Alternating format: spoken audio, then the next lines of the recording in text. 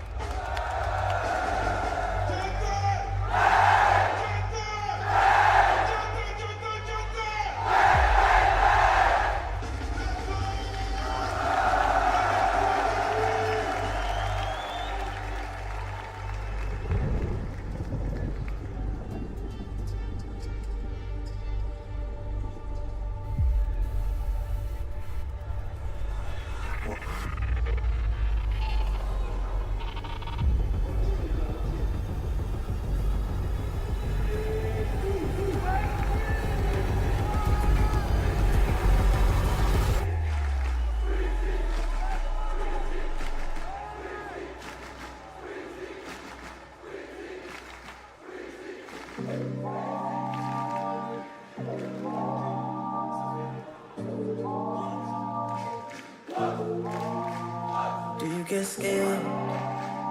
Do you feel lost? I can smell fear. I've been there before, but you made it through the storm again. You did it on your own again. Goosebumps in your skin. Do you feel what I feel? I'm waiting on you to notice that you got what you wanted. We don't got time to cry right now. Only got time to focus. 2 hits on a wait list. I was armed and dangerous. Take a shot, leave them faceless. I was armed and dangerous. On a whole different level. I can see why they hate. I was armed and dangerous. I was armed and dangerous. You should have noticed. I've been focused. You should have known I'm locked and loaded. You should have noticed. I've been focused. You should have known I'm locked and loaded. Better watch your back, cause we aiming at your head. I don't need to pick me up and I don't need a rest. Knock down, top down, hit him in his leg. Pull up with the trio and my eyes all red. 1, 2, 3 of us can't compete with us. Everybody screaming like they did and believe in us. Believe in us, believe in us, believe in us. 2 hits on a wait list. I was armed and dangerous. Take a shot, leave them faceless. I was armed and dangerous. On a whole different level. I can see why they hate. I was armed and dangerous. I was armed and dangerous. You should have noticed. I've been focused. You should have known I'm locked and loaded. You should have noticed. I've been focused. You should have known I'm locked and loaded.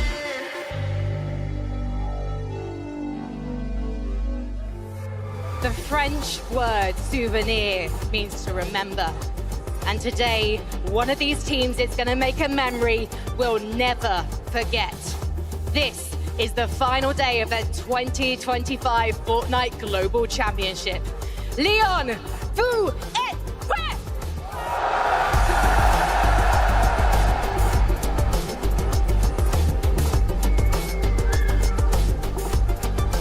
Lyon, est-ce que vous êtes chaud?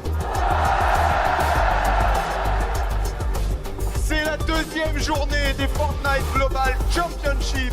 Hier, on a eu 6 trios qui ont fait des performances exceptionnelles. Ça a commencé par le trio de Canada Rapid et Bolt, mais aussi Quizzy, Sweezy Mertach, back to back to back, top 1. On a eu Flixzy, Veno et Vico, et ensuite Predoxy avec son trio Pablo et Chino qui ont fait des performances incroyables. C'est les 6 dernières parties. Un trio va être couronné champion du monde. Bonjour, Joker, comment ça va? Ça va très bien et toi? Are you ready? Je pense. Wait, I think I am ready, but we need to keep testing this crowd, I think. Je veux vous entendre! I'm going to be testing on their English very soon, Benji, I think. Oh yeah, ça va être incroyable. Qui? Oh, qui? Oh, qui? Merci à vous, but today is not about any of us except these players and the winners who'll be raising this silverware created by Thomas Light. It is the most beautiful silverware, but it also means that you are the best team in the world when you raise it. The question is, can Queasy, Swizzy and Murstache hold on until the end of Game 12, Benji? Est-ce que, mesdames et messieurs, vous avez vu ce trophée qui est juste magnifique? Il a été fait par Thomas Litt, qui a vraiment préparé énormément de choses, et notamment ce trophée. Il a aussi été participant au Pro-Am, et globalement, il est magnifique. Est-ce que Quizzy, Sweezy, Merstach vont le soulever ou pas? Eh bien, on va voir ça. Alors, Benji, get this crowd to show the rest of the world how the French can make some noise for me, please. Est-ce qu'on peut faire un maximum de bruit pour ce magnifique trophée et savoir qui va le soulever? And they're so So much more of that to come today, but for now, let's talk about what happened in games 1, 2, 3, 4, and 5, and 6 yesterday with the analyst desk. Fortnite fam, welcome back to the Global Championship. This is day number 2. It is great to be back here with some of our favorite friends, these players, and this amazing crowd. We've already seen several clips of you guys going crazy. There's moments where you couldn't even hear what we were saying because the noise was so loud. And that's what we're here for. And of course, we're also here for some Global Championship or champions to be crowned. Day 2 feels a little bit different. Maybe it's the looming thought, the obvious idea that after these 6 subsequent games, we're gonna crown global champions. Only 6 games separates us, Mini Miner. I'm excited. Day 1, what an incredible day that was. Day number 2 can only get better, I'm sure. Yeah. And with this crowd, the way they've been reacting to what's going on in the game, it's gonna be so hype. Oh man, so let's talk about it, right? Let's get right into it. What are we here for? What are we playing for? Let's start with, of course, the prize pool. $450,000 to the trio that comes in first place. Obviously, we saw Queasy kind of locking down that first place spot. If we ended things right there, hey, they're walking away with that much money. That's pretty sweet.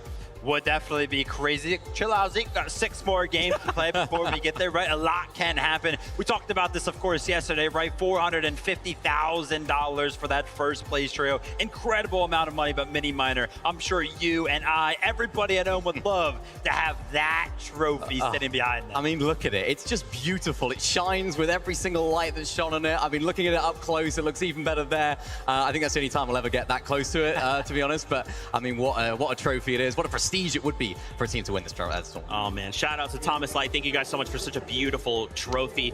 So what happened day number 1? Well, the standings are a great place to start. Let's remind ourselves of where things ended. I kind of spoiled it in case, not spoiled it. I mean, let's be honest. How can we forget such a performance? Yeah. Queasy, Merstash, and Swizzy in first place. Look at this lead, Vivid.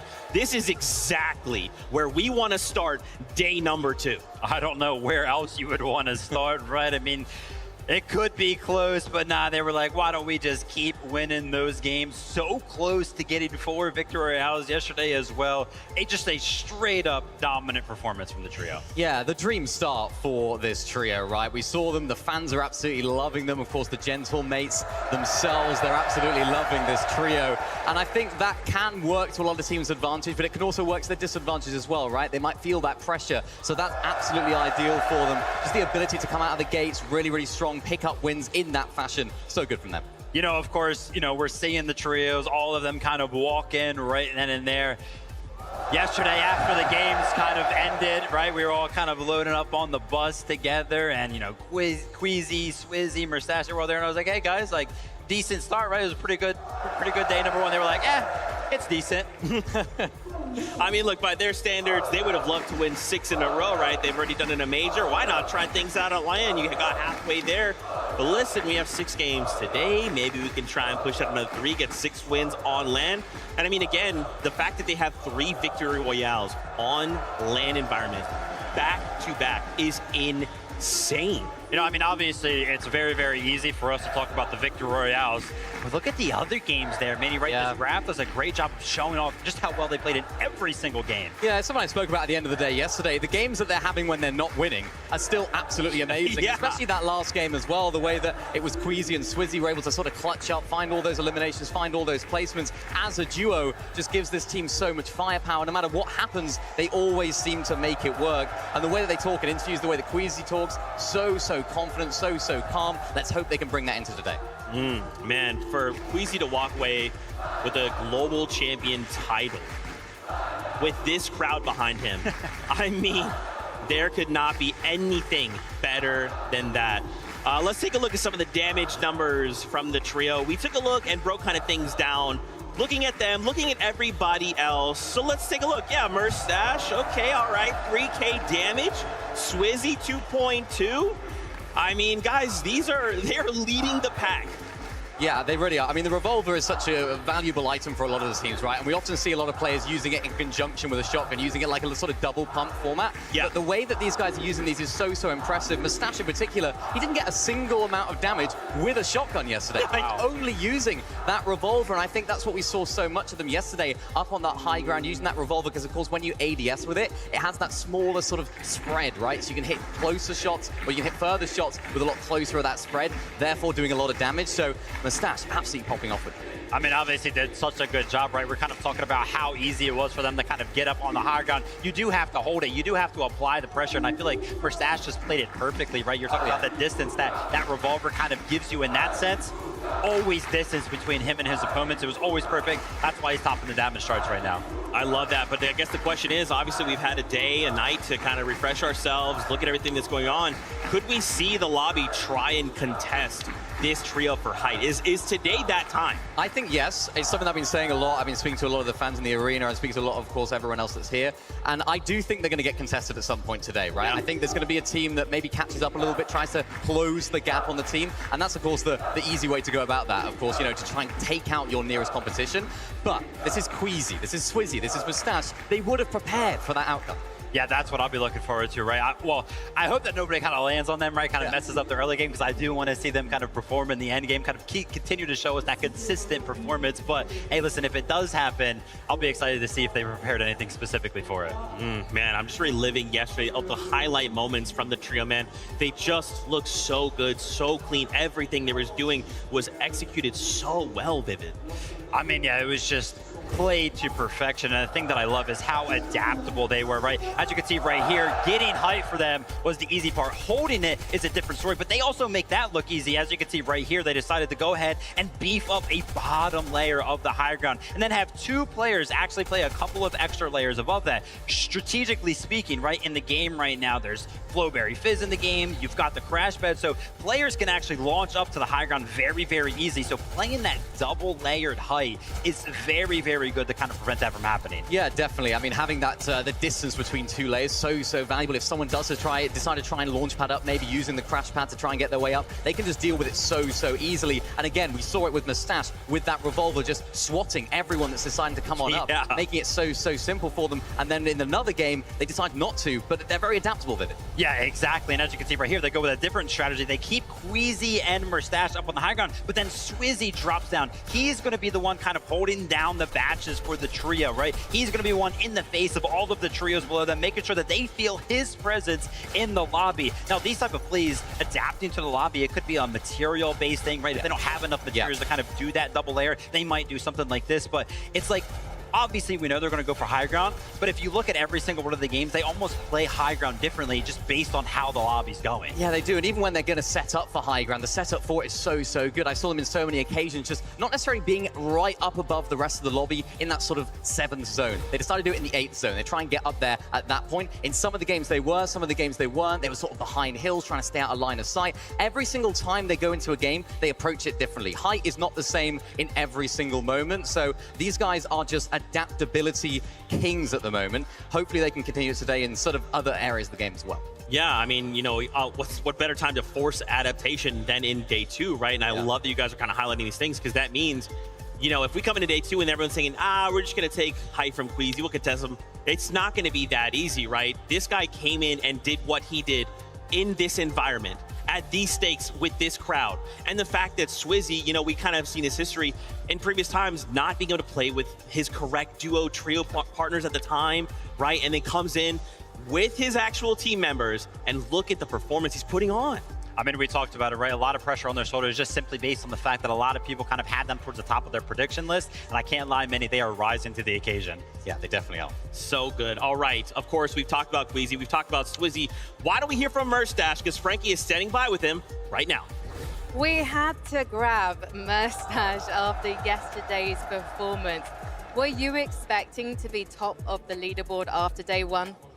I knew we were gonna place at least top 3, but that we're gonna win and be above second place by 200 points? No, definitely not. Are you surprised that none of the other teams here are able to break through that double top in the end game? Yeah, so it's actually our strat that you can't take our high ground. It's just impossible. Like, you can't do anything. It looks that way. C'est impossible de leur reprendre la hauteur, c'est ce qu'il vient exactement de dire, et il est très confiant. Il pensait pas finir premier, mais top 3, donc il est très content de cette performance. Now, how will you keep this consistency in your performance? So I think we have the same plan. We just changed a little bit so teams around us can grief us, and even like any other teams at Farah, because I think we can get griefed because teams wants to win as well. So we actually just changed a little bit our plan. Is the strategy, if people do drop on you at the Hive, basically Swizzy go frag? Yeah, that's basically it. I mean, I don't think anyone gonna contest us because it's kind of hard to contest our spot. If you con, you'll die by third party. Well, there you have it. I've got an exclusive for the analyst desk there. Just send Swizzy in. You know, if it works, right, Frankie? I mean, Swizzy, again, being that fragger, going absolutely crazy. And again, I kind of touched on it yesterday, but like my favorite part of these kind of environments is kind of getting to see the players, talk to them directly after those moments of victory, of mess-ups or whatever, and to see every time they get a win. And you kind of see Swizzy like off to the right side. He's just freaking out. He's like just smiling real big because he knows what he's pulled off on the LAN environment. And again, reminder, the past few, he's not been with his proper teammates, so I really appreciate getting to see that side of the players. Yeah, 100%. I also love to see the side where Mustache is pretty cool, calm, and collected, right? He was talking about it during that interview right there. Hey, listen, we're very, very aware of the fact that the best chance to kind of come for us would be in the early game. If other teams want to win, that's when they're going to come. Of course, they're thinking about that. It sounds like they're prepared. Yeah, remember, Mustache hasn't been in this position on land yet, right? We haven't seen this crazy performance from Mustache on land, so he hasn't actually been in a position of dominance after day one. So I think he'll be previously he would have been in the shoes of the teams that are trying to catch up. Now he's in this brand new position, and I think he's carrying himself really well through that pressure as well, doing great with the fans as well, not letting it affect him, but also enjoying their company as well. Yeah, man, of course, we just gotta stay the course. Let's keep pushing forward. Don't change up anything, right? Let's talk about the trio in second place. Obviously a big crowd favorite, Vanya. I mean, we heard him anytime he was on screen. You can hear it right now. Marius, Pixie as well. Shout outs to Team Havoc. Shout outs to the M8, of course. These guys are sitting so good right now. Of course, coming in, having time to prepare things. I'm excited to see what they might change up for day number 2. Yeah, I mean, I was really impressed with their day one performance overall. The way that they played. I think if you've been watching a lot of EU this season, or this year, I should say, you know these guys are sort of a hype team as well. They like to try and go for hype, but they've sort of adapted in this global championship. They haven't been trying to W key hype. They know that Queasy's going to be up there. We just broke it down. We know how good they are at holding that position. So they're very adaptable. They have 2 of the best fraggers in the region, in the world, on this team as well, led by Vanya. So it's a team that has it all. And I think if there's any team that could overtake Queasy in first place, it's these guys. The setup's so good for them off spawn, and they're such a strong team with it. Obviously a tall task. I love the fact that you kind of bring up the history over on EU, right? Because Z loves to call it the meta within the meta, right? Kind of bringing that to the global stage, because if you are an EU team versus an EU team, you kind of are used to how this is going to go. So that might be something to look at, right? They may be like, hey, listen, we're kind of used to playing for the high end, right? How do we kind of implement that around how Queasy's kind of going for it? But like you also mentioned, they've done a great job at adapting. Loved watching some of their games because they just control the mid ground so easy. They even seem very, very comfortable in that position as well. I was speaking to Marius a little bit before as well, of course, his first LAN, so, how's he feeling, all that sort of stuff before today. And he was saying, I don't think we can catch up Queasy, but we can give it a good go, right? They're going to try their very best, but he's not so confident in the fact they can get first place, but for them, I think it's just about continuing doing what they can do, let them do their thing, and see what happens. Yeah, I mean, they did such a great job yesterday. Would love to see them kind of continue through that. It kind of felt like towards the later half of the day, Marius was kind of unleashed, right? Kind of creating highlight reels all the way around. But, obviously the end game is very, very important. So is the early game. Something to always keep in the back of their minds. This is where Peterbot's trio was initially going to land over at OXR, right? Yeah, it was. The change happens, right? And then, Peterbot, Cold Ritual, they end up leaving. So they were meant to be contested all 5 games yesterday, but because of how things are kind of going for Cold Ritual and Peterbot off spawn, they actually decided to come one game, something to potentially think about today as well. Yeah, for sure, but it was very important that Vanya's team actually managed to win that off spawn fight. I think if they went down there, things would look a lot differently for them throughout the rest of the day. But I mean, we can see it right here, the way they're able to play that sort of low ground section. We've seen them with that minigun as well be so valuable for them. And like you just mentioned, Vivid, Marius, wow, absolutely absolutely incredible performance towards the back end of yesterday. Yeah, I mean, obviously doing very, very well. I love the strategy that they end up implementing because it's like every single one of their games is very, very similar. They throw a launch pod down in the middle of their POI. They go land in the middle of 4th zone, so they're pretty much guaranteed to pull 5th, and then they just do the classic within the meta right now. Use the Fizz, use the crash pads to go to every single one of the next zones. It's very, very clean, and it's very, very repeatable for the trio. Okay, so if this trio wanted to try and strike first, right, what can they hope to do to try and catch up Queasy? I mean, Queasy's got a lead, right?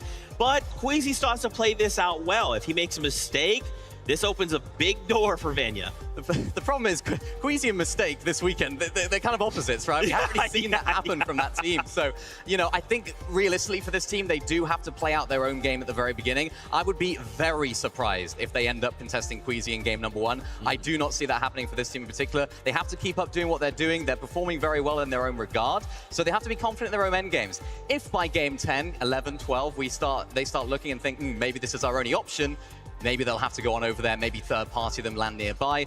It's going to be tough for them, but like I said earlier, they just have to play their own game. Man, oof, I'm excited. You guys got me amped up. Of course, we have a moment here. Why don't we check in with Vanya, see how he's doing? Frankie, over to you. Thank you very much. Yes, I am here with Vanya Boo Boo. And first of all, how do you have so much aura? I mean, it's just M8 fans. It's not me. I think it may be a bit of both.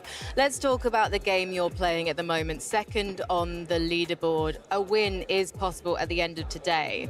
But the game that you're playing is one I don't associate with you with, the low ground. Tell me how you've started to adapt things.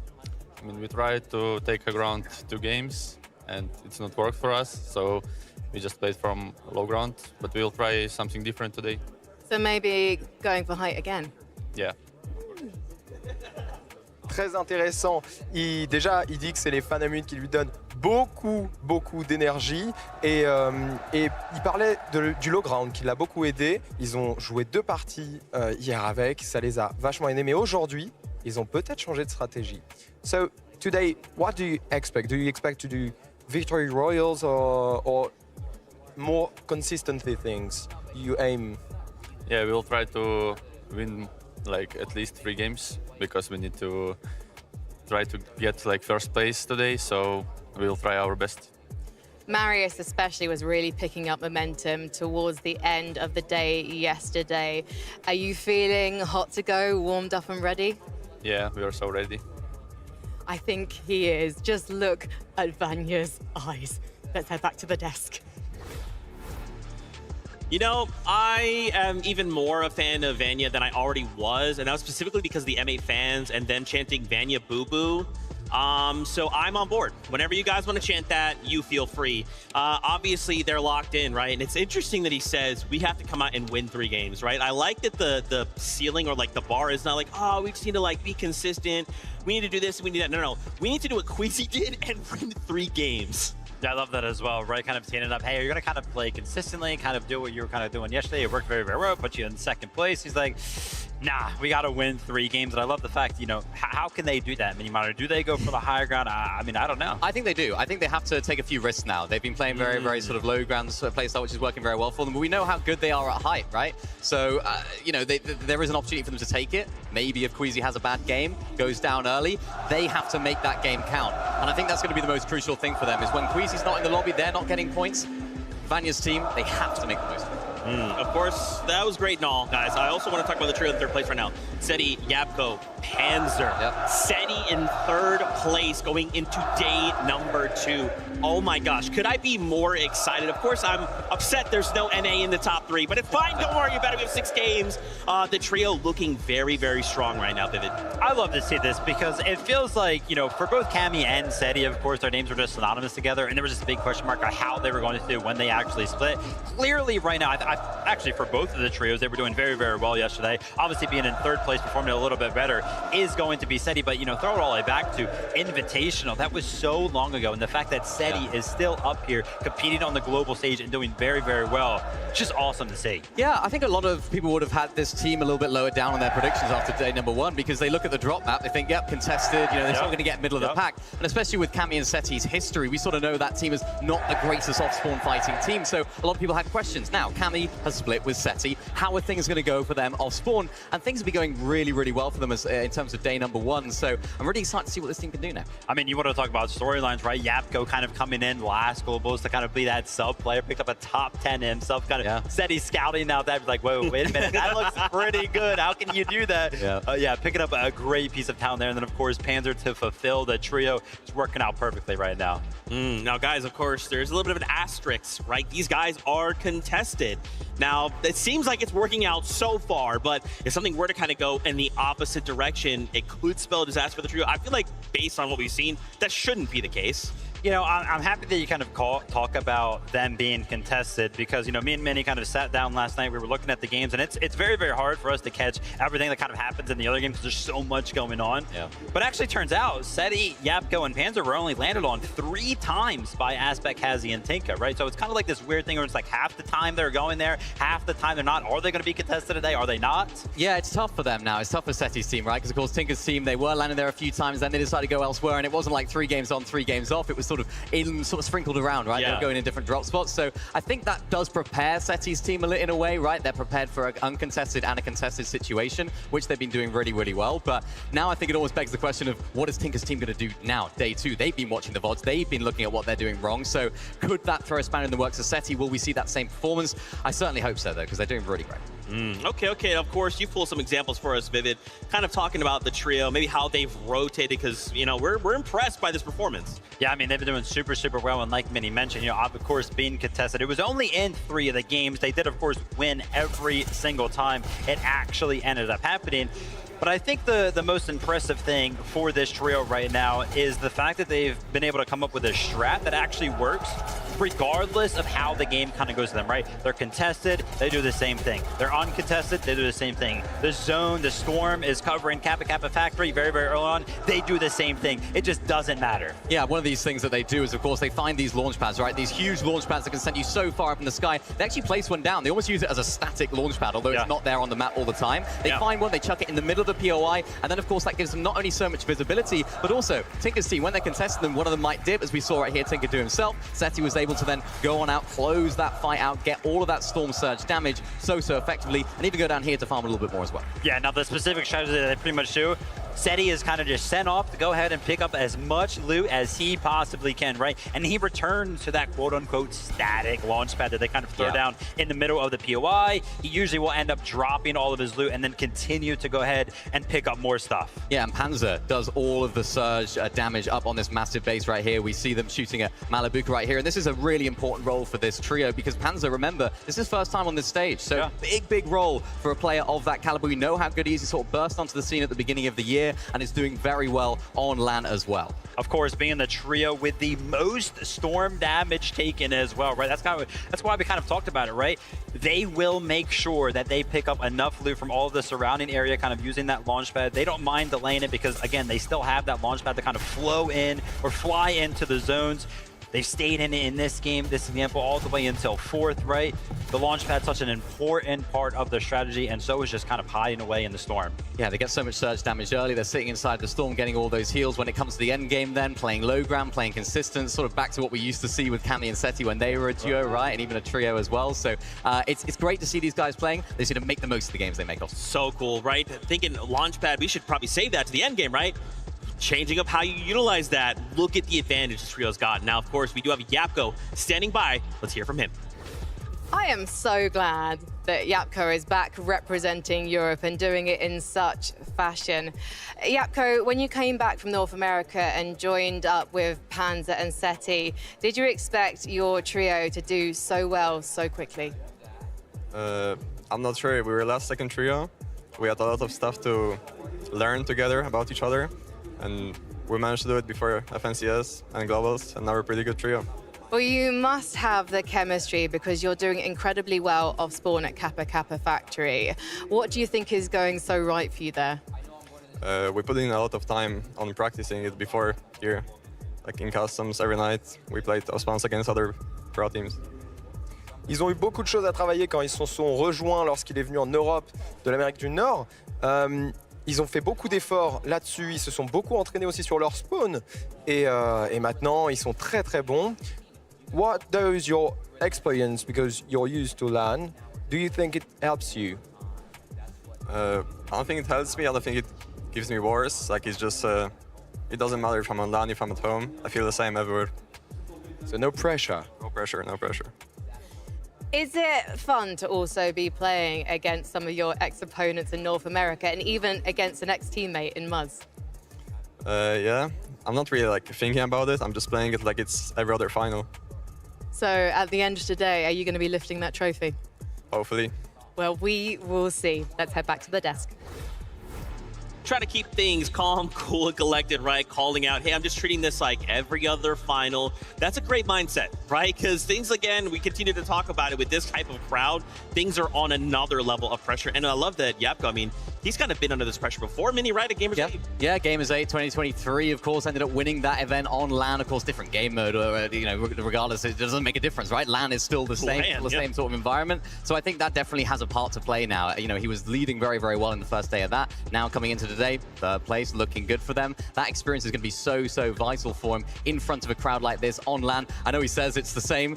It's not the same. It's never going to be the same. I'm like, it's good to have that mindset, yeah, right? I'm like thinking to myself, like, that's got to be a lie, right? There's no way he feels the exact same way about that. But I love the fact that he goes ahead and mentions, hey, listen, you know, we're kind of a last-minute trio that kind of formed, right? We kind of tee up Globals. We're like, hey, listen, some of these trios, they've been playing together all year. They're going to be so experienced. They're going to be used to playing together. And then a team that kind of forms in the last second, right? Kind of buzzard beater ends up doing this well, man. It's just awesome to see. To think this is one of these three trios could be our global champions, right? They are fighting right now, tooth and nail. I'm almost curious, right? Is day two, is this pressure going to be more? Are they feeling the stress of like, okay, everyone is looking at us in the top three. Is that going to slow them down? I don't know. You think eyes are really on the top three, right? I feel like everybody kind of has the same sentiment. All eyes are on first place right now. How do we stop? How do we give ourselves kind of this best chance, which is kind of good when you think about it for Seti's trio. Hey, listen, the race is on, and all eyes on Queasy right now. They got to be feeling good. Oh man, your high eyes right now are actually on this crowd, Vivid. We've got Frankie standing by. Why don't we hear from this crowd right now? Coucou Lyon, ça va ou quoi? Est-ce que Lyon, vous pouvez vous mettre debout? Mettez-vous debout, parce qu'on va faire un maximum de bruit. On est bientôt à l'ouverture de la première partie. It's almost the beginning of the first games. This is why I love this crowd. You ask them nicely to do something, and they do it, and they look so good as they do.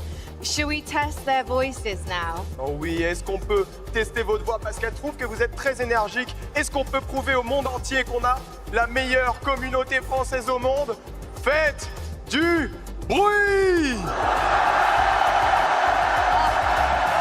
I love it. Okay then, let's test out who they think is going to be raising the Thomas Light Trophy at the end of today. Lyon, vous en pensez quoi? Seti, Yapko, Panzer, va gagner! Well, they made noise. Et alors, j'ai une question. Est-ce que vous pensez que Vania, Pixie et Marius vont gagner? Finalement. Queasy, Swizzy, Massa va gagner! Whoever wins Joker, I have to say, I think they're never gonna forget this crowd. Clairement, personne ne va oublier ce moment, surtout pas les joueurs. Donc s'il vous plaît, faites un maximum de bruit! I am loving this so much, but I can't wait to hear what this crowd sounds like once the games are underway. So let's head back to the desk.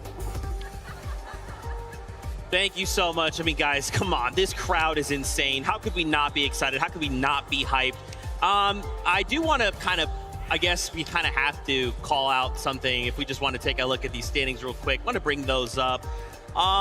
There's something missing from these standings. Yeah, I thought this was a global championship. I thought we'd have some NA representation. Vivid? Dude, my heart hurts, dude. It's looked so good for, you know, more than one NA team. And right now, I mean, 5th place, hey, shout out to Canada Rapid and Bolts because, you know, 267 points for them. They were kind of coming in pretty confident, and they were kind of like an underrated trio kind of coming in this. I actually predicted them to be top 5, so shout out to them. Where's everybody else at, though? Yeah. I was also thinking the same, right? So it's probably through a slightly different lens. Yeah. Like, oh, EU's on top, and you're like, oh, something to NA. But yeah, I mean, Canada's team, what a start for them yesterday, right? Winning game number 1. I think they were a little bit of a sleeper team. Absolutely. A lot of people didn't have them in that sort of top 5. I know you did, so you'll mention that. Yeah. But I mean, you know, Acorn Poyers, Acorn Poyers, that's a new one. Acorn Poyer and Ages down there at Demons Debris. I think they struggled a little bit early game trying to find that consistency, but they're a team that can pop off if day 2. Exactly, right? Still, you know, coming into this competition, I was like, hey, listen, everything looks so good for Acorn's trio. It looks like they're going to win it. Obviously, you know, the start has not been the best, but they're still pretty much in the same situation coming into day number 2. They're still uncontested at a very good POI. They can still do good. They can still pop off and rise up the leaderboard. And I spoke to Acorn at the hotel, actually before day number 1. I said, are you the sort of person that gets nervous for these big events? Do you like to think about it? Do you like to stay out of the zone or in the zone? And he said, it depends on how well prepared we are, right? If I'm not as prepared, I'm not feeling as confident. I think they're going to be looking back at the games last night, being so prepared. So I'm expecting these guys to come out with a lot of confidence. Okay, I'm getting word. Frankie is standing by with some of our players in the player lounge right now. Frankie, rally the team, rally the troops. How would you solve a problem like North America right now? Well, you're sending a British Zero Builds player, or maybe you get Canada to do a pep talk. Do you want to try? Right now, I'm in 5th place for NAC. What place are you in right now? I'm in 10th. It's looking rough. I don't know if we can do it, bro. Well, I think I'm in like 8th or something, bro. I don't even know. It's just... I'm just gonna have to land on Queezer, bro. I'm not gonna lie. It made on bottom, bro. It's just over, like... Okay, so this is our game plan for NAC to come back today. Sir. I'm gonna win every single game today, 20 kills minimum. What are you gonna do? I think we're gonna try to get the least amount of points as possible to help out my boy Kanade right here. I mean, I'm gonna try to win too, like him, but I mean, Click's been kind of selling lately because like his girlfriend's here and he's not really locked in. You know, he's not grinding, but it's fine, bro. That's not awesome, bro. This is why you stay single, Canada. I've been single. It's been rough, you know, it's whatever, but we're gonna lock in this day. All right, then you heard it here first. North America is locked in. Let's head back to the desk.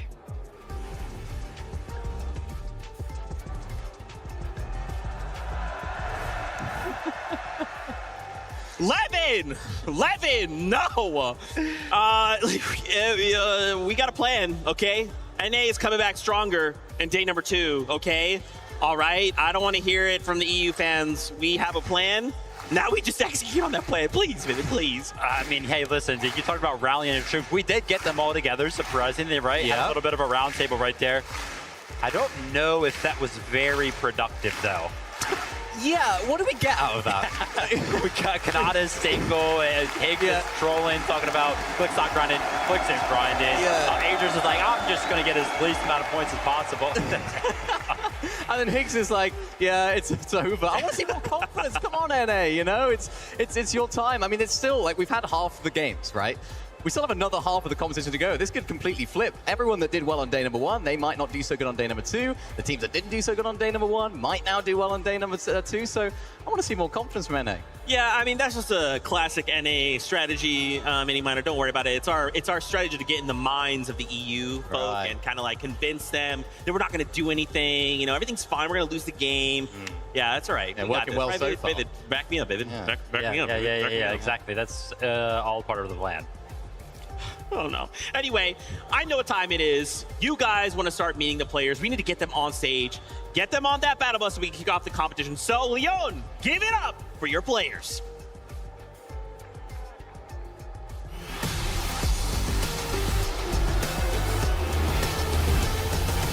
Welcome back to Tayson, Chicho, and Atrins. Being contested is never easy, but if they make it off spawn, a victory royale is definitely in their sights. It's Curly, Cooper, and Reed. Day 1 wasn't what anyone expected from them, but now, a new day, they have a chance to prove they belong here. in hot, it's Disco Striker and Canoe. With 2 top 5 finishes yesterday, it's clear they can hang with the best. But now it's time to be consistent. Poland's pride picks Darm and Demas from underdogs to top dogs. These guys earn everyone's respect, but now it's time to earn that trophy. LYON, you have to get loud for Victor V, Paper, and Epic Whale. It's a new day, but these guys are looking to bring the same determination and then some in the race to the top.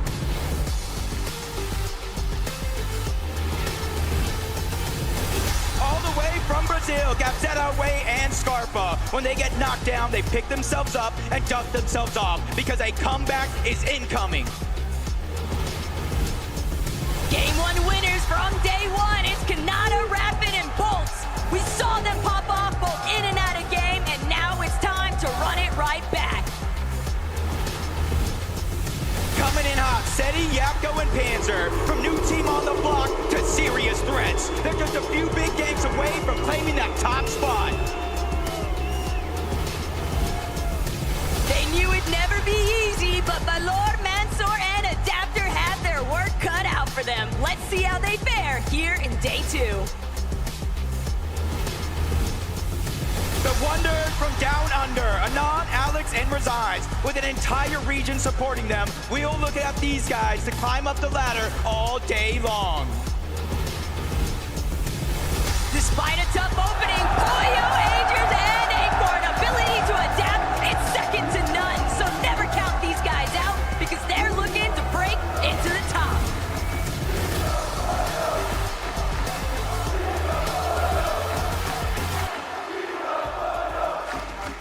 First of all, please, LYON, can you show some appreciation for Havoc Picks?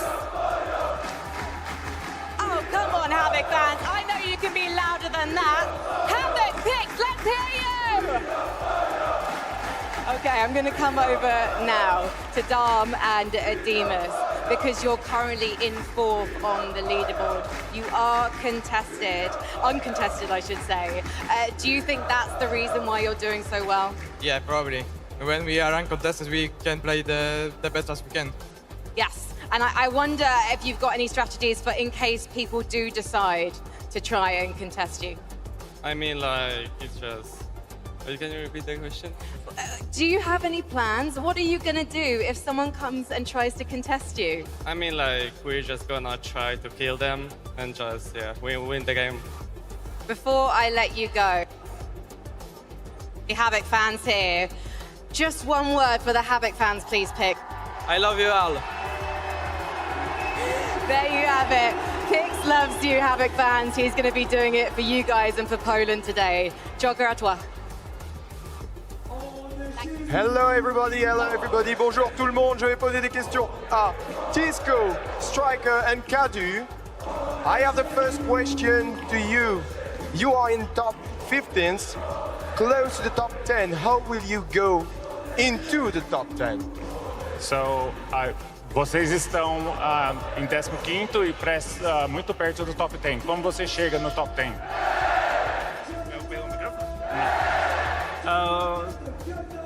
Nós vai tentar dar o máximo, vamos trocar as estratégias, trocar as coisas que fizemos ontem, fazer de jeito diferente e tentar dar o nosso melhor para chegar no top 10.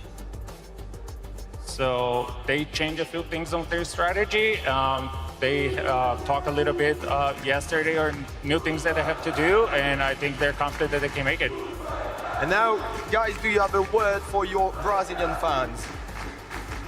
Vocês têm algumas palavras para os seus fãs no Brasil ou na Argentina? Pro brasileiro, torçam por nós e para os argentinos que crean que hay con qué querer. So they say for the Brazilian, cheer for us, and for the Argentinian, he's speaking directly for them. And good luck to you. Let's go back to Frankie. Merci, Joker. I'm here with North America Central's greatest hope, Canada, Rapid, and Bolts. And look at that, Canada's done the impossible. He's got the French fans on side. but will you still have them on side if you manage to take the top spot? I mean, you know me, we just playing the game. If we take down France, I love France, so it's unlucky, you know, we're just playing a game. Let's go, come on, let's get this. We're locked in, we're showing up for NA. We gonna win this tournament today. I thought you were gonna lose them then, Canada, slightly, but not quite. Okay then. Bolts, you carry these guys back in the Major 3 finals. Do you feel the pressure on your shoulders to carry them to the top today? Nah, there's no pressure on my hands. You know, I have all the evidence to back up my skill. You know, I'm always hitting max pumps. Rapid's the best IGL I've ever played with. Nada's the best support player. He's also fragging. So I already know we're going to take it home today. All right then, Leon, please give them your energy and please show your appreciation for our next teams.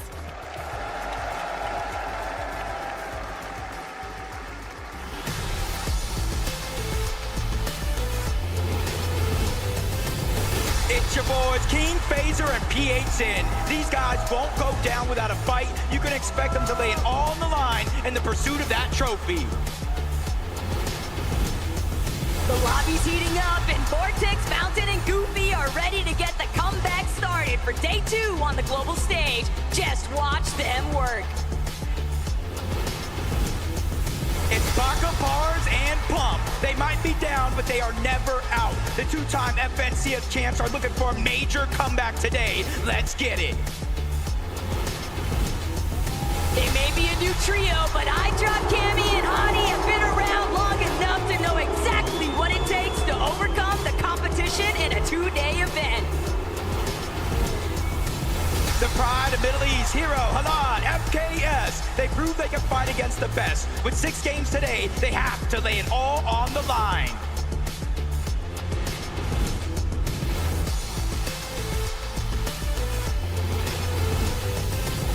Four times 2 might be 8, but Clicks, Higgs, and Ionzo are more than capable of breaking into the top 3. Just give them time to rep the set for an elite performance.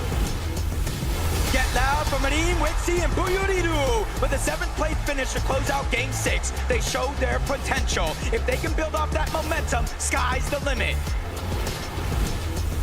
Please welcome Mixin, Focus, and Upple. They won some hard battles, but today's all about finding their tempo to jump some placements on the leaderboard. Walking in now, Art, School, and Salco. So close to top 10, and we haven't even seen their best. Today, they plan to show the world what they're truly made of. He said 12 for 12, but Koyata, Rise, and Yuma could easily mix things up in an effort to overcome and overtake their competition in the lobby. Gentlemaids, Asterius, Vanya, and Pixie. Whether it's Havoc or MA, they have the entire arena on their side. Now it's time to show the world what you got.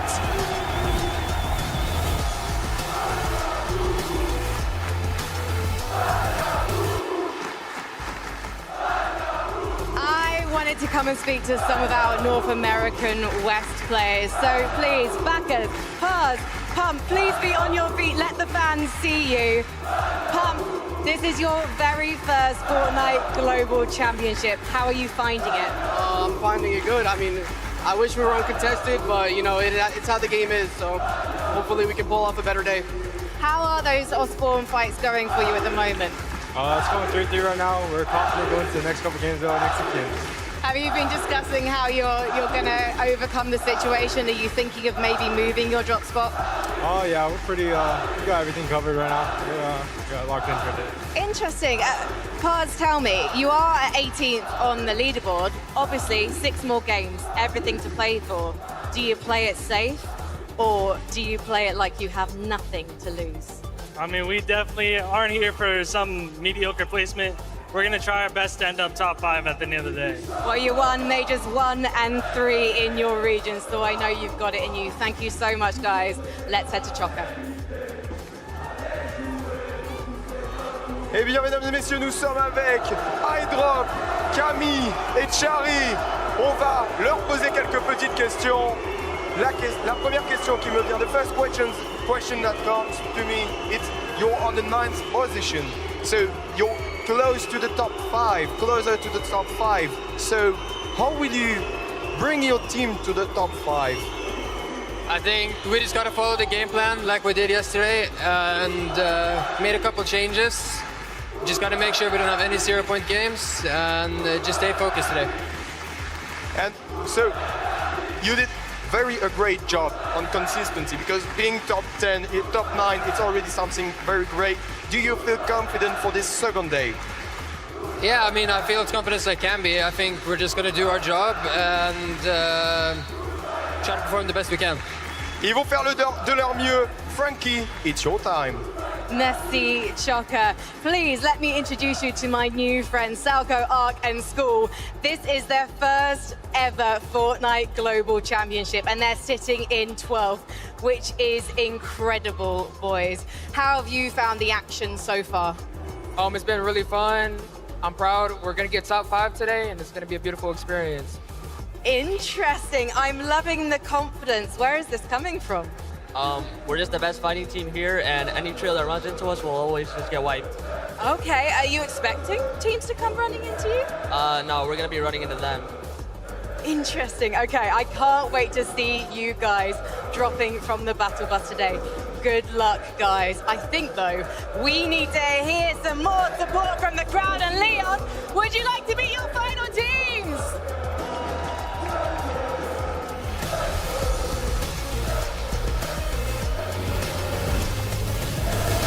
It's Shadow, Sphinx, and Muzz. Even with the odds against them, this trio's got no problems with defeating expectations to finish with promising results. The terror of EU, Flixie, Benno, and Vico. After day 1, they showed their potential with 1 win. Now they need to fully show out in order to steal that top spot. It's a new day for Razzle, Raito, and Tay-Tay. And after having the night to review, maybe they'll bring some new results with it. A warm welcome to Pablo, Brodoxy, and Chino. Being contested didn't stop them from getting a victory. Now they just need to continue to take matters in their own hands and win it all. Banjol, Bing, Nalabuka, and Wax. With the heart of LYON behind them, it just might be all the motivation they need to kick things into overdrive for a strong finish.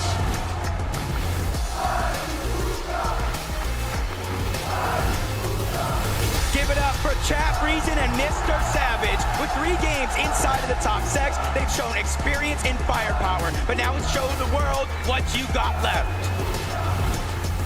Snowy, Ryu, and Zog put on quite the show yesterday with their constant box fighting. And if they add some good placements with it, then the Middle East might just be due for an upset. The NA champs, Peterbach, Cold, and Ritual. With their backs up against the wall, there's only one thing they can do. Take over the competition like they've done many times before. Nothing to lose, but everything to gain. It's Kazi, Tinka, and Aspect. Looks can be deceiving, so don't sleep on some of Oshi's finest. They're ready to lock in. It's visuals, grades, and a finish. Even though things didn't go their way day 1, they're just a couple of games away from a comeback. It's now or never. Ooh la la! It's Swizzy, Queasy, and Mustache! Their gameplay said everything, while their results wrote a new chapter in Fortnite history. This is your moment, so take it!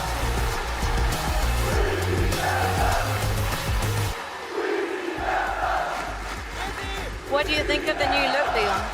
I'm starting to feel like a professional Fortnite player, but actually now I need to talk to some.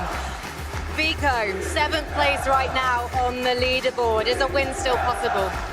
Yeah, I think it's kind of hard, but 1% chance, 99% faith. I think Queasy's got this in the bag though, but nothing's impossible, you know? You seem to be very nice about some of your fellow European teams, also the American ones. I saw you fist pumping some of the North American guys. Is it all love on this stage? So actually, no, it's not all love. There's 0 French players at this LAN. Keep booing me. Okay, I might give him the sunglasses to put back on. Flixie, let me come to you because you do have top 5 experience from last year. and I want to know how you learned to go even further from last year to this year. I mean, this year we placed first in Globals in the first FNCS, so we know how to win, and we're going to do it today, so yeah. Well, I have a feeling these guys are going to start to really enjoy being the villains when they prove themselves in just a few moments. But for now, let's head to Choca. Hello back. Cette fois-ci, je suis avec Fredoxy, Pablo Wigo et Gino. Ils ont gagné la dernière partie hier soir. You won the last game yesterday. How you feel? Because you are the last one who won a game and you come back. Are you proud of yourself, and are you here with a good energy? Yeah, I mean, we finally got to get loot off spawn, and hopefully we can continue today, winning a game. Ils vont continuer de gagner aujourd'hui. So have you tried to change some things, or have you moved anything in your plan, in your strategy? Yeah, we want loot, of course, but I can't tell too much here. So let's not speaking about it. Et mesdames et messieurs, la dernière question. Do you feel that the crowd is crazy in France? No, I don't feel like they're against us, but they're definitely with their mate. They are. Thank you very much. Let's go back to Frankie. Thank you very much. I'm just getting visuals and braids to stand up. And Minish, please, on your feet.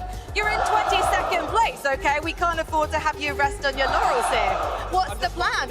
I'm just locking in, you know, I'm getting in the flow state.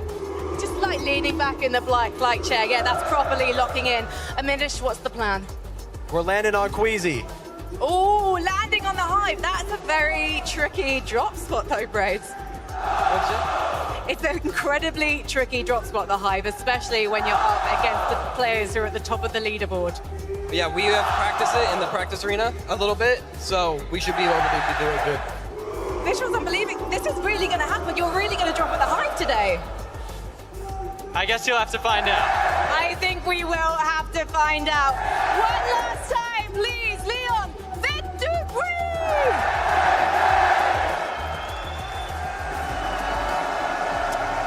Guys, let's be honest with ourselves for a moment. There's no way they're gonna land on Queens. There's no way they're gonna land on Queasy, right? There's no way. A little bit of farming going on, I'm pretty sure.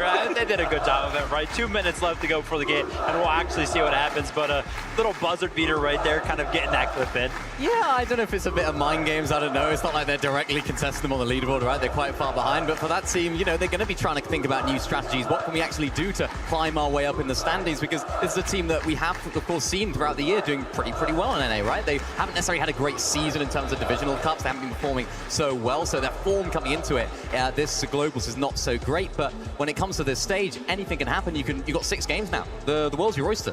Yeah, I love, I want to call out Venno there. You know, love him or hate him, Venno is a character, bro. Got the walking out ice cold with the shades on, howling out, hey look, Boomy, there's no French trios here though. That's, you know, that's ice cold, Venno. I mean, yeah, obviously Venno kind of walking out like that, right? A lot of the trios still seeming to be in high spirits, kind of, you know, Pete reminding everybody of the FNCS wins as he comes out as well. But I think there was one of those walkouts that stuck out more than all of the others, right? And it's going to be the last one, of course. The crowd giving its utmost loudest roar, I'm pretty sure, of the weekend so far for Queasy, Swizzy, and Mustache, and they deserve it. And they love it. They absolutely love it. They're playing to it. Their play style sort of panders to it as well, right? Playing that high ground play style, the way they can win games, they can have clutch moments. Even the fraggers, of course, doing exactly what they do best, just providing highlight reel after highlight reel. They're a great team to watch. So not only, of course, they have 2 players on M8, they're also just great entertainers as a team. And you can hear it. They absolutely love them, and for good reason. Yeah, man, look at Sweezy. She's in there, man. I love to see this. I mean, guys, look, if we get any more victorials out of this trio today, I will lose my voice, and I feel like everyone in the stands will as well. Again, we could be looking at our new global champions. They have such a lead coming into today, and now we have to just hope whatever else is going on, that they're prepared. Maybe an ace drops on them. I don't think so, but, you know, we just got to hope that they hold on strong. I mean, yeah, they definitely have to, right? Globals, it's been a very rare occurrence for any of our winners who have 12 good games. So far, they've had 6. If they can continue to do well, pick up those top 5s like they have done consistently so, yeah, nobody's going to be able to catch them. But like I already said, very unlikely that they won't have, you know, a bad game in the mix. And once they do, that's going to kind of open the gates for all of the other trios to kind of catch up. I'm calling it right here. It's not a crazy prediction, I'll be honest. Queasy game 1 win. They're doing it. It's such a Queasy thing to do. Looking at the vaults, making sure they're adapting to the lobby, coming out of the gate strong.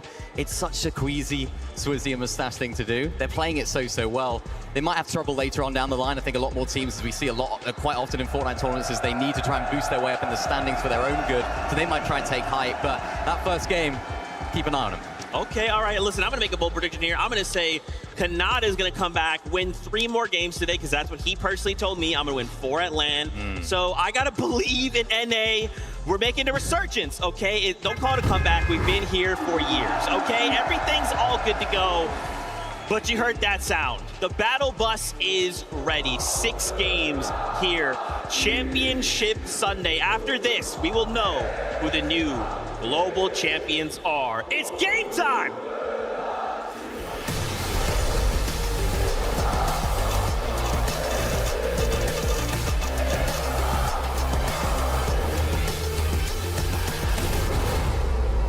Almost a year in the making just to get to this global championship. 3 different majors. So much heartbreak, emotion, and passion going into this moment. An 185-point lead for Queasy, Swizzy, and Mustache. It's going to take everything that these players have just to take them down, let alone steal away that top spot. It's always going to be a battle of mental fortitude, though, in a 2-day format, Jacob. And with a whole night to review, I'm expecting to see a lot of adaptations. And Pixie already feeling a little bit of pressure.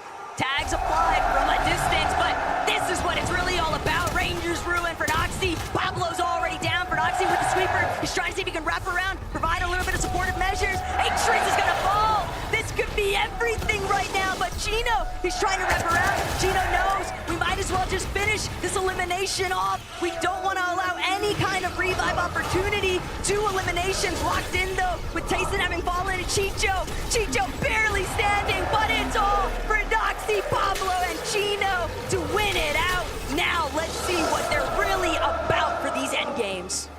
And this time around, versus so many other games, they finished this fight rather quickly, minimizing the chance of any third party coming over. And you know, I know, and I think the world is on notice now. When Prodoxy is able to get off spawn, he goes on runs. Queasy, Swizzy, and Mustache. A little bit of rumblings taking place all throughout the course of the early morning hours, and even leading into this morning inside the player practice room. You heard the possibilities. Maybe Queasy gets contested, but that's not going to be the case, at least not for Game 7. Same scenario taking place for Higgs, Iamzo, and Clicks. And keep in mind, Jacob, these guys are still well within striking range of top 5. Yeah, 8th place basically to end the day yesterday, and that's kind of building momentum, building confidence. These guys have all played on the global stage before. They just need to go ahead and channel it. This is day 2, the last chance, 6 games. They just have to leave no regrets left on that table, just like this team here. Contested, uncontested, they made it work no matter what went their way from the Kappa factory, and now they are just a few big games away from potentially taking a 2nd or even a 1st place spot, depending how Swizzy, Quizzy, and Mustache continue to perform throughout the day. And while being uncontested is likely ideal for Seti Panzer and Yapko, it does force them to have to revisit where is our search strategy going to come into play. They're not the only ones that have had to take those instances and just rewrite how they want to work it through. Darm Demon's Picks, on the other hand, just lurking, waiting, farming, an epic whale with a dastardly plan. You said it yourself, lurking, but from one team to another, you're kind of seeing the change up of strategies. Instead of finding out over at Dystopia, it looks like Epic, Paper, and Victor V are ready to make moves. 72 points after day number 1 is a hole that they didn't even expect themselves to be in, especially to start the day. It was Victor V that stopped the momentum from building from Peterbot himself by taking him out in a crucial 1v1 to save Epic Well because he was down. It actually looks like Epic Well, Paper, and Victor V might have visited that bird a little bit too late. iDrop and co likely already stripped most of the metal here, and it's just the scraps left behind. Paper, Victor V, and Epic, they didn't exactly have the most primed up loadouts, so they've got to be really wary of that team on Shining Span. Yep, just kind of taking the risk of not being able to get loot early on, try to get a fight to go their way. We'll see if it does continue to work out, but Peterbot, Cold, and Ritual still spinning that wheel, landing at the outskirts, not contesting Dystopia, and quickly moving on over towards Foxy Floodgates. You know that Visuals, Braids, and Aminus typically do land over here. They're already gone position, and that team in front that they're hunting down. But from one side of the map to the next, contested fights still continue. Adapter landing good shots onto Pump, forcing him back, and he's kind of separated from the rest of the team. That's going to give Adapter just a little bit of confidence to move on over. But since he doesn't know exactly where all 3 members of this trio are at, it's just a little bit too risky for him to keep that aggression up as Baka, Pars, and Pump all drop down low to that low ground just to refarm what little materials that they do have. Problem is, both of these teams are now rather isolated, Jacob. They spent a decent amount of time in this position, way far east of everybody else. So now Adapter, Mansour, they don't even have any materials. They were trying to pounce on this opportunity, but when the time to elimination isn't wrapped up nice and pretty like what we witnessed between Tayson and Fredoxy, you just get these drawn-out exchanges, and it's not necessarily going to benefit either team because they're both really low on materials. They're so far out of the way compared to everybody else. They still gotta push in eventually, and they're not really going to get a whole lot off of the other party, even if one does win the fight. So Adapter, Mansour, Balor, they spot it out. They know they can't afford to spend any more time. They need to create some space. Yeah, and I kind of like what you said, where there's not enough resources as well. And you got to realize, even if they do win this fight, especially Baka, Pars, and Pump, they are missing chunks of shield, a little bit of HP, so Storm Surge is not going to be much, even with that elimination there on the Mansour. Not sure that he didn't get the memo that the rest of his team already rotated out, but that's a blessing in disguise for Baka, Pars, and Pump. Just a little bit of Surge, but as I was saying, it's not a ton. So their job isn't done yet. They're going to have to be predators in this lobby to try to hunt and figure out where they can start to accumulate that damage, because yesterday that was one of their weaknesses. Just like a few of the teams in this lobby, falling below that damage threshold, you kind of lose control over your own game. You have to push teams in which you normally wouldn't push. The elimination feed certainly lighting up though with a chunk of Nox, and Bolts loses his shield, but based off of what we just saw inside of this Surge base, don't think that Bolts is all that pressed for it. Pixie, Vanya, Marius just taking their time. These pre-established Surge bases, you have a pretty good idea of where other teams are going to be at, so you know that you're very likely to be able to farm a few Surge tags if you just set up in advance. Activity still going on this side of the map. It's actually going over back towards that OXR HQ. Peterbot, Cold, and Ritual continuously trying to hunt down Visuals, Braids, and Aminish. But Razzle, Tay-Tay, and Rido, they're also rotating on over from Dystopia City. And this is kind of becoming a cluster of teams trying to take this high ground position outside of the OXR HQ, which I can understand why, but you're seeing Peterbot, Cold, Ritual, and some of the other teams choose, hey, maybe this is not worth it. We still need damage elsewhere, and as long as both teams stay boxed up, there's no opportunity for said damage.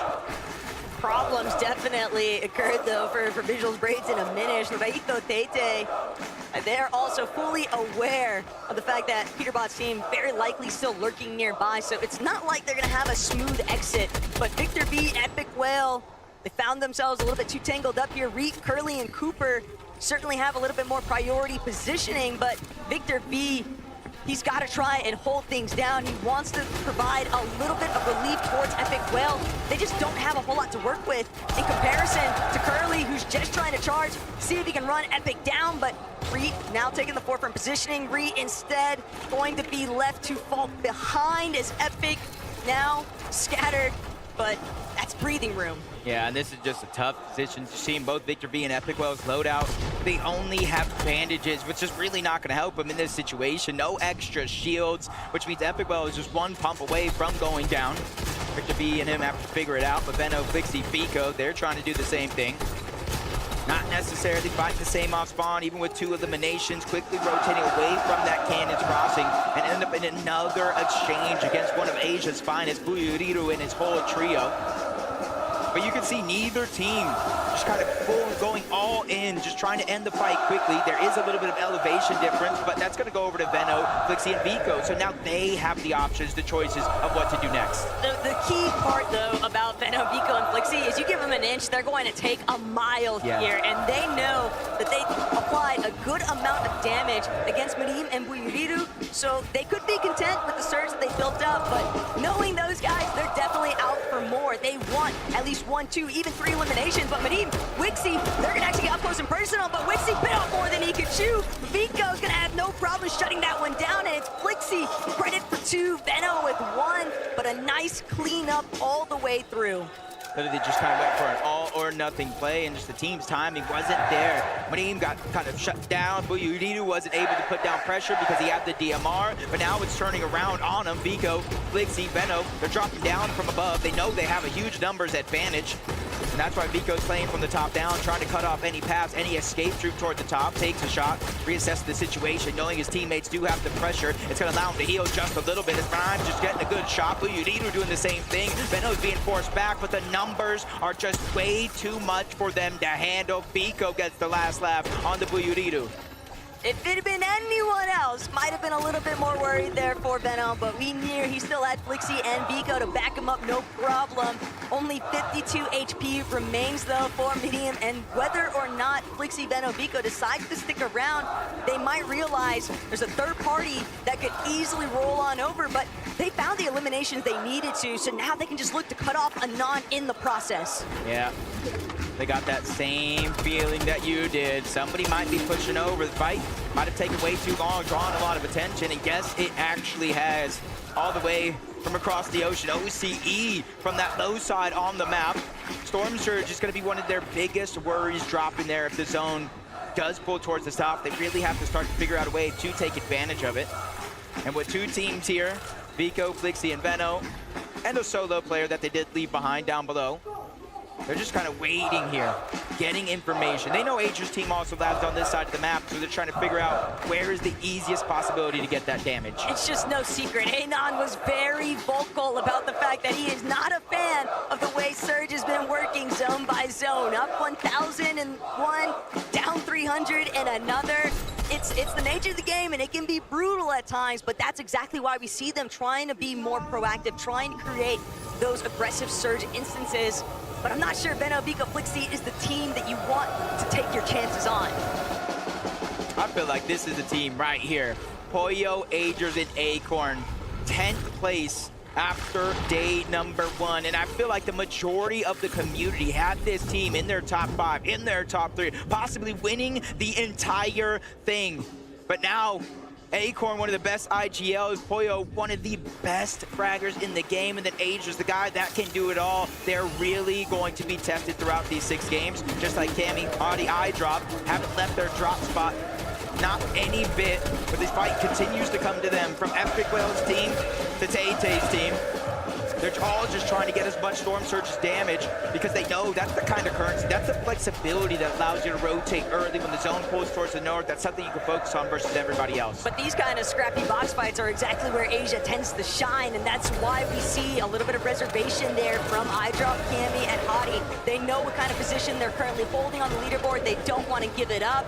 Pollo, Agers, and Acorn, though, they just continue to take advantage of all the objectives surrounding them, even if they have to make some earlier rotates. We saw how difficult their day 1 started out, but by the end of it, we started to see that little bit of a bounce back factor, Jacob, and now with the whole night to actually hit the VODs, I'm so certain that Acorn has definitely cooked up something.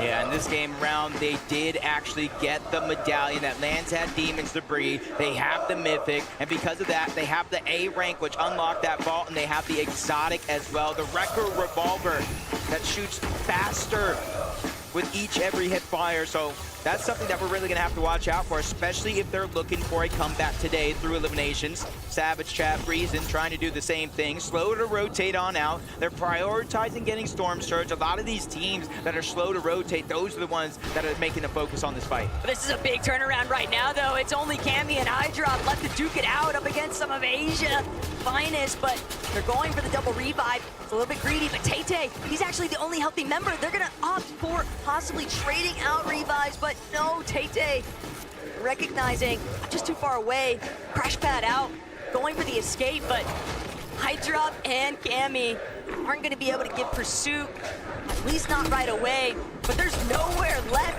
for him to run. Tay, he's just gonna have to full-on bail.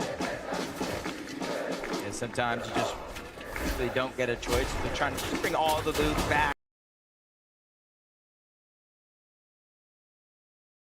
into their box. They know other teams potentially nearby, but Adi's the one that really kind of opened up that opportunity, gets the knock, and the rest of the team was there.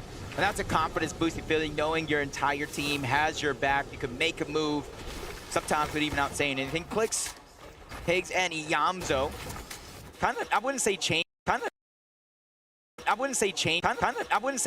up their overall strategy, but all three of them as a team, they land towards those RVs just outside of the Supernova Academy. They get as much of that brick as possible, which kind of maxes out for the most part, and then they go and loot Supernova Academy. Try to get all the loot. I know everybody hears the crowd roaring right now. Swizzy, Mustache, and Queasy, business as usual, getting their early game Storm Surge, getting their early game breakups, and then accessing the ball. And the main thing to take note of here, Jacob, is that these guys aren't changing anything. Queasy, Swizzy, and Mustache are running this back as if we're still in day one, despite it being game 7. And if nobody's going to force them to change their strategy, it's hard to believe that Queasy won't end up taking over height later on. Definitely a possibility there in first. They don't have to change up anything because nobody even looked up yesterday. But Cooper and Curly find themselves in a peculiar situation. 2v3 versus the NA West champs, Baka Pars and Pump. But Curly's doing a good job holding down his walls, holding down his defensive and fighting back, forcing the Flowberry Fizz out on the other side. The triple hill is going to get him back into action that much quicker. But they're just at the edge of zone with not far to rotate before they make their way in. That's going to give them the luxury to stay a little bit longer, but a massive haymaker onto Pars. That's going to slow things down just a little bit and continue to build the confidence for Cooper and Curly. Cooper and Curly are really having their mettle tested this weekend. It's so unfortunate that they had to leave Reap behind, but they are still a powerful duo that can definitely pop off with a strong performance here. One singular clutch could be all the momentum shift that they need. Cooper has been here so many times before, Jacob, and he knows that they've got to try and capitalize, but they have no idea what kind of duo is crouch lurking behind them. Balor and Adapter. They've also encountered some early struggles, losing Mansoda since he didn't get the memo. And Adapter and Balor, they don't even get the chance. They thought they were gonna get the jump on Cooper and Curly, but instead it's been 180. They're almost 500 damage below the threshold. Cooper Curly, they don't see if it activates. They won't be able to get that visual, but they will hear the shields crack if it does come down to it. But they're just kind of hunkered down below, biding their time as much as possible. Time that they may not necessarily have. They have extra shields in their loadout, but they don't have any extra HP heals. Sooner or later, they might be pushed into a situation where they have to get eliminations, especially now that a whole nother duo starts to make their way in. That's Tay and his teammate, but up goes Cooper without no HP. Exactly what I said, they have to go for eliminations, but Valor, he's at least gonna be able to steal away one. That's one less chance, but Storm Surge activates, making it just a little bit easier as Cooper and Curly have to go, and they have to go now. It's a 2-tick, they're on the clock. If a Cooper does it, he dunks on him from above to get the siphon. But the same can't be said for Curly. He has no siphon to profit off of just yet. They're gonna have to find another elimination. They're gonna have to find it now. Adapter has fallen. Cooper and Curly just continuing to make something out of nothing here. But Balor, that surge tick is just destroying him. The shield crack goes up yet again. He's using every single bit of healing resources he has, and it's still likely not going to be enough. Yeah, like I said, the shield's cracked. That's a giveaway for Curly and Cooper, and immediately turned around, tried to land shots. Balor's doing just that, and he barely gets himself above that damage threshold, and he knows he cannot go back for his teammates' reboots card. This is a solo journey from here on out for him, and he does some good damage yet again. Will he pick up the elimination? We'll wait and see, but Pixie, Vanya, and Marius, you can see the zone just outside of OXR HQ. These guys have been smooth sailing so far in this game. Marius and Pixie being the top 2 players for shotgun damage and moving zone says enough, Jacob. These guys have been getting fraggy, and they plan to continue their streak, especially with all the company that's starting to dogpile around them. Like you saw in the distance, Baka and I believe R's both going down, looking to get cleaned up by Chap, Savage, and Reason.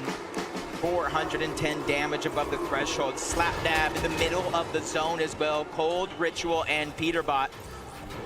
I was talking to them before today.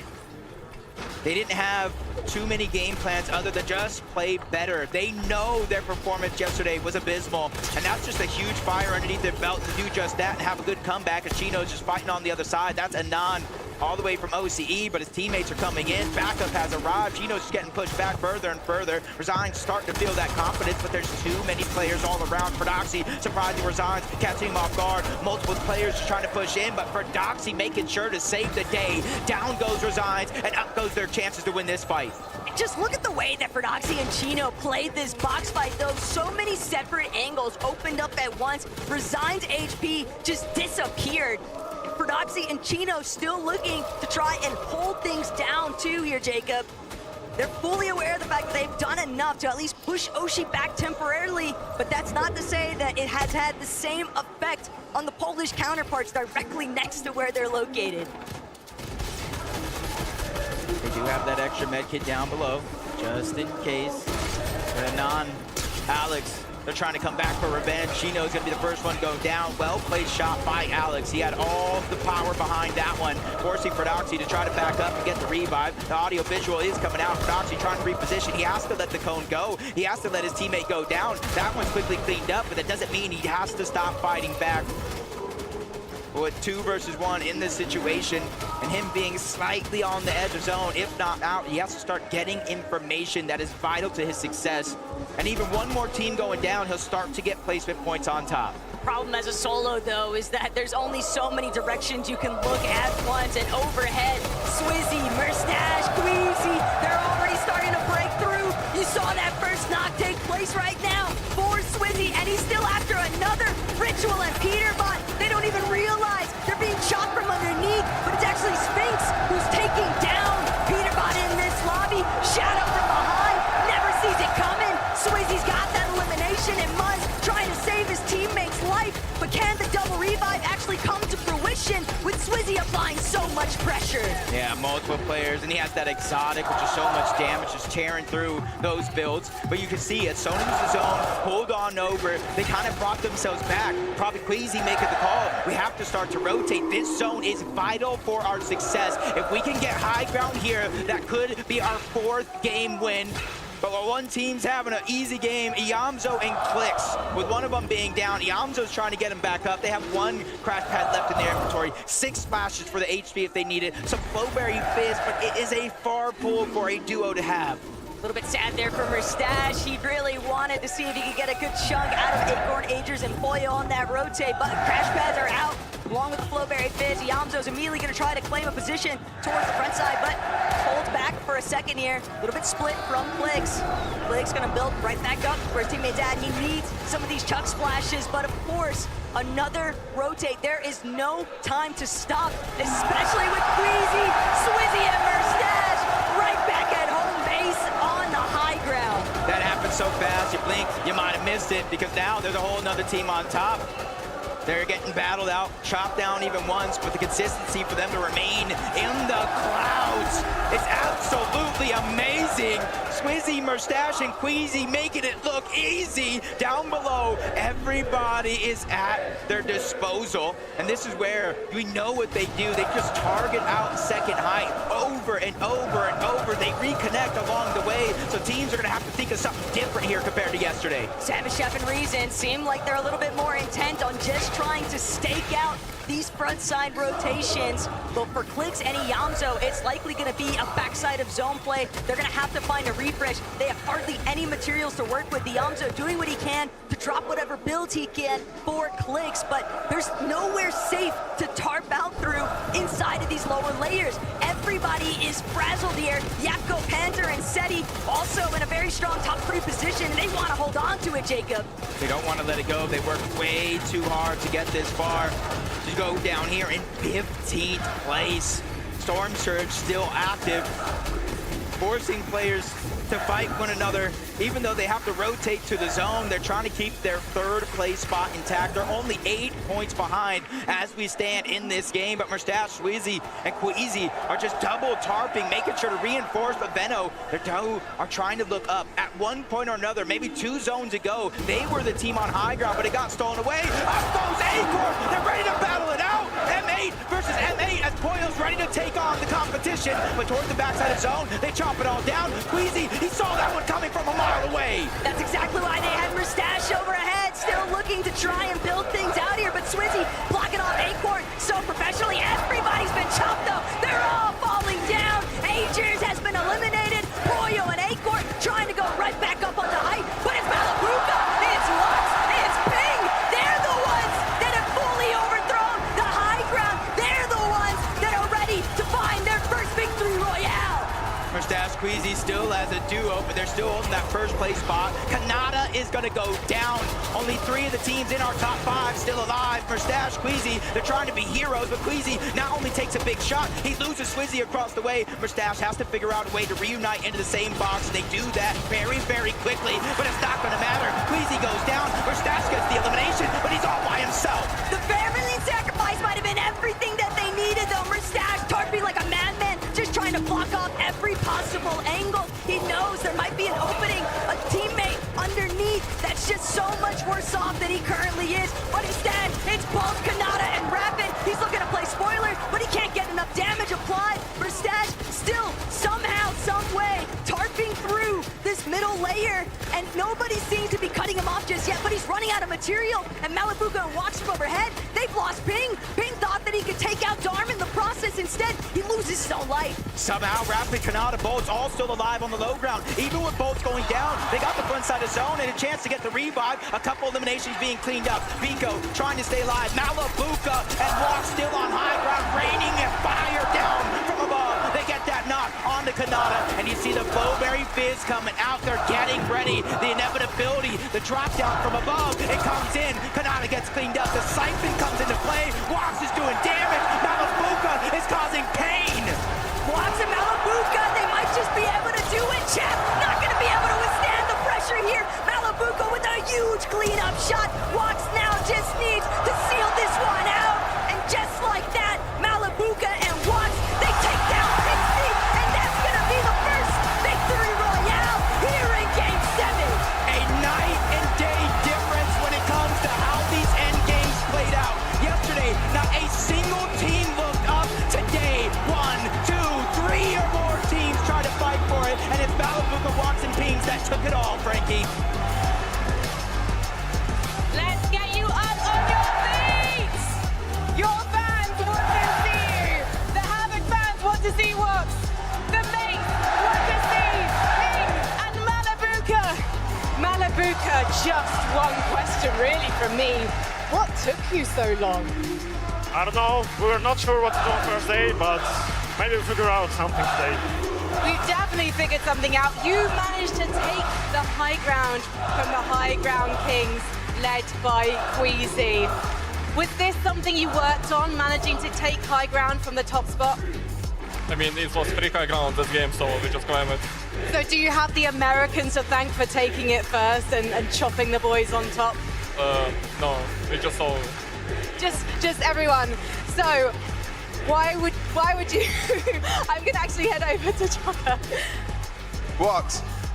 do you have a word for this crowd that are supporting you and your teammates? Yeah, appreciate to you guys coming out, supporting us, and watching us play. It means the world. Hopefully we'll be able to clutch up and come back today. And do you think you'll keep the consistency now that you start the day with an amazing victory royal? Do you think you'll keep your consistency? Yeah, of course. If we just get some good soulfuls, I think we'll be able to win this day and come back. Malabuka, just before I let you get ready for the next game, have you got anything you'd like to say to the gentlemates? Might win. And the gentlemates are on their feet, and I think they're probably going to be there for the entirety of this ad break.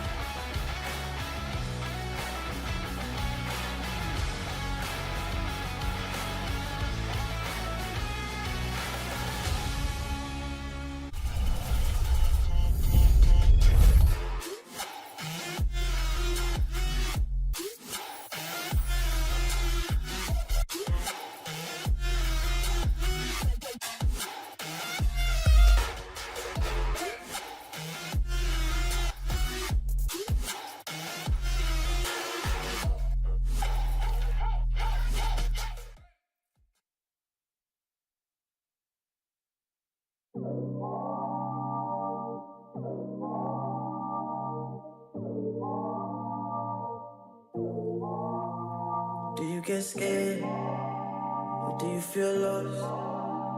I can smell fear. I've been there before. But you made it through the storm again. You did it on your own again. Goosebumps in your skin. Do you feel what I feel? I'm waiting on you to notice that you got what you wanted. We don't got time to cry right now. Only got time to focus. On a wait list, I was armed and dangerous. Take a shot, leave them faceless. I was armed and dangerous. On a whole different level. I can see why they hate it.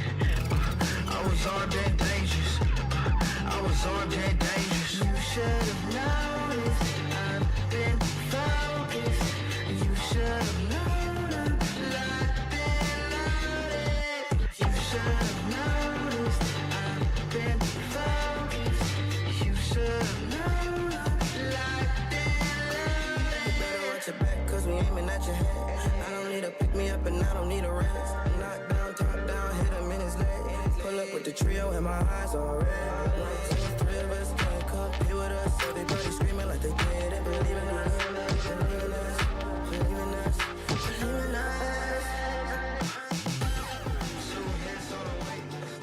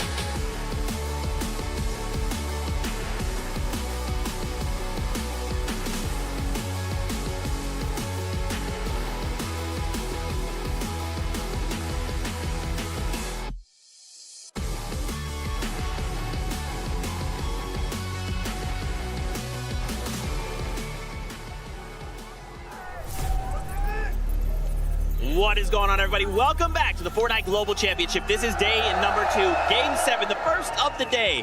Malabuka Ping Walks get a victory royale. They take away high ground from Queasy. We've only seen some attempt that incredible task so many times, but in game number 1 of the day, to start things off, Malabuka sends it? I can't believe it is even possible, right? We talked about how secure we thought Queasy was as soon as he was able to get up on the high ground.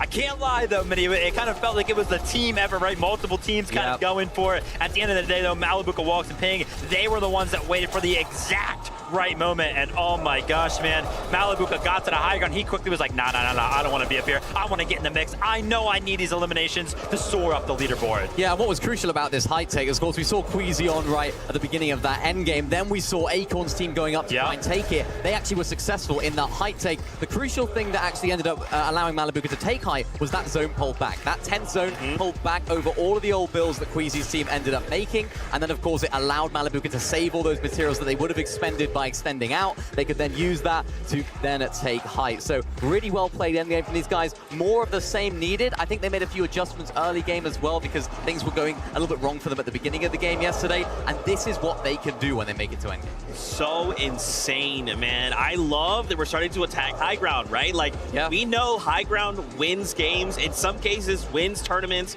and now as you turn attention to those standings, look at this. This lead is not what it once was, right? Now we're starting to close up. We're trying to just say, Queasy, hold on a minute. Let's not get crazy here. 570 points. Oh, man. I mean, look, we still got a lot to do if we're hoping to catch Queasy. Yeah, I mean, you're talking about it. The lead isn't what it once was, but it, like, barely moved. I'm pretty sure. 170 points, still very, very comfortable for them. And this is kind of what Minnie was talking about as we were watching the game, because he was like, yeah, I mean, they're down. Still potential for Mustache to go ahead and solo clutch, but this is kind of the exact game they need. They don't need to soar ahead. They just kind of need to pick up enough points to kind of fend off the competition. Yeah, this is technically their worst game of the weekend, right? I think they got a 7th in this game, but still, I know. Oh no, we'll wrap it up. But still, it's still a good game. They made it to end game. They took height. They did what they know how to do. Again, unfortunate, as I mentioned at the beginning of the show, day 2, people are going to go for height, so things are going to look a lot different. Maybe that's now an adjustment to their play style. They might need to think, oh, maybe we need to go down, play mid-ground a little bit more, but it's not bad for them. They're still getting points. They're still clutching when it matters. The result won't show it, but I just cannot believe how quick and decisive this team can like switch strategy on a dime. We saw them on the higher ground, right? Acorn's trio, they crash padded up. They were instantly fighting for it. And I swear, it was within literally like 4 or 5 seconds, the entire trio of Queasy's was shooting up and trying to break out Acorn's trio to prevent them from actually securing the hideout. It was literally instant. So good, and that's what makes Queasy such a great IGL. He has those things on lock, whether it's to try and retake height, whether it's to actually then drop down and try and take a different position. As long as you're all doing the same thing, that's what's most important. When you get teams that are trying to split, one's going up, 2 going down, it doesn't work. Queasy's got that team really, really well prepped, understanding it's my call, whether we go up, whether we go down, they're on the same page. And I kind of talked about it, right? They defended it. They defended against the take from Acorn. Unfortunately, Malabuka's trio just way too aware of what was going up on the higher ground. They kind of joined in on the fight and were like, hey, listen, you guys can keep fighting, we'll take the height. That is crazy. We have a listen in from that last game. Let's see how things were going for Queasy. Watch out high. Things left and right now. Wait, take it. Maybe take it. I'm on the. I have it. 100. I have it. Coming. I'm gonna get shot. Yeah, I think. You need to. I'm gonna chop now. Chop it now. Chop. I'm coming. I'm dead. I think. You got chopped again. Fine. Good. Can you come to me? One die. Okay. I'm up. Did you guys get me? I'm sitting on You can save me, no? Nice. Can you save me? I got rest. Drop your way. Calm down. I'll stand you, guys. I have sickness. Go, okay. Go. I'm dead. You good? Can you? I don't care. I'm trying to shoot. I'm trying. Yeah. Let's shoot. Get it. Go up one. Wow. Crazy stuff there. Hope you guys at home could hear it, because I sure couldn't. This crowd is going crazy. They stand behind Queasy, okay? They know who they want to champion. They know who they want to win. Man, oh man, but for the trio, right, to be in this kind of situation, I love those adaptations. I'm almost curious, right? Now that they had someone contest them, now I almost wonder, what are they thinking going into this next game, right? What kind of little micro adjustments are we going to make sure that doesn't happen again? Yeah, in this scenario, I would not want to be Queasy, right? Because he's kind of got to be the guy that decides that for his trio. Hey, listen, do we kind of give up on the whole high ground thing? Obviously, that is our best strategy, but, you know, we're kind of have this comfortable lead to where if we kind of just played mid ground or low ground and make sure that we pick up, you know, a decent placement every single game, we'll still hold on to the lead, or do they just play what they know?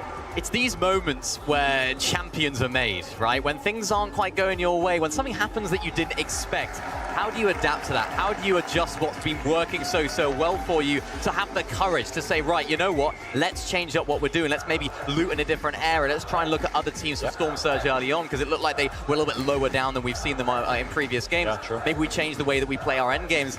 That courage is what makes champions champions. That is crazy. You know, yeah, you have that comfortability.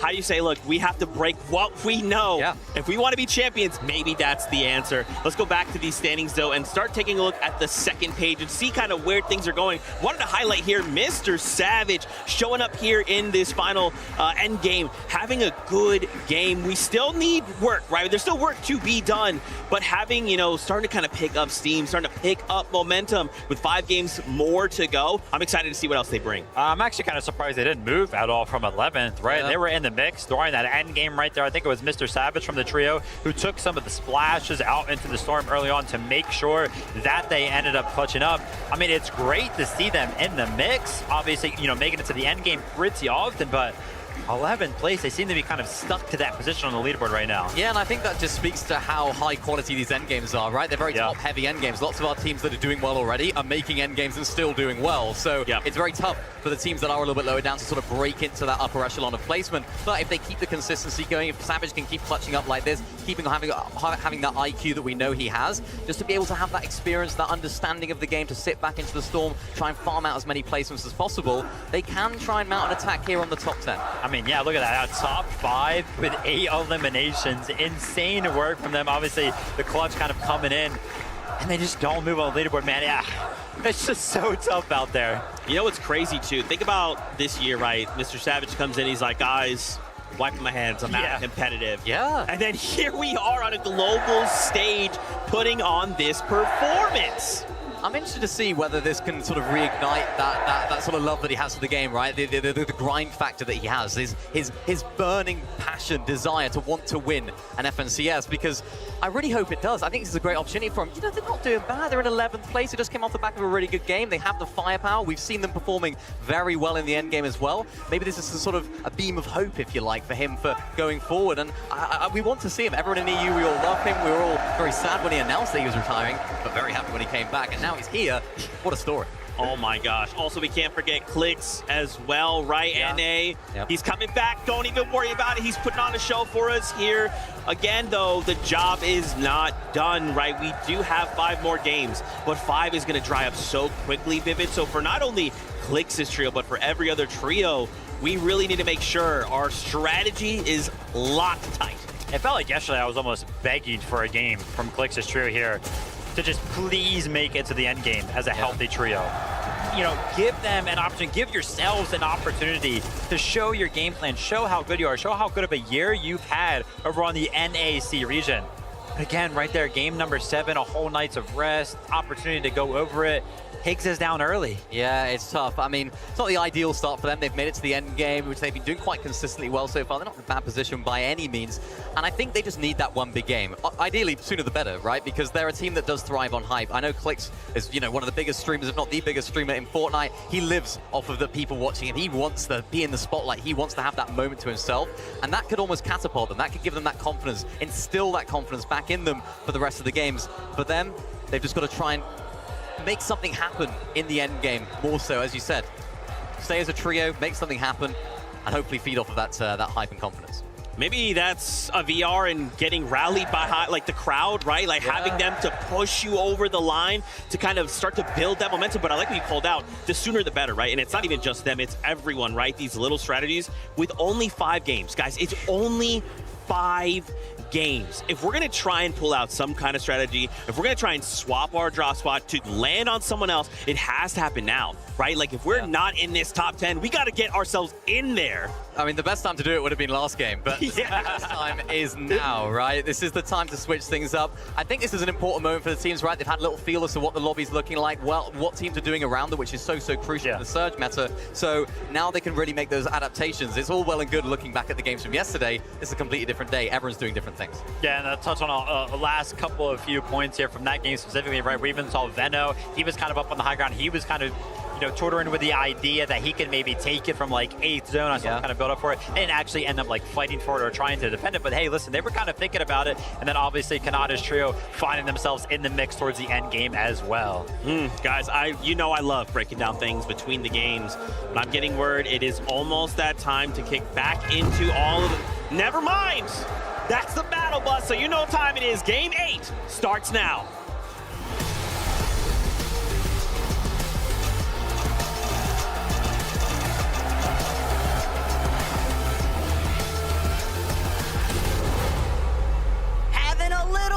Too much fun with it, but you know there's so much fun to go around. We just couldn't keep it all to ourselves, Jacob.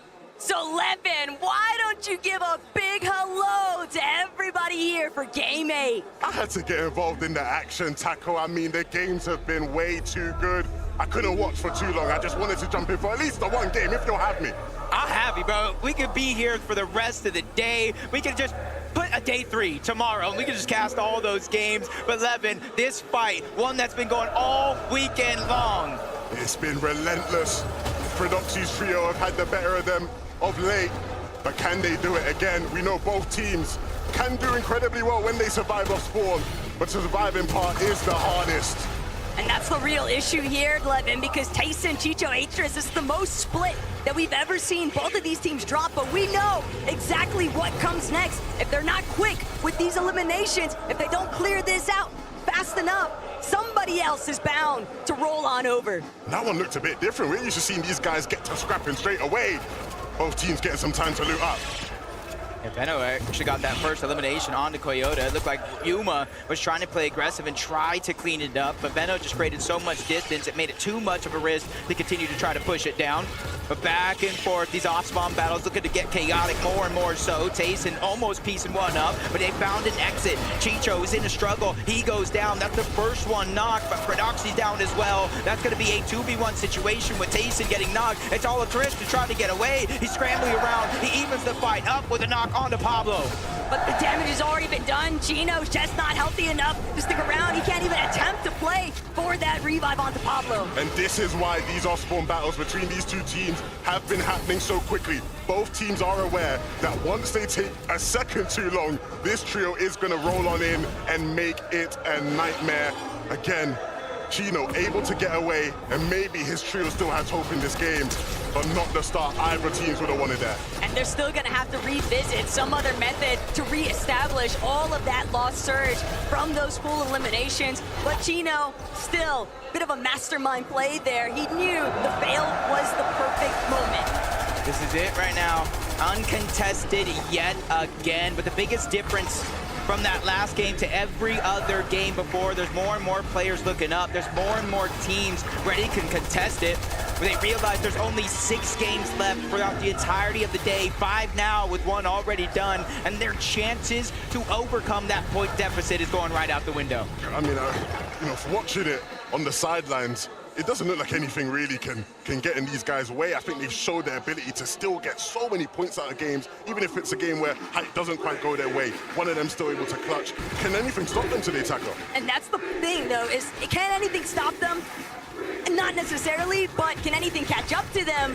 There's nothing scarier, in my mind, than a wounded animal, and that's exactly the position that Peterbot Cold and Ritual have been in after yesterday. But Gabzetta away, Scarpa, they picked up exactly what they needed to. Chino's not going to have that opportunity to try and play hero. Uh-oh, the third parties, maybe in this case, going to be a fourth party overall. They're trying to move in. Braids, Visuals, and a Minish. They realize with 105 points, that's not nearly enough, or at least not close to what they thought they'd have. So they're now just going on the hunt. Eliminations, 4 points each. They look at Gabzetta, they look at Wei and Scarpa. That's 12 possible points. One less team in their path, and a chance to try to at least steal away some of this loot and XP. Thinking about Gabzetta, Wei, and Scarpa having priority control right now, though, on the Queen. Braids and Minish Visuals, they see just how distracted Gabzetta, Wei, and Scarpa truly are. They are lurking, they are creeping up ever so steadily, perfectly concealing themselves, but this is where patience and trigger discipline really come into effect. But another team, that's a fifth party.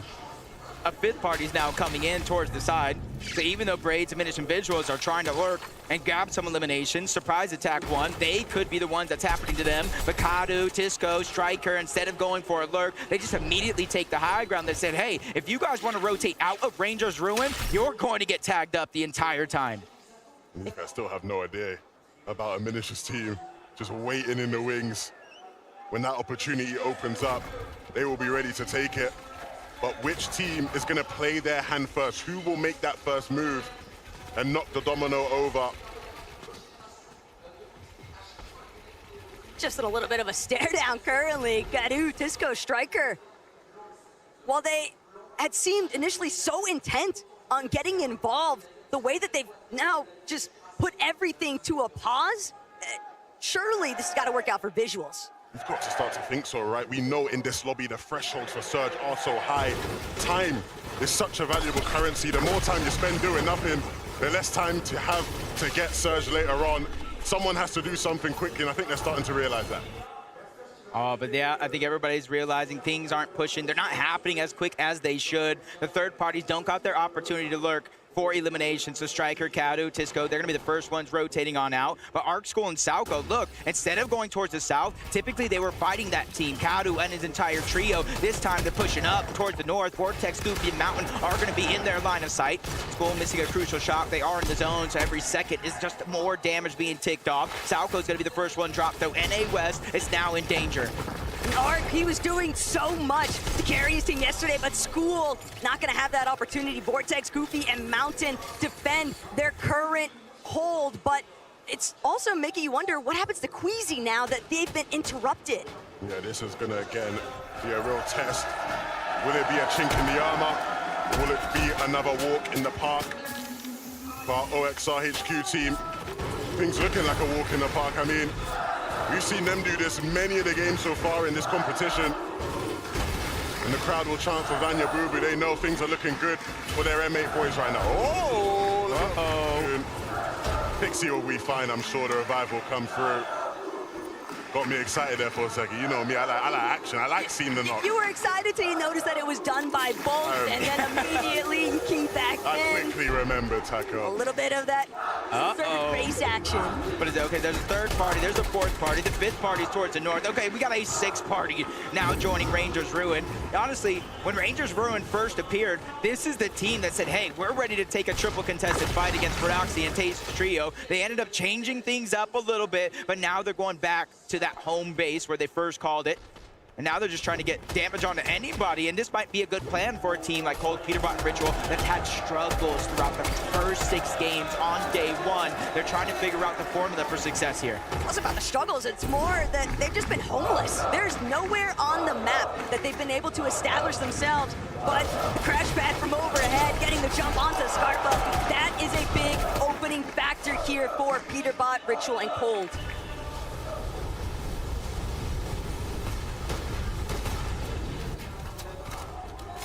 Pixie Amzo Higgs, business as usual.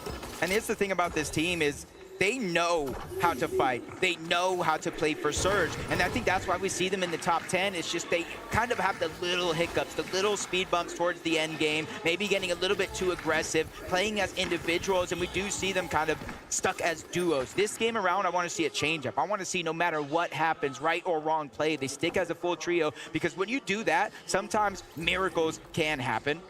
But you're seeing kind of one side, the north side of the map, kind of getting a little aggressive. Teams just trying to push each other in order to get their Storm Surge. On the south side of the map, with the zone pulling over in this direction, this is where you're going to see more and more of those Surge bases set up. A lot more time to accrue some damage. A lot more flexibility here. Hands up. Big weekend for him. And he's delivering so far. He's with 2 experienced LAN players. But he's shown that he can hold his own. Seti isn't a fan favorite. The crowd aren't loving Seti, but Seti is used to not being the favorite. He's used to people doubting him. And so he won't let that bother him too much. Still over here, the zone's kind of favoring them out of all 3 trios that are in this direction, but shots continue to pour in. And it doesn't even look like he knew exactly where those shots came from. And look, I fully understand that Peterbot, Richmond, and Cole, these guys are such prominent players on their region and just considered top players overall. But even still, there's only so many drops that you can actually practice efficiently, and that has been a real thorn in their sides throughout this weekend. Oh, no! The classic! They dropped down the Surge base, and with that ball damage, that's easy Surge for them. It's raining loot, and a chance for them to come back. That is so sweet. Not for paper. Victory, Epic Whale. But one team's slip up, a little bit caught lacking. That's exactly what the adaptations you have to kind of anticipate heading into a day 2 format. It's on the feed. Gagers going from that to getting another knock around the map.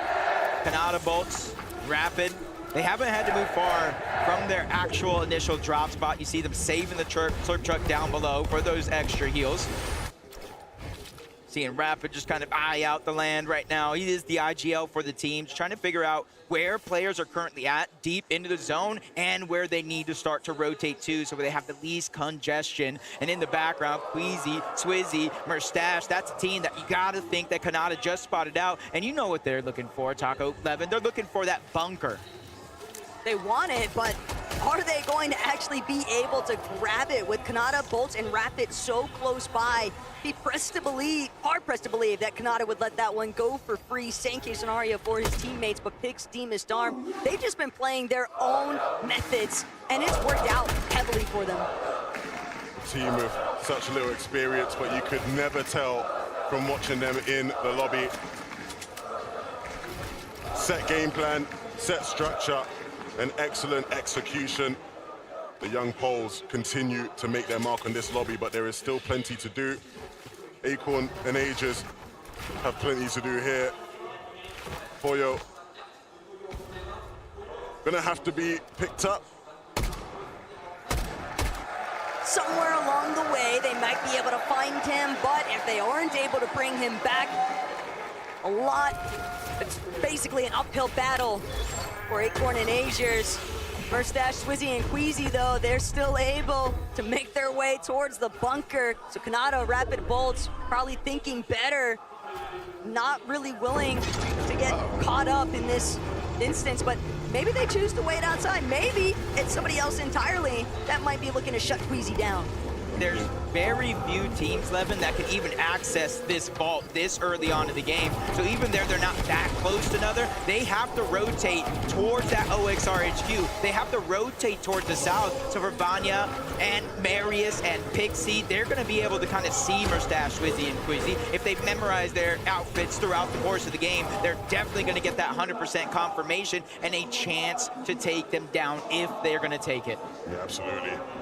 You know, that's something Vanya will keep track of. So we'll see if that ends up leading to a clash between the two teams. It's something Vanya predicted would happen. He said he wants to play for Height today. We'll see if he's a man of his word. For reason, Chap and Mr. Savage have done incredibly well at times throughout this competition, but speaking to Mr. Savage yesterday, he said, hey, I feel like we can do even better. We got another gear to go up. Multiple games yesterday inside of the top 6. Can you imagine going from, hey, I'm done with Fortnite, to a chance to win even more money, continue to build your legacy? And for someone like Chap, he's a youngin'.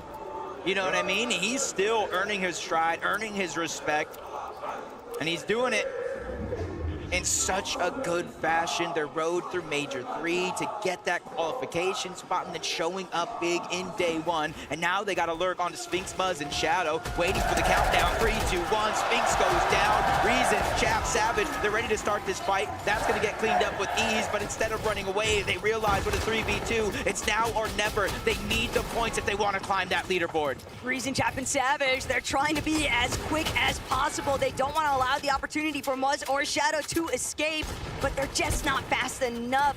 Chap, Reason, Mr. Savage, they're gonna have to be content with the body loot off of Sphinx alone. But Chap's still seeing if he can try and pull out a little bit more here. Good tag into Shadow's HP bar. They've got Muzz a little bit cornered, but Chap, Reason, Mr. Savage, this is all that they want. They're stuck just outside edge of zone, and they know if they clear out Muzz and Shadow, they're gonna have free rotation path with nobody left behind them. See Reason, his instincts are to make plays happen.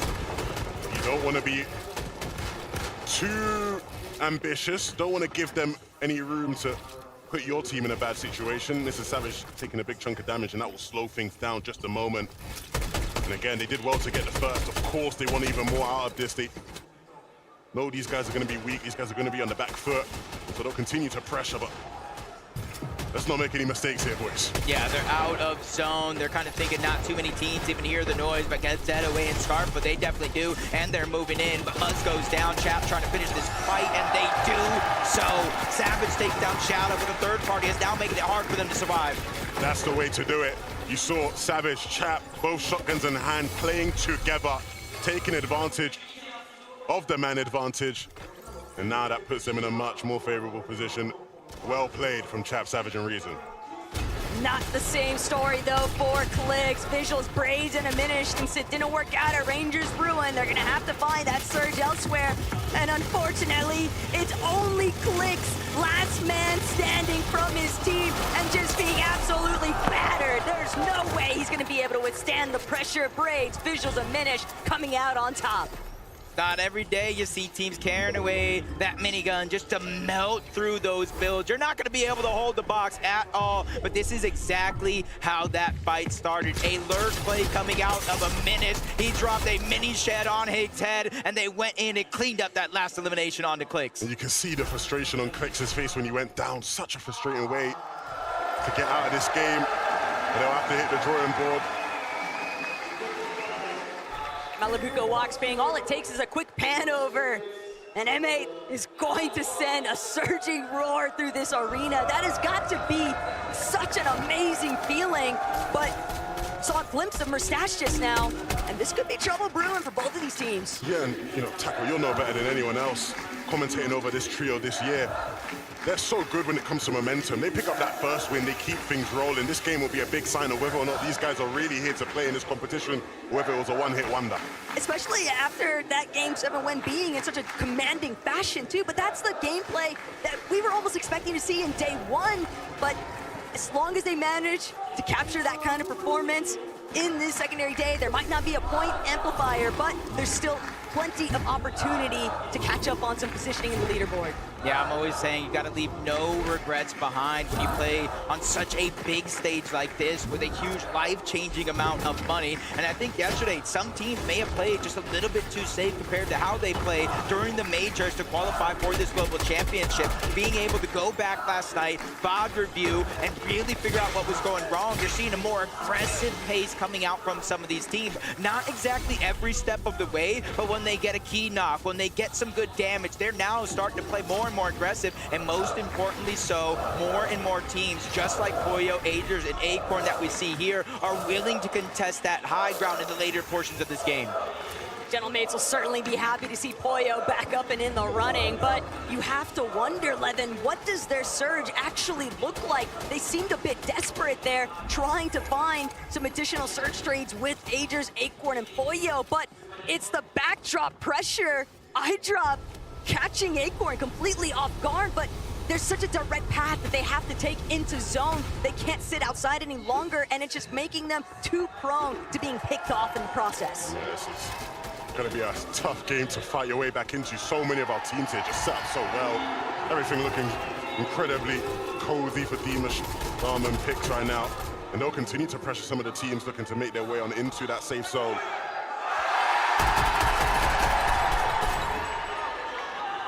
Just gotta let it sit and appreciate it after all. But Pollo, Gentlemates, they can hear everything surrounding them. But Pollo, he's gonna look to try and close in on the surge base. Again, desperation factoring in, heavily 500 below. They've got to get damage online. They've got to do it ASAP before they find themselves being taken out of this lobby entirely. Pollo, Aegis, scrambling, but it's not enough. They can't stand tall. Cammy, Hardy, and iDrop now benefiting exclusively from those siphon materials. Cammy could smell the desperation on those guys, and they capitalized. Unfortunately, it was always going to be an uphill battle for Pollo and his trio. That was a tough game, but there's still a couple more for them to get back in it. Cammy, though, now looking much better off after being able to pick up some of them Cypher mats. Yeah, and it was actually iDrop who got that initial knock and elimination onto Acorn, leaving them that far below the damage threshold. But now the zone pulling up over towards the north. This is a good zone for the majority of the lobby. There's not too many different elevation changes, especially drastic ones at that. It's just as long as it doesn't pull towards the west. That's what the entire lobby has to be hoping for right now, including Pings, Walks, and Malibuca. From high ground victory royale in that last game to low ground for now. But this is exactly kind of the same pace they were taking. It wasn't until zone 10, maybe even 9, that they actually went up for that high ground and held it for the rest of the game. But you're seeing some teams above the damage threshold with their eliminations, but 4 eliminations though, Veno, Vico, and Flixie, they're 178 below the damage threshold. They know they have their work cut out for them and get focused outside of the lobby, making it hard for them to find their way in without burning through these materials. They've at least got an ample amount of mats though, so they're not too pressed just yet, but they're gonna have to start to kick things into overdrive because Vico, Flixie, Veno, they're still sitting underneath that damage threshold. They've got Oceana directly next to them. This is the first fight they can find. This is the first fight they're gonna take, and Anon immediately beamed, thrown back. That's all the damage that they needed, just barely pushing them above the threshold line. Those are the fights that they strive for. Those are the fights that they are so effective in. We've seen it all year long. They'll find themselves in tough situations like that and create their way out of it. 511 damage here. Kanata, Bolts, and Rapid. They had a fantastic game number 1.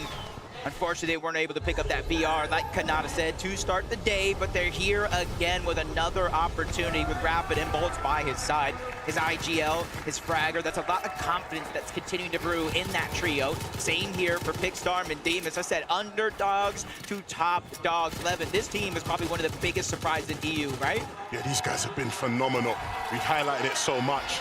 But this is another example of a game where they're playing at their own pace. Excellent timings. I know when we've spoken to Coach Sven, he's always talked about the preparation of these guys being so important. They understand how to play this lobby. And again, this looks like a game where we will probably see them in that top 5, top 4 towards the end. Pixivania Marius, they want this. They're starting to get a little bit of posturing now. 8th zone. They're ready to maybe try and make that approach towards holding height, but it's still very early. Is this the Vanya Boo height game? Are we finally getting to see it here on land? We finally got a chance here. 411 points. These are the ones that are essentially hot on the heels of that first place team. They're building out, looking for opportunities to reconnect. You see Marius focusing down that second height. It may not be an AR, but the damage is still there. But Flixie and Veno, they both go down. Vico's still 59 below the damage threshold. He does have minis, he does have some big pop, even a med miss. But the miracle thing is that Storm Surge is going to turn off. It's going to reactivate later on in this game, but at least he knows where he stands. But they were just constantly teeter-tottering for far too long on that surge threshold. Mr. Savage in a very similar position. He's just trying to get out of the low ground, but he won't get the chance. Chap falls directly after him, and that's going to be a little bit of open ground now for somebody else to try and roll through in this ultimate lower layer. But still, Swizzy, Mustache, Queasy, they are plotting for that height take. Yeah, it's never a good sign when you see a team fighting on zone transition. You want to be ready to rotate. These guys are Queasy scouting out the rotate. Where can he find an angle to use that crash pad? Gonna have to create more space to do it. That one's going to be easy. Gets to the other side with ease. He's not even distracted by the other players in his path. He knows, get to the front side of zone, control the pace, control the tempo, worry about it later. And there's very few players next to him on that side. Cammy, iDrop, Hottie going to be one of them. But on the high ground, there's not been very many teams that can contest them. Pixie, Marius, Vanya, this could be their chance to get that BR. And they get another elimination on the pump. Can they clean it up, though? I like this from Vico, though. Still just out of sight, out of mind, but he might be able to make a huge play if he can find another elimination. Said no, Vico jumped on first. That's going to be the dream ending here in Game 8 for Veno's team, but Alex resigns. They've just got a little bit more time, a little bit of an extension here. They're going to take the crash pad front side zone, but lower layers have already established themselves. They've got to be careful of not getting chopped out.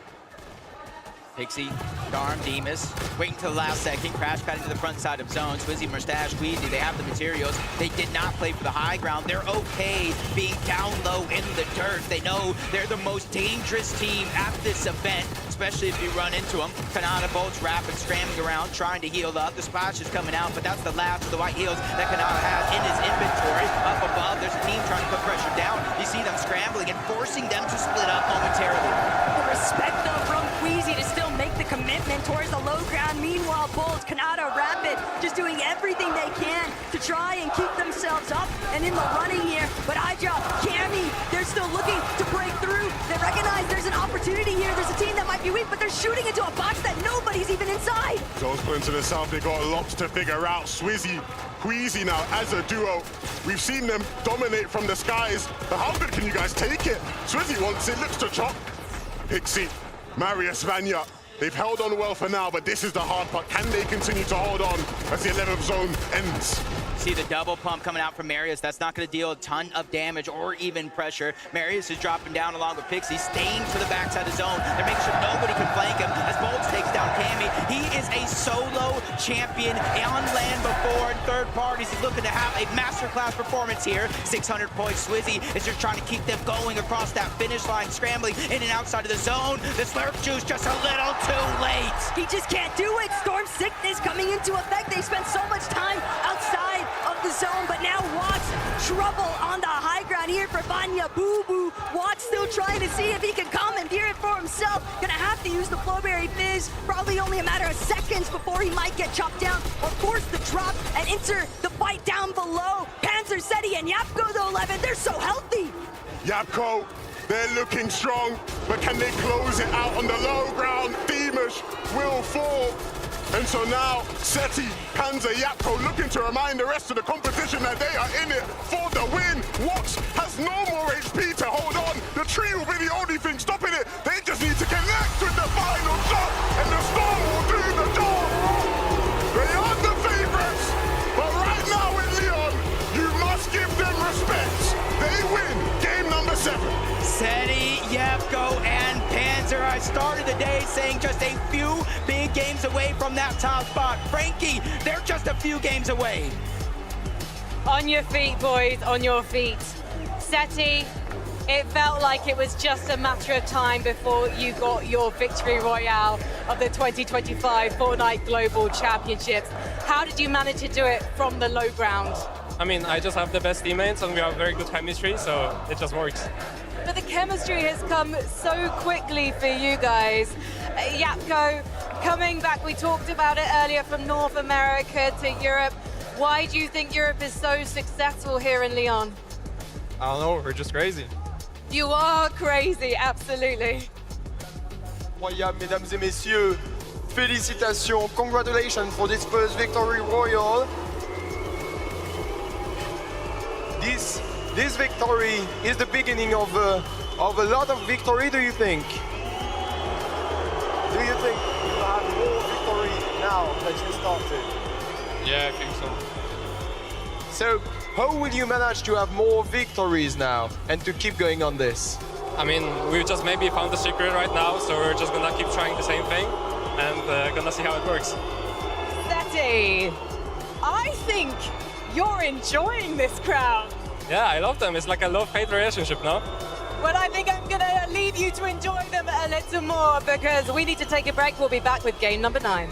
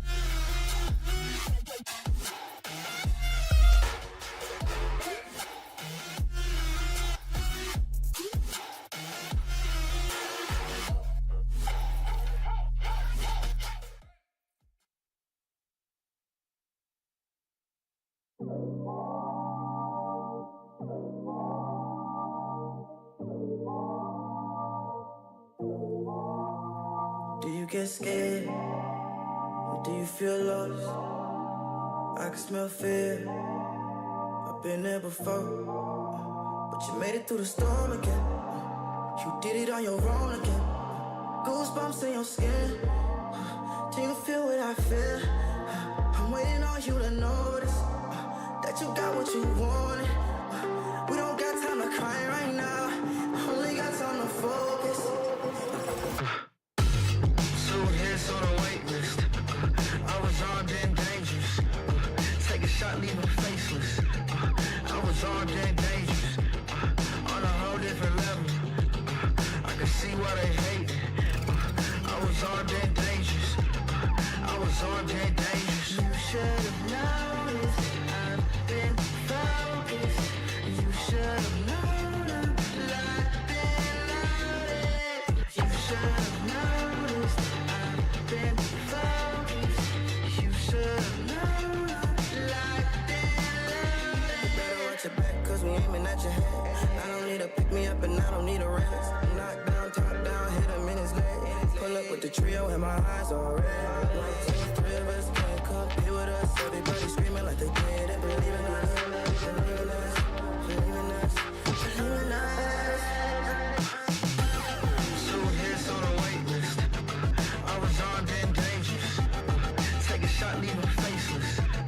I was armed and dangerous. On a whole different level. I can see why they hate it. I was armed and dangerous. I was armed and dangerous. You should have noticed. I've been focused.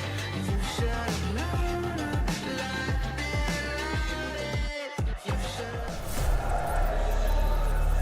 Welcome back to the Fortnite Global Championship. Oh man, we've seen it. It happened. Seti gets a victory royale in LAN. Unfortunately, the crowd, they boot Seti. They don't know him. They don't respect him like that. They probably should.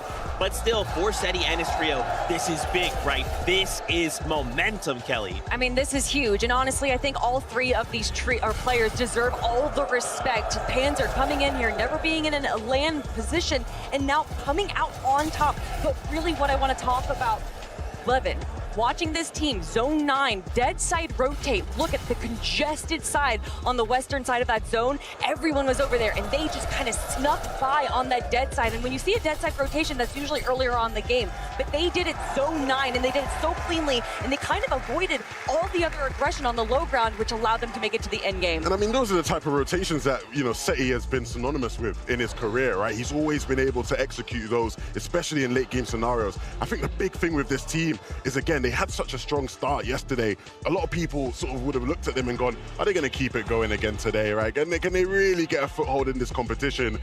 Seti showing right here, he's here to stay. He won't let that crowd affect him.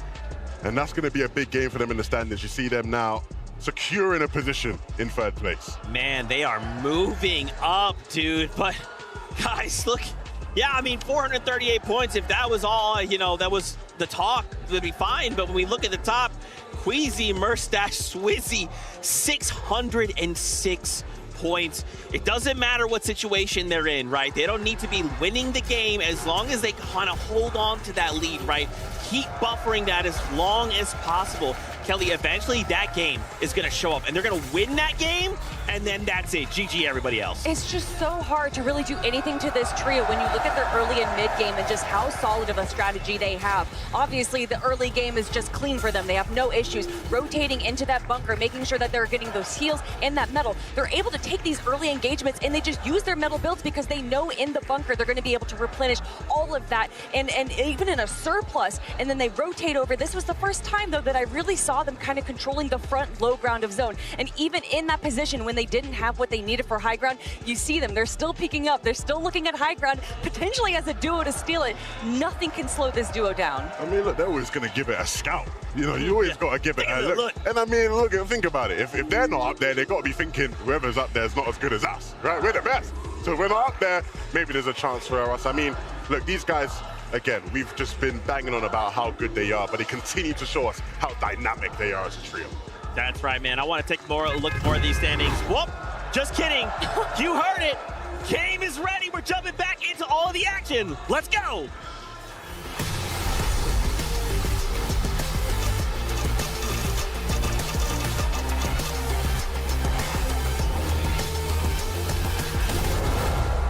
Just when it looked like teams would get a chance to catch up, they have another phenomenal game. Even without wins, it's looking like teams aren't able to slow down the masterclass performance of Queasy, Swizzy, and Mustache. It's almost going to take somebody or a full trio or more to take matters into their own hands. We've still seen a little bit more of a stumble, though, from Queasy's trio in terms of managing those end-game instances, and Storm Sickness has definitely played a heavy part into how they're able to manage some of these moving zones. But right now, we got to worry about what's happening with Prodoxy. Tayson, Atris is going to be the first one knocked. Prodoxy knows, though, he can't afford to let up the pressure anytime soon, but he can't get close either. He doesn't have a shotgun. He's only got this hammer assault rifle to work with. Pablo, Chino, Prodoxy, though, because of that initial knock and elimination, they're going to have the advantage here. Pablo can't get overhead.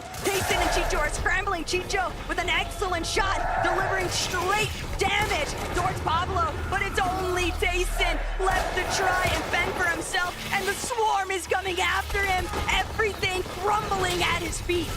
3v1 situation.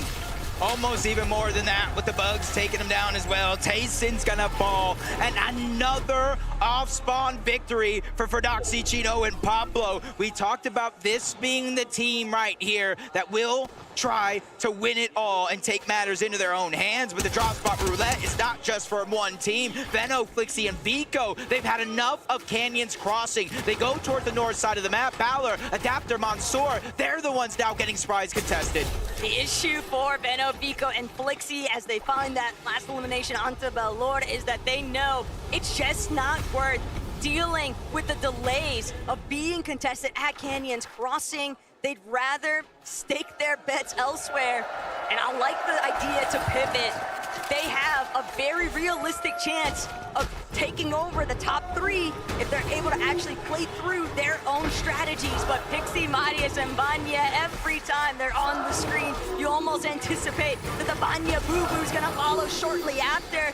Marius, just what a supportive teammate, tossing medkits their way, making sure that everybody has ample white heals to play tag off Surge. Yeah, essentially consolidating all of those extra heals into one spot.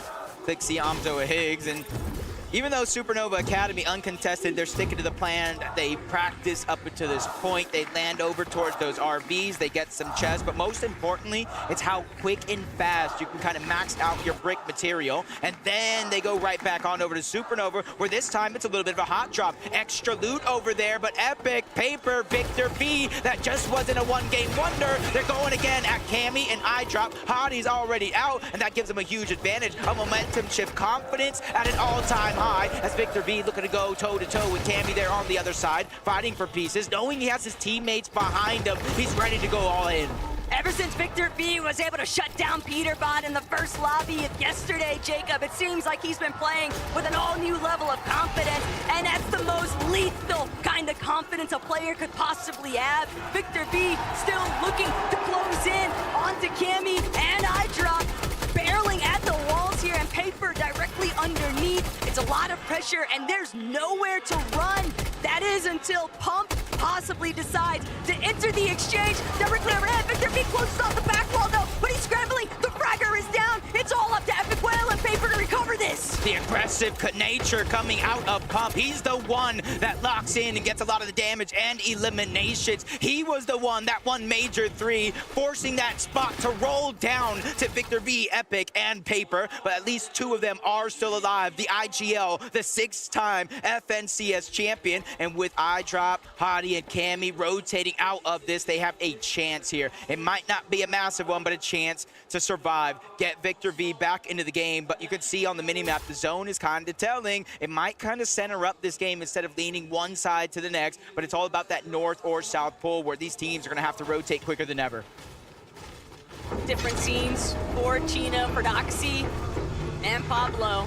Ever since they won that initial battle at Rangers Ruin, had full control of the Swarm. Now they're getting the priority access and double the trouble. Gonna enter the conversation. I feel like that was best case scenario in terms of exotics, considering their playstyle. Yeah, Slapberry Fizz could be good, extra heals. Yeah, a Wrecker Revolver, the exotic could be good. But the way these guys fight, 2 different one-pump shotguns could possibly change the game, especially since they ended yesterday with a win and 19 eliminations. They're trying to channel that as Art continues to take the fight towards the north side of the map. Goofy, Vortex, and Mountain, they're the ones they had enough of throughout the day.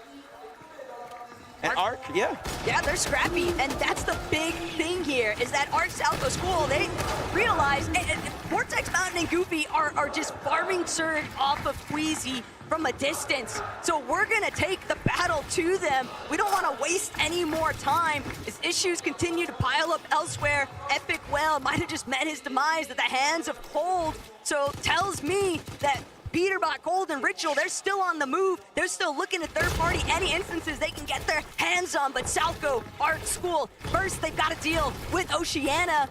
And the longer this draws out, Jacob, the worse it is for both of them. Yeah, when they won their major championship in Major 2, it was through aggression. It was through running down teams, forcing them back to the lobby, whether they liked it or not. They're trying to channel that here, but it's just not that easy because every one of these teams, regardless of the region, are one of the best teams in the world, which is how they qualified to this stage. Goofy, Vortex, and Mountain, they're just not going to roll over. They're going to fight with every fiber of their being. The Vortex takes a good shot. Shield goes out the window. Arc continues the pressure on that other side. Salco's there to back him up. Goofy just kind of gets tricked a little bit. Damage continues to pour in. Salco and Arc are feeling more and more confident with each second passes in this fight. But Arc might have bit off just a little bit more than he could chew. 40 HP are left is all he has left.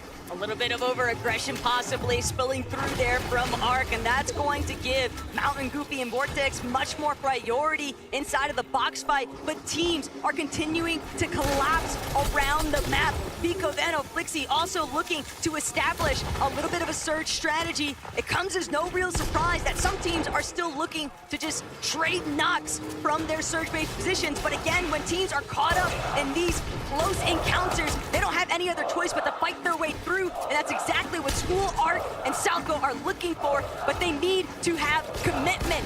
Vortex, Mountain, and Goofy just continue to delay. It is a worst-case scenario for both of these teams. From the off-spawn fight, taking down Tayson, they're now putting their aggression on the Agers, Acorn, and Pollo. They got that first elimination already on the IGL, leaving Agers and Pollo on the back foot.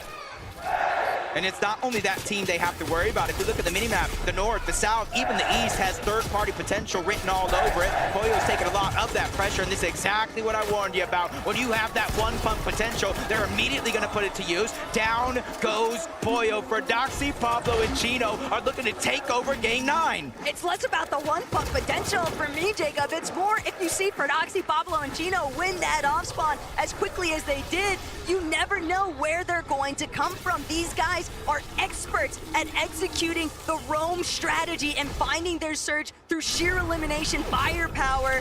And Agers left to pull back the Demon's debris. But this is like starting from square one. 2 builds. We can see a little bit of where things went south here.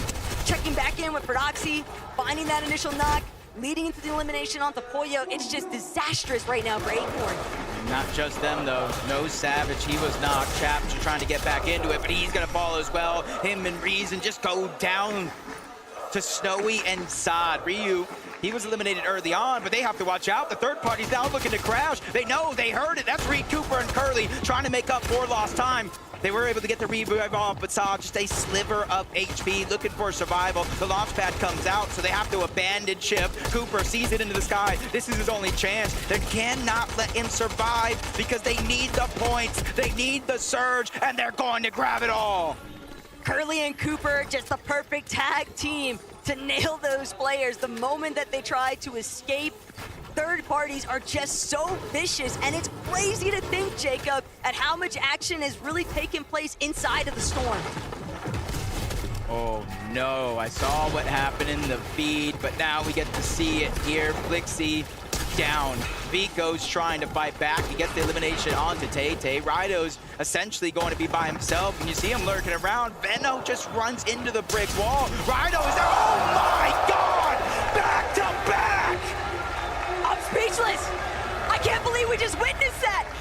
Venno and Vico have Raito in their sights, and yet somehow, some way, they're the ones that are sitting waiting for the battle bus to take off in the next lobby. Iyamzo, Clicks, and Higgs drawing us back into Supernova Academy. But Jacob, this is preposterous what is taking place. I feel like all three majors was kind of like leaning towards one thing. A lot of these towers, the surge, the trading shots, but when you come to the global championship and things don't work out, you have to adapt, and you're really seeing a lot of these teams adapting at its finest. Marius, Vanya, Pixie from the OXR HQ. This is exactly what you're talking about, consolidating the heals early on in the game, 3 med kits in the inventory, extra med miss. So now, even though they have to rotate on out, they're as healthy as can be. The Blueberry Fizz and that launch pad means they can cover almost 8,000 meters across the map before they have to land. It's all about just trying to stay out of that render distance. They don't want to be scouted out as they're soaring in off these rotations, but Pix, Darm, Demas just continue to impress. You would never believe that this is their first ever LAN experience. They have played with so much confidence throughout the entirety of this weekend. It almost feels inevitable before they find their victory royale.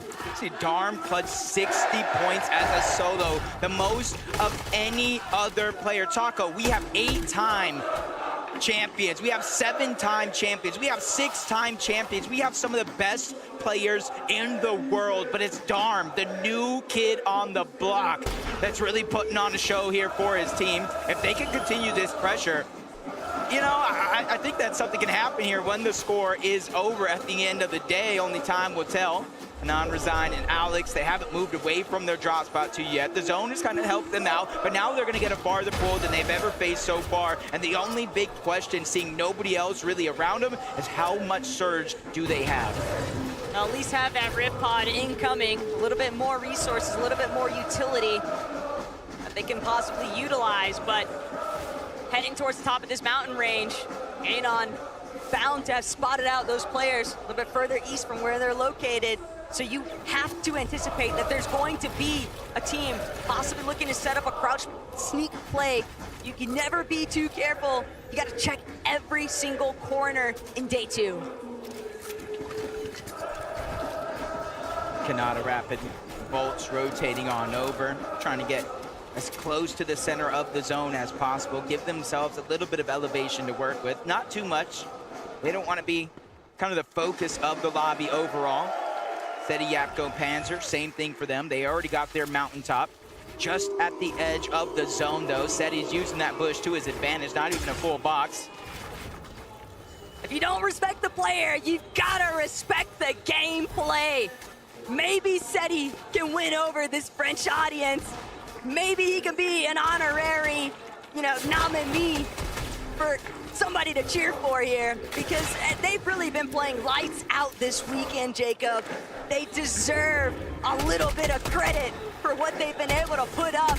But right now, it's all about Anon, Alex, and Resigns trying to shut down Seti, Panzer, and Yapko. They don't want to allow him to find any sort of rhythm. Yeah, it's going to be tough, though, because you saw that stat. Yapko, with 2 different versions of the AR, he has the most damage in the lobby, making sure that they can play these games out with flexibility. They can play these games out with space and positioning, because he is making sure they are almost always above that Storm Surge threshold. And it comes from positioning like this. Remember, Taco, they land at the Kappa factory all the way towards the east, so they're making their rotations a huge focal point of their game plan. As we jump on board, Clicks, Higgs, and Iyamso still rotating in from the north side of the map. They're being trailed by King Phaser and PHSIN, which is not a comfortable feeling, because King Phaser and PHSIN love to fight. And it's not only that, but look at how much material they've been having to burn on their way in. Not only that, but they're also just announcing to everybody else inside of zone already that's looking back, oh, there's walls going up. Oh, there's definitely at least one team approaching us from the flank, so they don't even have a chance to try and even posture more towards the inner section of that edge of zone. And Phaser King PH in, that is the last team you want behind you because for the reasons you just mentioned, Jacob, they love to fight. And they do so as a full trio. So it's almost like a hope for Clix, Yamzo, and Higgs or any other team positioned nearby that they're above the damage threshold, because that's one less aggressive team that you do have to worry about. But you're seeing when it comes to our top 10, 2 more teams have went down. Still got Malibuca's team alive, 332 points. He's only 2 points down from 8th. 2 more points after that for 7th. A little bit more of a run to get into the top 6, but with that player and team already down, it's a realistic chance. Uncontested has proved to be fruitful, but oh my gosh, the Dexter strikes somehow, some way. Panzer, Yapko, they're both down. Seti, the invitational champion, has to figure out a way to fight back, but that Trade's on the other side. Visual diminished, they have to be nearby, and especially now more and more teams are closing in on the distance. Seti has to figure it out, and he gets denied. There's just nowhere left for Seti to run, and Prince is going crazy.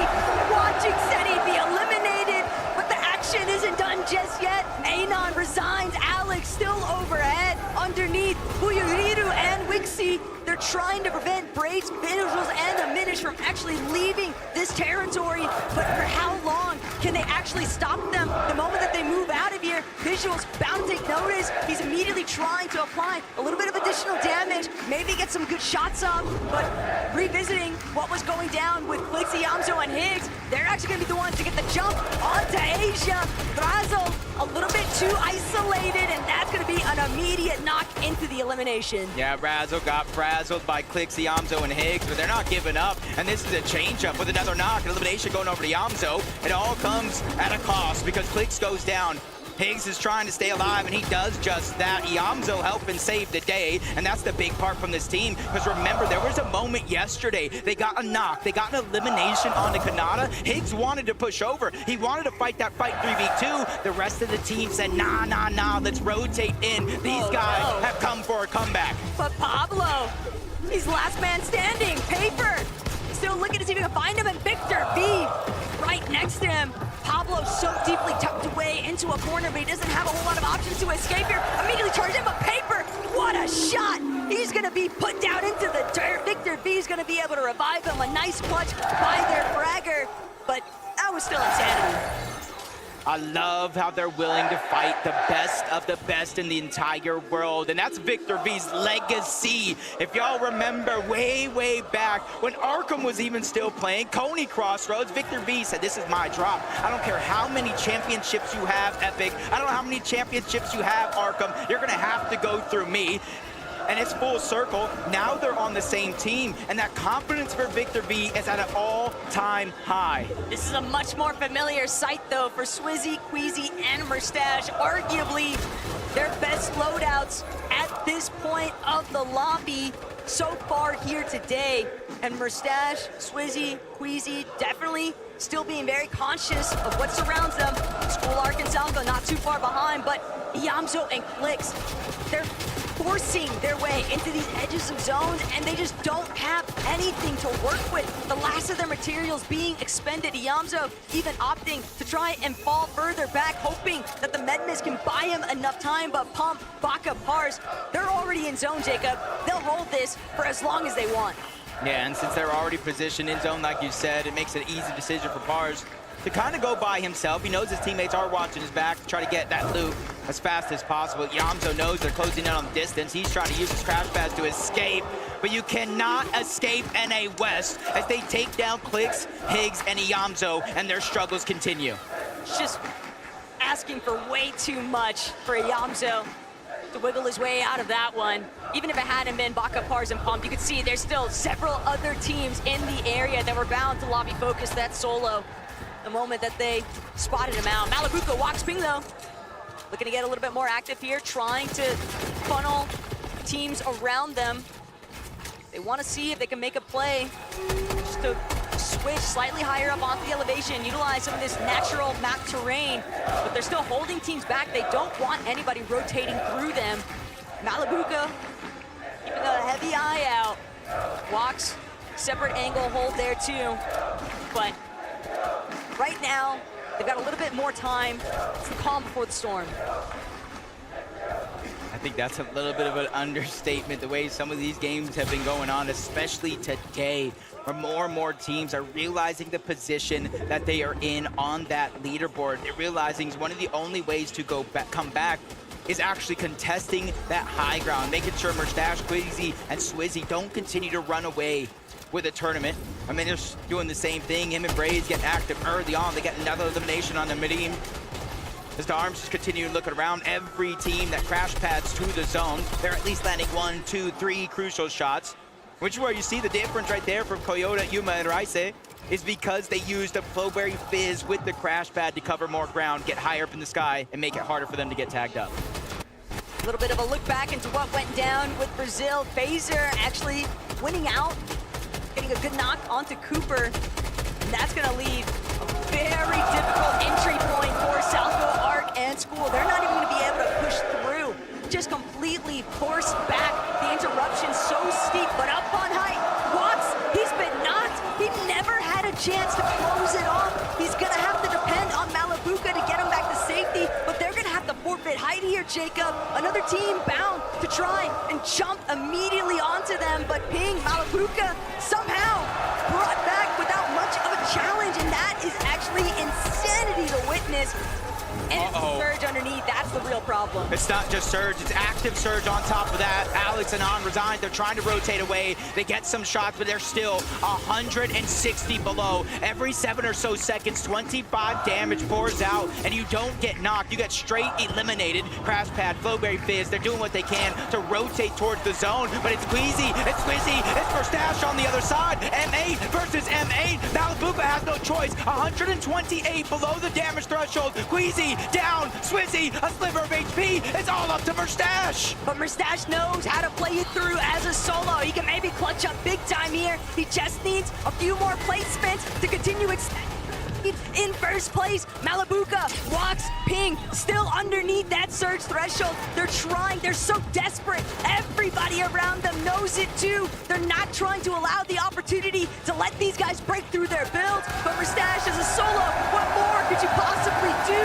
He's still buying points. He just needs players to fall around him. I feel like if anybody could start to make this clutch happen, it's him. They are above the damage threshold, but no Queasy, no Swizzy. They're not in this lobby, and that means a new team is able to claim that high ground. Pixie, Vanya, and Marius.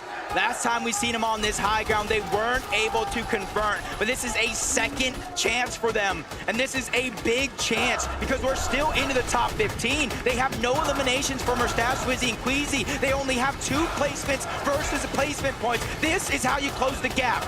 They're certain to have seen what that elimination feed looks like though, but Demas, Darn, Pigs, seeing them control the low ground comes as no real surprise, but they know they've got to keep a hold of that front side. They're immediately going to start making their way towards it, but they still got to be careful. Height overhead, Mustache is a solo. He'll be forced to drop to ultimate low.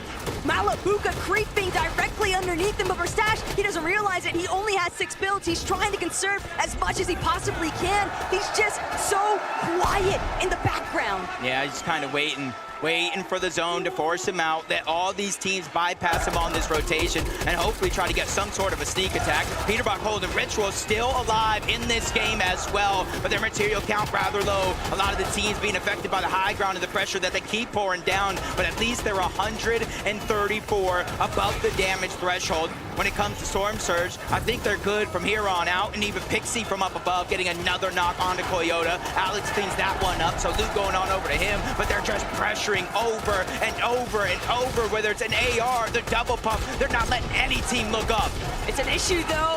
Anon, Alex resigns from the low ground. They might be able to pick off Yuma, but they gotta worry about Pixstar and Demas, who've essentially cut them off. They've completely surrounded Oceania. They're gonna be the ones to overtake the front side of zone now, and with Darm leading the charge, spraying back next to Pump, Pars, and Baca, but no one dares to challenge Poland underneath.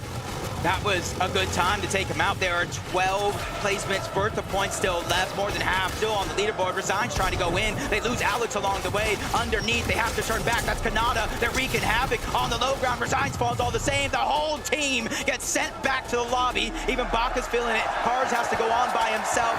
Vanya's taking down Peter. Nobody has had a chance to look up. They're denying opportunity after opportunity. Marius, Pixie, and Vanya could go all the way. Without Acorn or Queasy in the lobby, we knew Height was probably going to default to Vanya instead, but darn, Themis, Pix, they refuse to give it up. They're still looking to bring this one home. Kanata has a solo, Marius with another elimination, just carrying all of the resources back to his Tarper. Vanya down to his final couple of builds, but thanks to that refresh, a little bit further, he can extend that Height take. Pixie thought he could maybe drop. He's got Marius right next to him. They're causing so much catastrophe, but Pixstar and Demas, that's a fight they might be willing to take. I could count on one hand how many healthy teams are still left in this game. Kanata has no shot. He's trying to get as many placements before he eventually does go down. Vanya, I'm not sure what happened, but he gets knocked. 2 players up on the high ground. Sphinx trying to battle back, but Pixie gets dropped. Marius falls as well. Pixstar and Demas, the underdogs, are looking to take it all because they might be one of the only trios left in this lobby, but I spoke too soon. Darm goes down. They have to get the revive. They're the only team on the low ground in the zone. Sphinx and Shadow, they don't have a chance. They can't push through. They know they need to find a way to break open, but Darm, that's a big shot. That's all that they needed. Phaser, last man standing on Height. Pig still trying to see where's this last player. He's looking to chop out Phaser.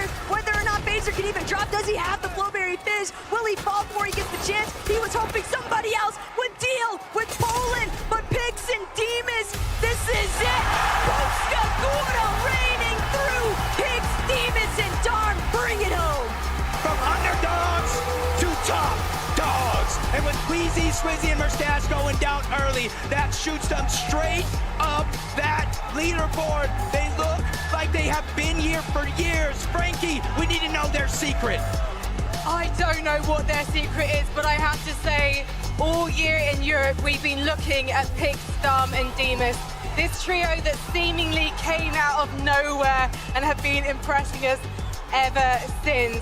I mean, this has been just an incredible event for you so far, Dom. Yeah, it was incredible, to be honest. Like, I mean, Southwest Globals, when we played this good, it's crazy. And tell me how you've worked on your game through the year, because when we first saw you competing in Major 1 as a trio, you were so aggressive, and now you know how to not over-aggress. You know how to play the game right through to its end. What have you learned along the way? I mean, we worked with our coach Sven, so like we learned a lot and what to do and what to not do. But he's taught you very well. I have a huge question, but just before, je crois que Avoc a beaucoup de fans ici, faites du bruit!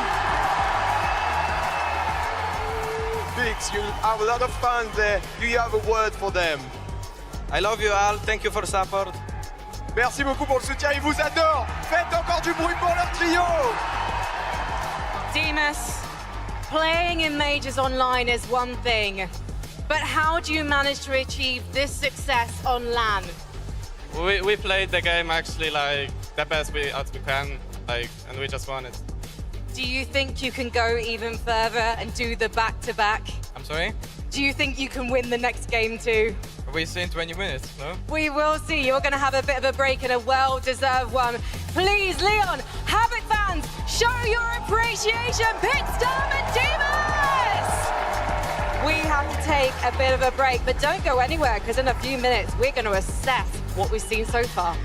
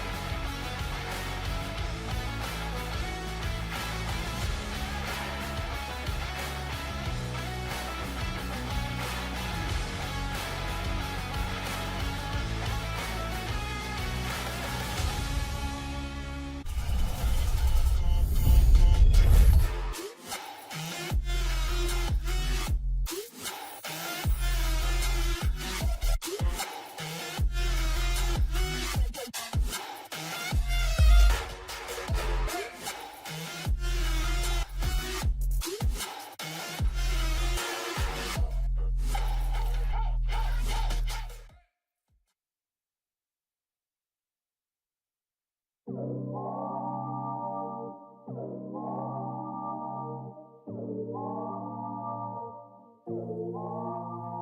you get scared? Do you feel lost? I can smell fear. I've been there before, but you made it through the storm again. You did it on your own again. Goosebumps in your skin. Do you feel what I feel? I'm waiting on you to notice that you got what you wanted. We don't got time to cry right now. Only got time to focus. 2 hits on a wait list. I was armed and dangerous. Take a shot, leave him faceless. I was armed and dangerous. On a whole different level. I can see why they hate. I was armed and dangerous. I was armed and dangerous. You should have noticed. I've been focused. You should have known I'm locked and loaded. You should have noticed. I've been focused. You should have known I'm locked and loaded. Better watch your back, cause we aiming at your head. I don't need to pick me up and I don't need a rest. Knock down, top down, hit him in his leg. Pull up with the trio and my eyes all red.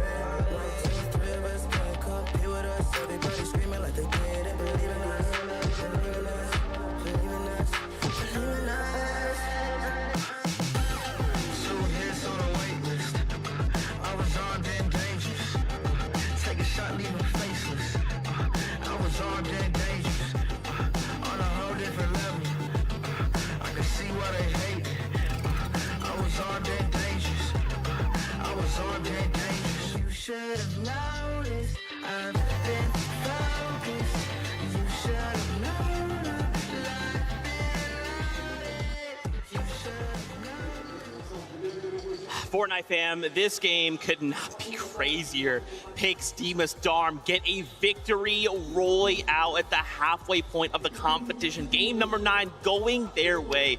It is getting more and more chaotic. Kelly, I cannot believe with only 3 games left to go. It feels like in some ways we just started the competition. And in some ways, I wish we could just start over so we didn't have to, this is game 12, then start over game 12. Like just keep doing that. I don't want this to end. Well, speaking of starting over, I want to start over from day number 1. Actually, the 3rd game of that day, we saw Pix, Darm, and Demas in a very similar position. They were front low zone or low ground, making sure that they're kind of taking some peeks, not really going on the aggressive like we've seen. Unfortunately, though, the team that was on high ground was Queasy's team. So although they weren't able to get the victory royale in this game, to see them make just those tiny little adjustments, understand what they need to do to take down the high ground team, and then come out on top, that's what I love to see. I love watching these guys play Fortnite.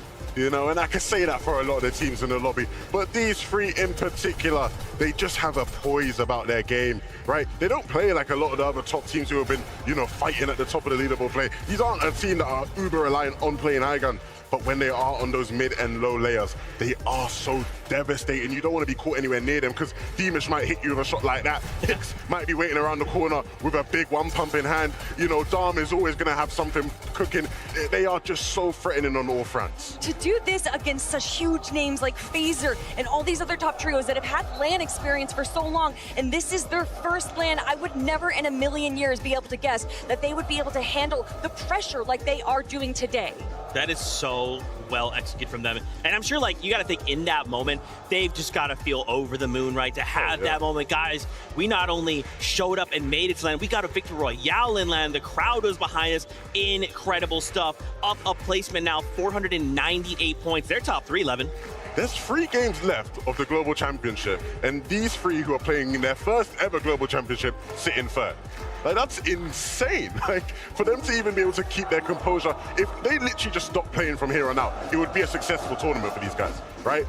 But there's more for them. There's more to come. They're going to keep fighting till the end. Dude, it's so sick. Okay, we're going to go back to those standings in just a moment. First, just a reminder, we are at the halfway point, which means we've let our players out. We've got to give them some time to calm down, collect themselves, prepare for the last half of today. and then we'll get back into all the action. As we turn attention back to the standings, these numbers are getting smaller and smaller, right? This is going to start coming down to the wire. I also wanted to note, Canada, Rapid, Bolts, not a big deal, but moving up a place, that's right, NA. We're getting closer to the top. Well, if we're talking about closer to the top, though, I got to look at Vanya, Marius, and Pixie. The last hope to make this a close competition against Queasy, Mustache, and Swizzy. And honestly, if anyone can do it, it is this trio right here, holding down at OXR, but making sure that any opportunity they can get on height, they're going to take that away from Queasy. I'm very excited because these two teams have been involved throughout the year in EU of writing the story of FNCS majors, and I trust these two to write a good ending here today. Queasy's trio didn't have the best of games there going into the halftime show. It was a great opportunity for Pixie, Marius, and Vanya to start to close the gap. And although I think you could say they did a great job of taking that opportunity, there was more they could have definitely got out of that game that they'll look back on maybe in regret moving forward. I do appreciate, though, you can see that those mats are getting low. They understand that there's still a lot of viable teams in the low ground there, so they probably shouldn't be able to hold an extreme height like we've seen other trios do. So they drop down, try and get as many refreshes as they can. Unfortunately, didn't go exactly their favor, but still, I appreciate that effort. And the thing I loved, right, is obviously all the players came off the stage. Vanya walked past, still looking cool, calm, collected. He gave me a little cheeky smile. He's like, Evan, we're coming. That first place slot, it's not safe just yet, Queasy. Oh, man. Well, you brought him up. We might as well talk about him, right? Queasy still in that #1 spot, at least for now, right? Continuing to hold on. You know, again, I kind of talked about this earlier, about a game or two ago, but the fact that we haven't seen them have that game yet today, right? Today it's kind of just, hey, let's just kind of hold on, let's just stay the course, let's just make sure we're kind of trying to min-max as much as we can with what we have.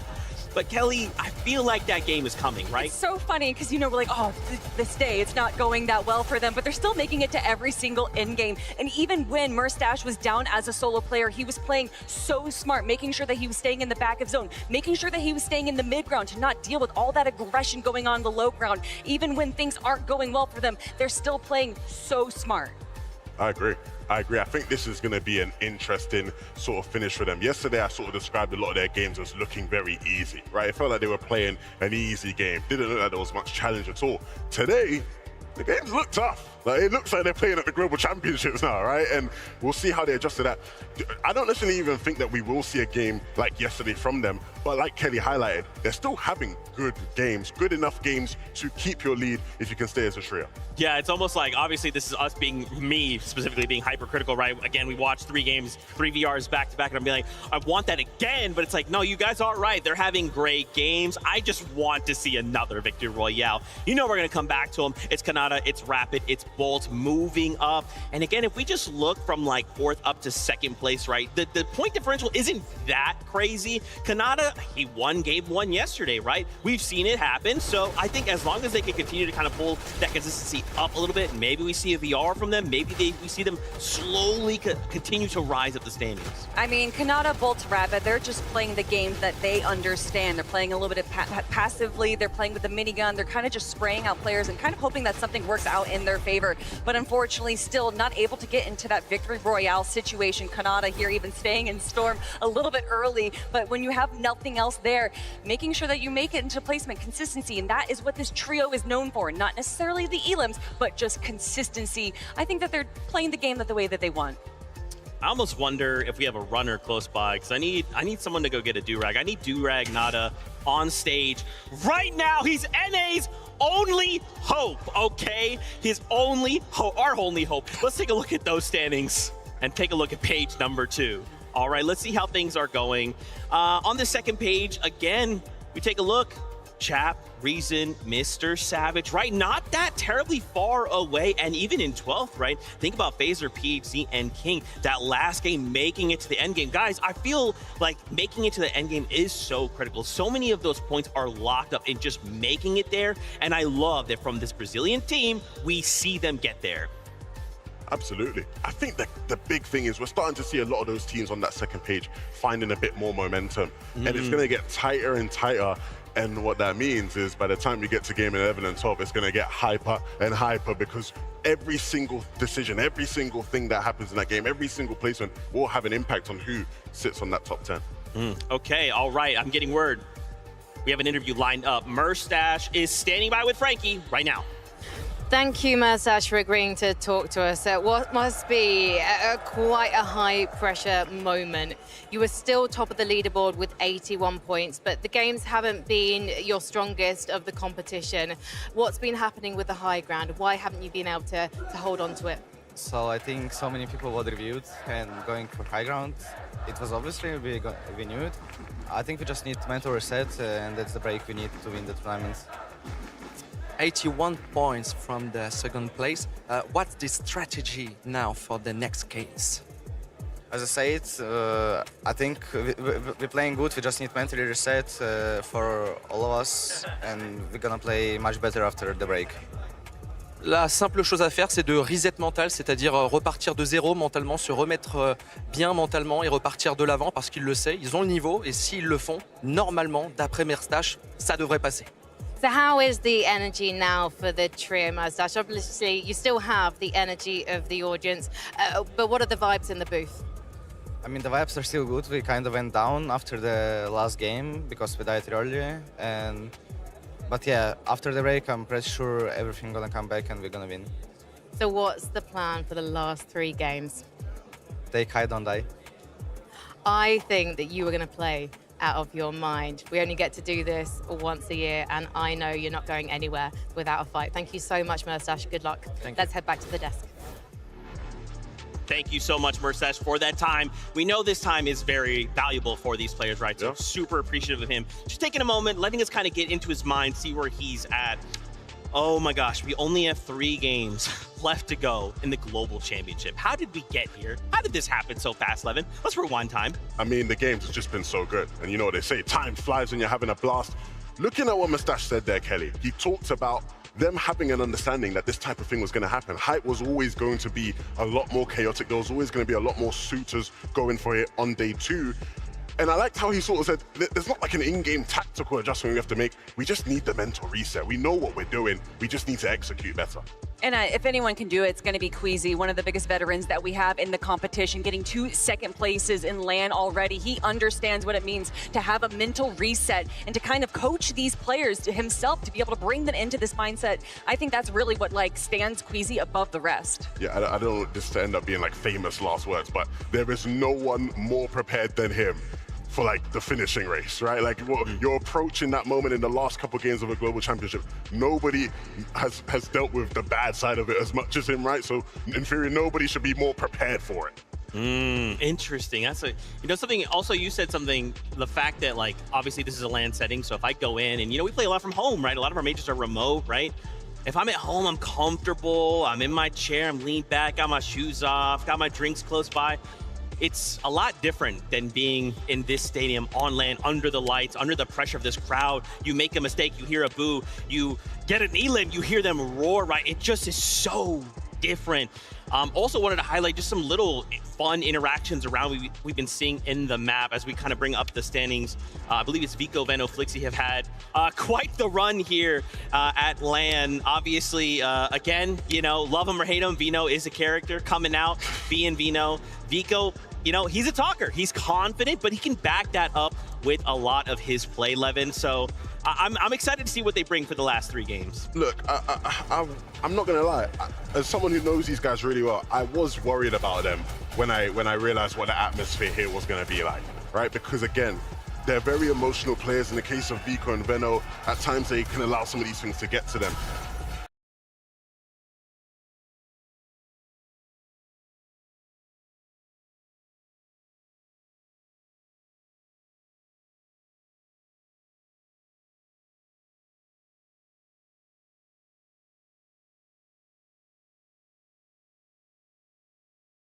At times it's been difficult not allowing that noise to really get to them, right? They're able to stay locked in.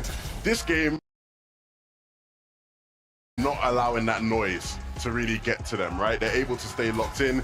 This game, unfortunately, was not a great example of that, right? So really just put them to sleep.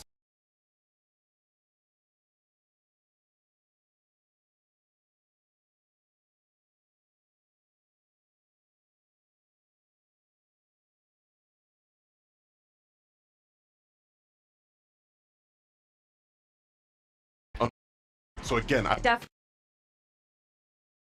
by with Go. Toi aujourd'hui.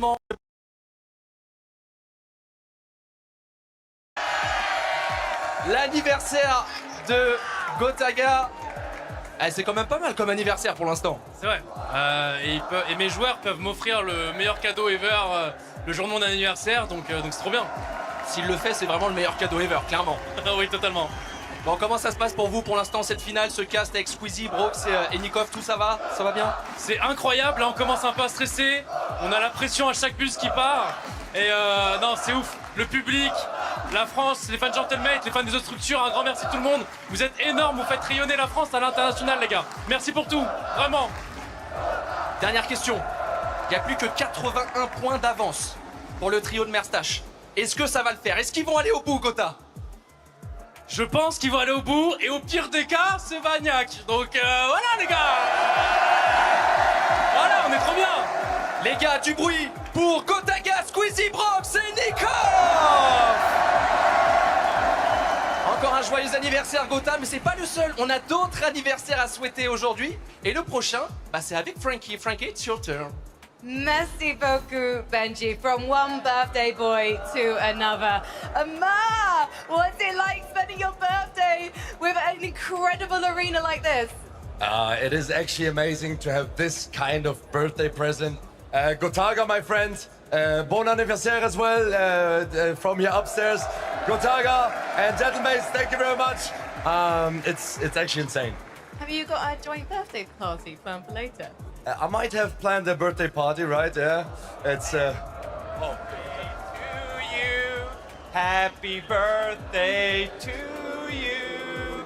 Happy birthday, dear Amma. Happy birthday to you. Now, Amar, make a wish. Wish for your favorite player. Who is winning the 2025 Fortnite Global Championship? We don't know, but it will be whoever Amar wished for. And he's going to tell me in just a moment. Okay. Can I just do one thing quick? Absolutely. Gentle! Gentle! Gentle, gentle, gentle! Let's go! Thank you very much. Happy birthday, Amar. Who wants some cake? Well, I think we're just gonna go and we're gonna go and have some cake here, and you guys enjoy this. The trophy lift's the best part of any LAN. Hearing the crowd cheer you on and casters, even the pros. كاس يعطيه زي ما تقول جائزة اللي هو يستحق التعب اللي هو سواه. Yeah, a lot of players dream of lifting the trophy at LAN. Yeah, raising the trophy at LAN was definitely the highlight of my career. Hearing all the crowd and all the people yelling when I walked out, that's an experience that I won't even pay to do again. It was just such an amazing feeling to complete the dream. The best moment of my life, 100%. Honestly, lifting the trophy at LAN, there's nothing I can compare that to. I don't know if I'm ever going to feel anything like that again. The trophy's looking clean. Yeah, that's a really looking trophy. I mean, that trophy's 10 times better than my... شعور اني فزت 4 فنسس ولا قدرت اشيل كاس شعور غريب شوي. يجيني شعور داخلي ان ليش انا ما رفعت كاس الى الان. I really want to lift the trophy. Hopefully this year I can finally lift it. I think winning online is 100 times better than winning online just because the atmosphere, the experience, the fans, and the trophy lift. Everything at LAN is just more exciting, more fun, has more eyes on it. Yeah, it 100% feels like this every time you go in the LAN. You just chase that feeling over and over again, clutch after clutch, win after win. I don't think anything in life could make me more happy, and I also want my teammates to experience it. Like I said, I mean, it's such a one-of-one feeling. If it's not a win on LAN, then it doesn't really matter. So to win here at Global would just be a great feeling on the moment, honestly, because it's something that I've had on my list for a while now. Winning an official Fortnite LAN would definitely be the craziest moment in my career for sure. إذا تيم مدريس رفع الكاس وفاز بالبطولة بيرفع اسم مدريس الأعلى مثل الجمعية هناك. I think it's just gonna be a beautiful addition to the collection. I've already won before with a different teammate, so I can win again. A lot of people said I'm an underdog, but I showed them up. إني أتشوق اللحظة إني أرفع فيها الكاس.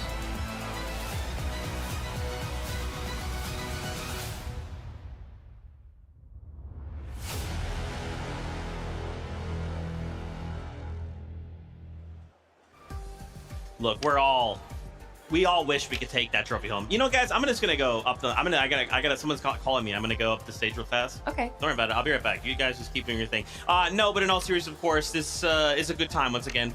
Players are currently, we've taken a break, right? Getting that mental reset, and they'll get back into the action as quickly as we can. Seeing all these players kind of talk about that trophy, this just means so much, right? Like, obviously, prize money's awesome, right? Life-changing amounts of stuff. But like a global champion title and a trophy to kind of forever cement your accomplishment, dude, that's what so many of these players, they chase. And there's players, like, there's just so many different situations when a team comes into a LAN setting like this, whether you think that they're the favorites to win it all or they're the underdogs and they somehow come out on top, and that it just inspires so many people, so many players. And I always like to ask the question for the winners, what do you want to say to people that want to be like you, and the inspiration that they have, that they want to just show to all the kids watching, essentially, that this can be them. I mean, you look back on those previous winners, at one point they were starting new in Fortnite, and to be able to focus themselves, to be able to climb up all the way to this stage and then grab that trophy for themselves just means so much to not only them, but to all their fans watching as well. Oh, like Kelly's hyping me up right now. Again, you hyped up. I want to run through a brick wall right now. I'm ready to go lift that trophy myself. I mean, I wish I could. Maybe not this year, maybe next year. Look, you're spot on, Kelly. The euphoric feeling you get from being able to step up once the competition is done, all the lights shining right on you, you make your walk to lift the trophy.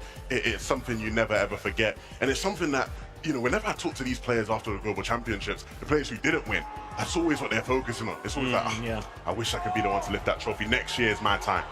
For me, in esports, I always talk about the story, and right now there is a beautiful story building, going all the way back to the Invitational, Cammy and Seti versus Queasy and Vino. The story that everyone said saved competitive Fortnite was Queasy and Vino landing on Cammy and Seti, and although it didn't go their way and they got second place, that cemented them in competitive Fortnite forever. And then you go to last year, where we think it is going to be an absolute stomp of Pollo versus Peterbot, but Queasy says, nah, I'm gonna make them earn this win and get second place once again. Full circle, we are here now, back on the global stage, and Queasy finally has that first place spot in his grasp. It's right there. It's right there. Hey, this has been a story building for 3 years. Now, obviously, the person right behind him, on his heels, right, is Vanya, saying, hold on, Queasy, I've got the crowd behind me, don't get too far away. Now, obviously, you can see the players are starting to get back on the stage. They're starting to take their seats once more. We'll get back into games as quickly as we can. But man, oh man, tension is building for sure. 3 games, and now you have to start asking the question, now that you guys have had that mental reset, what is the game plan? At this point, this is a brand new competition. You have 3 games. Whatever has happened before now does not matter. We're either playing to try and take away first from Queasy, or we're trying to play to get a top 10, because that is life-changing money. You leave it all out on the server. 3 most important games of your Fortnite life. Yep. You have to do whatever it takes, as crazy as it sounds. But what is whatever it takes? Are we going to see what we saw in Major 3 for the North American Championships? Are we going to have the second place team land on the first place team? Are we going to see some crazy rotations? We've also seen teams change up their drop spots in the final moment. Is that what's going to happen? And it's not just fighting for first. We keep talking about first place. That is where the glory is. However, all of these teams are making sure that they can climb up that leaderboard, grab the bigger piece of the pie, because everyone here is fighting for notoriety and fighting for that prize pool. Absolutely. I mean, look, we always speak about the top surprising players who have performed. You know, your placement here might catapult your career in the next direction. I look back to last year, right? A lot of the players who didn't win, but ended up becoming sort of stars in the world of Fortnite. There are guys like Wox, guys like Bolts, right? They didn't win the competition, but everyone left the competition talking about how they performed. You want to put yourself in that category, someone who people are talking about for months and months after the competition. It's only a catapult, right? From this point forward, regardless of where they end, I would say at the end of the day, these guys have made the Global Championship. This is the biggest stage possible. These are some of the best trios in the world. And now, like what you're saying, right? To say, let's just get into the top, let's place top 5. Instant respect, instant street cred. How many of these trios are looking to do that? And that's what I'm saying, man. 3 games, let's go. Kelly, I mean, let's get crazy, right? Everybody in the lobby, let's just go land Queasy. Let's take him out. Let's try and close the gap, and then everybody kind of walk around. Why do you say Kelly? He's trying to put that on me right now. I don't think Queasy's going to be a big fan of you guys anymore. I mean, everyone, you can't be having none of that. I mean, look, If you ask him right now, he'd say, yeah, they can do whatever. We're ready for it, right? Because that is just how stone cold he is. And we'll see if in these next 3 games he really can solidify himself as the greatest IGL of all time. But we can't count out the rest of the teams in 2nd and 3rd and 4th place. We saw game number 6, Pablo Wingo walk out with almost a 200-point game. So much can change if you're able to grab all of those eliminations, if you're able to kind of control the low ground while Queasy's sticking up high, making sure that he's just staying alive. There is still a chance, there is still an opportunity, but with 3 games left, Zeke, only time will tell what's gonna happen. You gotta think the pressure's gotta be through the roof. Think about coming into day number 1, right? Oh, you know, LAN, here we are, my friends, my peers, this amazing crowd. Pressure's on. First half of day 2, hey, maybe we're doing well, maybe we're not, you know, whatever. The last 3 games, this will be it. Pressure is through the, even just looking at Queasy, right? Can he handle that pressure with only 3 games? When I look at Queasy and even how he was from the beginning of day 1 yesterday to where we are right now, he looks the same. He looks locked in. It looks like, hey, I'm putting up as many walls to keep this noise out as possible because I know what I came here to do. I just have to do it, Levin. I mean, he's not going to give too much away. I'm sure thoughts will be racing through his head, but he must remain stoic. He must remain ice cold, especially when you're the leader of the team. Yeah. Right? Swizzy and Mustache, outstanding players who look to him for guidance and leadership. If he starts to look shaky, if he starts to look nervous, it might impact them negatively. Again, these are the types of things the best leaders in our game have to do. Man, both Rapid and Kanata, joined by Higgs, Clicks, and Iamzo, holding up North America, making sure that they are not kicked out of that top 5 and top 10 respectively. But honestly, you were right at the beginning of the show, Levin. EU is on top right now, but which of the EU teams will come out on that top? You know, I'm actually curious. I saw out of the corner of my eye there, Vico, Ben, and Flixie, right? They're about 100 points behind, but one good game, like you said, Kelly, could change everything. With that being said, why don't we go say what's up to our casters to get things started? Thank you guys so much. This is the final stretch, the last leg of day 2's competition here at the 2025 FNCS Global Championship, Jacob. And anything could happen because that top 2 started to get uncomfortably close. Yeah, anything has happened already. 185 points to start the day. That was the lead from Queasy, Swizzy, and Mustache, and it has been decimated. Only 81 points separate 1st and 2nd place. You got to give it up to the EU teams all weekend long for performing great, but the next game is ready. Let's get right into the action.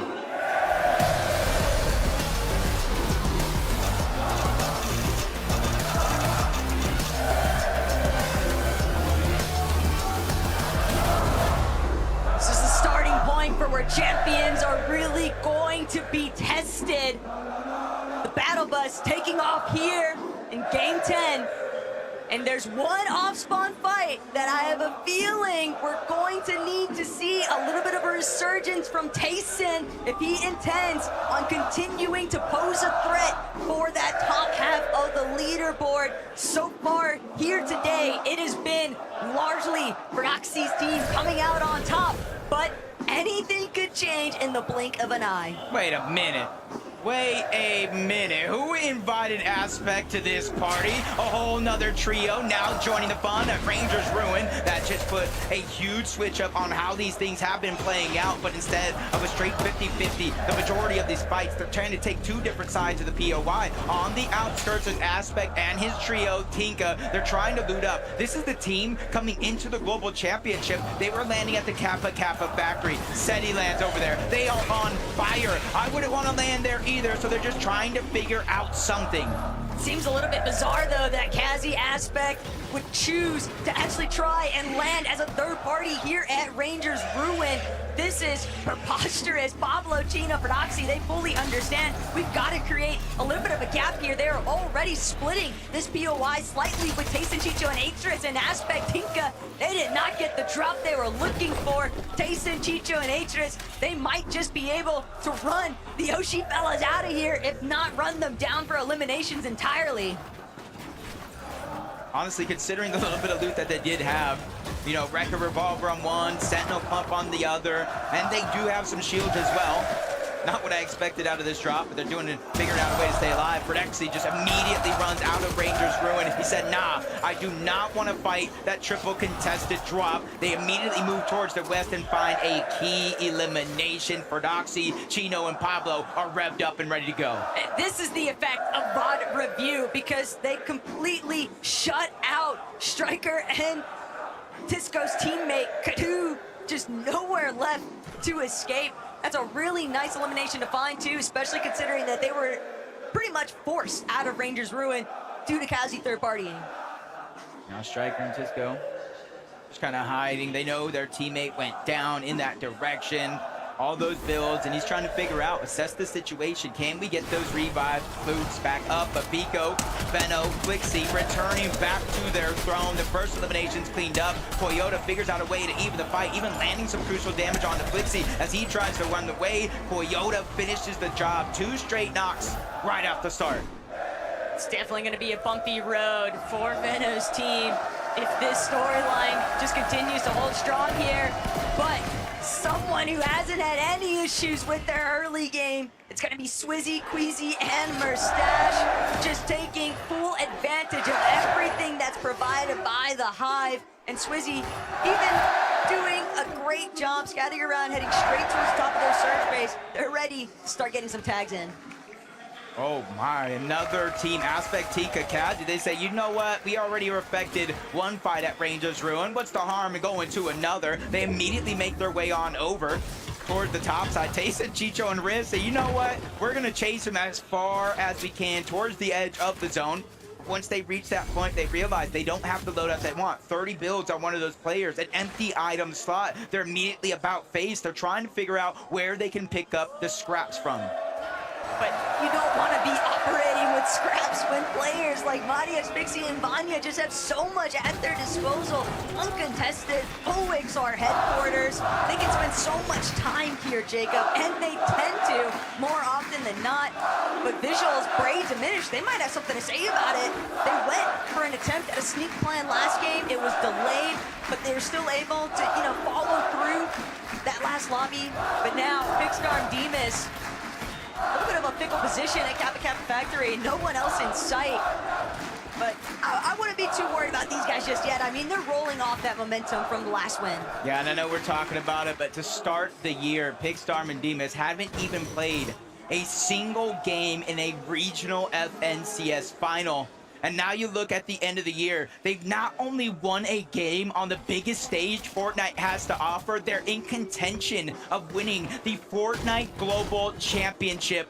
If I've ever seen a Cinderella story, this will be one right here. But they have so many juggernauts in their path. Not just Murstache in the trio, not just Pixie, Vanya, and Marius, but Seti, Yapko, Panzer, Kanata, Bolts, and Rapid as well. But something that took place in the last lobby, Jacob, is that we saw many of our top 10 players on the leaderboard getting eliminated early on. And Pollo, Agers, Acorn, well, they're still looking to try and break into that in the first place. Ager is going to find the first elimination onto Wixie. And sure enough, Gentle Mates letting everyone know just how much they support seeing Pollo prosper as he continues trying to apply damage, trying to apply pressure. Alex nowhere left to run, just getting shot at from every direction. Agers, Acorn, and Pollo, that's been one of the biggest thorns in their side. They kind of thought they would have multiple teams in the distance from Demon's Debris that were building surge towers to trade shots with, but they're getting pushed. They're forced on a roulette drop spot and having to force a fight just like this. So a huge change in the game plan coming into the weekend, but Pollo's not going to slow down. He doesn't want to stop or be denied this opportunity. Acorn picks up that elimination onto Resides. OCE is out of this lobby in game 10, and that's continuing to build the confidence for Pollo, Agers, and Acorn. And the main reason why they're even pushing this far south is because the team that they've been typically trying to establish a little bit of surge trading action with, FKS, Hero, Halad, they have not been faring well off spawn. And so with that trio being eliminated, well, Acorn, Agers, Pollo, you've got to look elsewhere. So where do they end up? Tackling Alex in on Resigns. That might be a recurring theme. hard to tell just yet, but they still got to make up for so much lost time, and they're not the only ones. Yamzo, Clicks, and Higgs. We've seen just how stone-faced they have been between each of these lobbies. They were starting off day 2 in that 8th place position, but they have been getting pushed lower and lower in that leaderboard. Yeah, more and more teams choosing to rotate early, not giving them the surge that they were looking for. But back to this fight here, it may not be off the drop on this spawn, but they're all looted up, ready to go. Back at Ranger's Ruin, Tayson looking across, Pablo's there, but he's gonna go ahead and try to disengage as far as possible using the crash pad, even if that means going further and further away from where the zone's actually at. And you can see why Gapseta, Way, and Scarpa have been third-partying Ranger's Ruin all weekend long, but they have that awareness to watch out for it. The difference, though, is that they've been third-partying a weekend Proxy or a weekend Tayson trio, and now they're having to deal with Proxy, Pablo, and Chino perfectly healthy and ready to strike. Not only that, but they're still also tangled up with Tayson underneath them. Ping with Malabuka, though, on the ropes here, trying to see if they can battle their way out of this box fight position, but Kappa Kappa Factory, this is all just spilling over and against them. They're seeing whether or not they'll even have the opportunity to go for an immediate fight here, but Victor B, he's immediately cranking up onto height, just all stuck inside of these early storm ticks. Yeah, he's gonna knight with Paper on the top side of this fight. Epic Whale kind of stuck down below as a solo, but with Paper and Victor B being a distraction, Walks is gonna get dropped down to only HP. Epic Whale is moving up that high ground. They finally figured a way on the side of Malabuka, Walks, and Pings to converge into the same box. But this is their chance now with all those extra hills. This is their original Surge base. Just try to sit towards the middle and figure out the plan for Epic Whale, Victor B, and Paper. So that way they can try to make that smart move. But Victor B, Paper, Epic Whale, they're just gonna go ahead and disengage on out. They got that early Storm Surge damage, and now they just want to beat teams on that rotation. Just looking to get a little bit of space creation here. Because eventually, Ping, Malabuka, and Watts are going to have to move from this position, but might have been a little bit too ambitious, trying to just crash pad out directly in the line of sights there from Watts, Malabuka, and Ping. Of course, you're going to eat some damage in exchange. Poyo, Agers, and Acorn. Not only did they get their Demon Debris Medallion, the mythic weapon, they got the eliminations onto Anon, Resign, and Alex. They immediately moved towards the eastern side of the map. One of the only teams on this side of the map having access to that bunker, and they immediately take it. And this is where they start to replenish everything from materials to resources, their loadout. And since they're ahead of all these other teams in that path, they have the time to go ahead and continue to rotate towards the north. Same thing for some of these teams that are working their way from the top down. Savage Chat Reason, even though they are missing some shields, it's in the name of Storm Surge. Taking those shots, taking those chances, so that way they don't have to worry about it later in the game. So Savage, Reason, and Chap are going to have to dig deep here, though, Jacob. They took a way too early departure in the last lobby, and having been chopped just now. Fortunately, Chap, Reason, able to utilize some of that Flowberry Fizz, their Surge base, obviously stockpiled with more than enough resources, so not too heavily in danger, but at the same time, fully aware of the fact that teams are looking to try and catch them slipping. Yeah, for that team that knocked down, even though they survived, it's like, do I invest the resources, build another Surge tower, or do I just try to rotate? Chino, Prodoxy, Pablo, one of the more aggressive teams in the lobby, especially Chino. The most eliminations in all of the Fortnite Global Championship so far when it comes to individual players. And guess what? Let's add one more to that total as Gapseta goes down, and that's a little bit personal. It's not just for the points to catch up on the leaderboard. It's not just for the Storm Surge. It's just to shoo that fly away from their picnic. That's really all it's been, kind of just that gnat in your face. They won't leave them alone, but you know what? For Prodoxy, Chino, and Pablo, when they've actually got some materials and a loadout to work with, this is the last team you ever want to get caught up with in a box fight because they have such a commanding presence in those aggressive instances. Yeah, here's just that. We might have missed it, but Chino's gonna make sure we do not miss all the action. That was only his first elimination. We saw this one on the Gapseta. He went back to back with a little bit of help from Fred. Why'd that look like a little edit course, though? He's just like, this is just another day for me. Like, another day at the office entirely. But King, PA's in Phaser, scouting out the area. Never want to leave yourself too overexposed, but for Noxy, no intentions of slowing down just yet. Now, they can finally enter this fight. Tayson has been knocked. Chino, once he gets going, it's like impossible to shut him down. And Chino, side by side, racking up the eliminations, several now to boot. That's just on his own head. Noxy and Pablo also rocking their own individual eliminations, but they are a little bit hurt. They do have so much to bring themselves back up to full HP though, Jacob, because of these win outs on their fights. Yeah, even after taking down Tayson's team, you still see Focus, Upple, Mixon, here, Tinka Aspect, and their trio were there at one point or another, but they immediately saw what was going on and said, hey, it might be better for us to try to go to the zone, worry about Storm Surge a little bit later. At least there's two teams we could try to look back on and try to focus. Fred underneath, along with Pablo and Chino. They're just trying to assess the situation. They know another team is up there. They just don't know exactly where they're positioned at. After yesterday, Upple, Focus, and Mixon, we saw opportunities for where they were able to shine, but dealing with a team like Noxy, Pablo, and Chino, it's usually not worth sticking around. Better to just prioritize the positioning, shoot out the crash pad from behind you, but both these trios just gonna head their separate directions, two different styles of rotate. Ooh, it might not be the biggest upgrade for them, but they are going to be able to replenish their crash pads if it does spawn out. Maybe upgrade their Sentinel pump if it does drop as well. 3 different ones, but that's what they get. A little bit more loot to work with once they get that rank upgrade. And it's only a B rank though, so you can see the kind of the slow play, no eliminations, not necessarily their game plan though. I like this dead side wraparound though from Seti, Panzer, and Yapko. They've got early surge already locked in, so they're gonna opt to already make a direct line in towards the elevation of the mountain range and potentially push back other teams that might be looking to try and rotate a little bit after the fact. I can agree with that. Takes in Yamzo. This time around, the zone pulling towards the north, which means they kind of have the luxury to be able to sit in their base.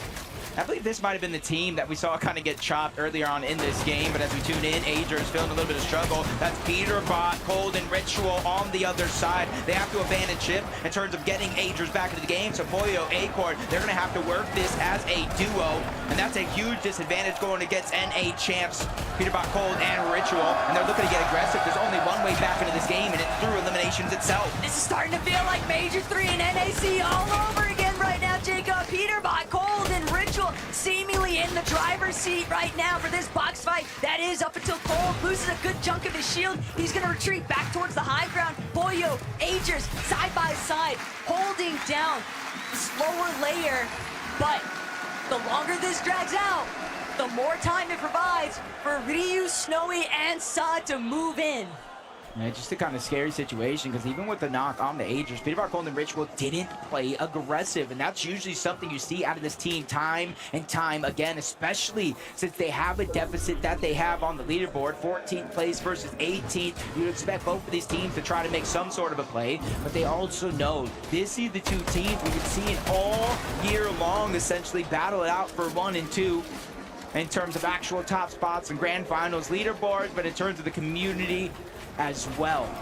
But Pollo and Peterbot, Jacob, they were just global champions. They did that together. And now, here today, both of them going on huge recovery tours just to try and bring themselves back into contention for top 5. But Peterbot, Ritual, Cold, they're just continuing to push themselves up the cliff face there. I have to check back in to see whether or not Acorn Pollo even decided to pick back up on that engagement. But for right now, Reason, Chap, this is dangerous. They've got Chino, Noxy, and Pablo trailing them, and they've already lost Mr. Savage. They want to play for the reboot, but they've got to deal with Hero first.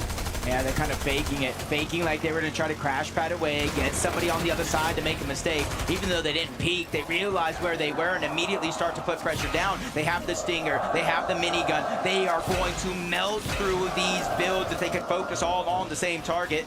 For Reason and Chap, they are 1,300 damage above the threshold, dropping down to 1,100, but they have more than enough to focus on trying to get Savage back into the game. No other team, or at least not many, can say that they have that amount of comfortability. And so for Noxy, Chino, Pablo, they're just going to continue to try to rotate, use the Flowberry Fizz, use the crash pad to get out. We can Get a chance to look in and see what happened. Mr. Savage just too preoccupied dealing with Halad on the other side of his wall. Doesn't get a chance to close off his back tarp. That is a big play to come into fruition there. It's going to be a huge setback too for Chap and Reason to try and bring it back. But Marius, Pixie, Vanya, they've got so much damage right now above the surge threshold, Jacob.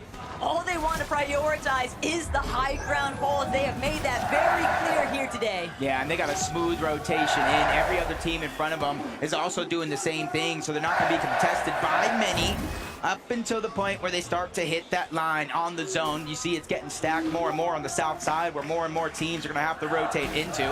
On the whole northeast side, there's 3 teams stacked up. Malibu, Pings, and Walks going to be one of them. Day 2 today, their run has been impeccable. 345 points, doing their best to close the gap as much as they can, but they're kind of in a tough situation here. Talked about 3 big teams all around, ready to fight if they make a mistake. And they're all going to rotate out first, beating Malibu, Pings, and Walks on this rotation. Smart that they're not trying to overcommit. Talking about overcommitments, Chap sees FKS. They were trying to bring him back into the mix, but Chap taking full advantage of the situation, just bragging out entirely. FKS, the secondary elimination there. And that is exactly what Chap and Reason needed. Breathing room. Maybe we'll see Mr. Savage back in this one. And for Queasy, Swizzy, and Mustache, this is a moment. This is a moment because they've had 2 lackluster games so far. One decently well-played one, and that 185-point gap got dropped to 81. But with still an 81-point lead, it's about a game or so. They have a cushion. They just need to execute here and now. They cannot wait, because if they falter early, that's just opening up the floodgates for anybody and everybody to start to catch up. But the north side of the zone, it's starting to pull so much congestion. Clicks, Iamzo, Higgs, they want to take over the position that Curly, Reed, and Cooper currently reside in. But they don't even realize just on the other end of that box, Chino, Pablo, Fredoxy, and you want to talk about guys who are looking for a fight. Just look at the amount of eliminations they've already acquired by 7th zone. This is one of the few teams, it might even be the only team capable of dropping a double-digit elimination win. Capable, they did it yesterday to close out the day. 19 eliminations. This is giving me flashbacks of just that. They're moving from Clicks, Higgs, and Yamzo to a whole nother trio towards the north side of the map. That's Paca, Pars, and Pump. And they have the luxury. They can wait. They can let that team make a mistake, but you're seeing Storm Surge really start to affect this lobby. Kanata, even while he's 1,500 above, finding opportunities and not trying to let them pass. They started off the entire tournament with a Game 1 victory royale and doing their best to remain consistent ever since. NA's best hope to win the entire tournament and stay inside of the top 5. They've got a lot of surge, zone, pull, rather favorable for the time being. And being in that 4th place position, they gotta hold their own. Vortex, Goofy Mountain, it could be a real threat, but Kanata just immediately pushing them back. Don't start trying to peek our direction. Still, Sphinx, Buzz, and Shadow, they didn't get the memo. They're still willing to try and cross over, but Reason smothered, trying to see if he can live. Aspect gonna be knocked though, and that's everything for Reason right now. He needed some form of a lifeline and the life jacket from that elimination. If he can get to the body loop, but no! Another team, Mixin and Upple, they're gonna take over. Yeah, just a little bit more than those siphon materials. Upple and Mixin, just like you said, they went ahead and stole all of that loot from the other loot that Reason desperately needed, but he gets tagged up. Oh my, a turnaround 180, turns and burns to take down Kazi. And I'm talking about how low of resources he actually had. Well, that siphon is gonna help tenfold. Reason knows Amar is watching. He's trying to deliver the best sort of birthday gift, and what's better than clutching up a nice set of eliminations here to keep the dream going. But Reason starting to get a little lobby focus. Some heavy hitters right in front of him, Demus, Starman, Pix. But as a solo, what more can he do? He has to stay hidden. He has to conceal himself in the backside of the zone. For Stash, he's lost his IGL. He's lost his other fragger. It's Poyo who's taken out his fellow gentlemate. Swizzy eliminated. Agers gonna come at a cost. With the double revive, they might be able to pull it off. They're gonna drop all the way down to the bottom of the mountain face, but it was too far. They weren't intending to extend themselves themselves directly outside with the zone pool. The zone pool is saving them. Yeah, the zone pool is truly a blessing for Aegis, Acorn, and Pollo, because it also stopped them becoming a focus of that lobby on that side. But with Queasy, Swizzy, and Mustache having some difficulties in this game, it leaves high ground open for none other than Vanya, Marius, and Pixie. Does anybody challenge that high ground? Frodoxy, Chino, and Pablo would probably be one of my best bets, but you can see a huge amount of resources missing. 6 HP, only finding bandages, and eventually we'll go back to 2 empty slots. There's so much metal, all these pre-existing builds, and not only that, but the shift in elevation. Pixie well overhead. He might be able to even see this team scattered through the low ground. They're trying to get whatever hidden positions they can, but Frodoxy, he runs into the wrong box. Frodoxy's immediately put down into the dirt. Pablo and Chino, they're gonna have to get it out the mud, and Pablo with the elimination onto Uppel now means that they're stuck inside the building. They've gotta break out. But this is the point in time in the game. Top 17 teams still left alive. Placement points will start to click in with every team that falls and cascade further and further, with the eventual winner getting 65 points. But in the feed, you see Chino, he's going to go down. Oh no. Yeah, that puts pain and hunger inside as Pix is now feeling that same pressure. He's gonna fall. Demas is being stuck by himself. He has to try to figure out a way out of this situation because they have no resources. Darn, they're separated just a little bit. No materials, and now the zone and somebody else moving in. But oh my, he does it again. Big Darn is gonna take down Pollo. And this is exactly why they are the prospects of Poland. Darn just doing everything he can to make the impossible happen. But Marius, Pixie, Vanya, they're just so healthy overhead. Darm is gonna meet his demise at the hands of Mustache, but Mustache just not enough gas left in the tank. He's taken out. The rage coming through, the frustration is felt. So many placement points lost. A ton of placement points lost. They got around the top 15. It is wide open if Pixie, Marius, and Vanya can figure out a way to win this game with a certain number of eliminations. For one of the first times today, we could see a new first place team. But Taco, don't let me get too ahead of myself. 2 different games today. We saw them on high ground and they faltered. This could be third chance to Tarm. But look at the amount of materials they have, Jacob. 85 builds, and that's just on Marius. They are so strongly overhead. The rest of the lobby collapsing into itself. It's cannibalizing itself underneath them. They hardly have to do anything at all. Just spray, suppress, while Pablo continuing to try and push through the storm sickness, tearing away at his back. He finally manages to get inside the zone, but they've been chopped. Pixie saves himself at the last second with the crash pad, but it's Kanata. He's going up. Marius trying to stop it. Marius brings down Bolts. There's no way he's going to let this one slide away. The win in itself is not enough for them to take first. I said they need a certain number of eliminations. Well, that's one step further for taking that top spot. And now the pressure continues. Rapid scrambling around. He has very little builds. Kanata, he is out. Not a single material left. The splashes are running out as well. Pings from M8 trying to make a miracle run continue. 373 points. It is on him for the solo clutch to pick up these points. Queasy's just a fan of everybody else in this lobby right now. He needs someone to take out height. He needs to see Vanya Boo Boo fall from the top of it all. But Clicks still trying to heal backside his own. He's got nothing left. Storm's gonna take care of him. Vanya, Pixie, and Marius, though, refuse to budge. They're not gonna let this one slip through their fingers. For Queasy, it's like grabbing a smoke, watching this lobby try to take them down. Muzz and Shadow still giving some hope. They are a fully intact trio. There's only 3 full trios left in this game. Shadow, Sphinx, and Muzz are one of them. But they're getting pressured on the other side, on the low ground by King Phaser, PH in. They're trying to run around, take priority on this zone. They have beaten Muzz up this hill, but they're focusing on the high ground. They ran out of build. It's all turning sideways. Down goes PH in. King is scrambling. He's able to get one, but it's not enough. 3v3. The eventuality comes in. Marius is dropping down. He wants to finish the fight, but he's going to go down. Vanya trying to stay up. 2 different medkits. 2 splashes left, and it's a 1v3 situation. Muzz, Sphinx, and Shadow might have just done it. All they have to do is remain fully intact. Vanya still from up above. He's got a couple of chug splashes. He's got a couple of medkits. This might be our first heal up that we are witnessing, Jacob. He knows he doesn't have any other choice.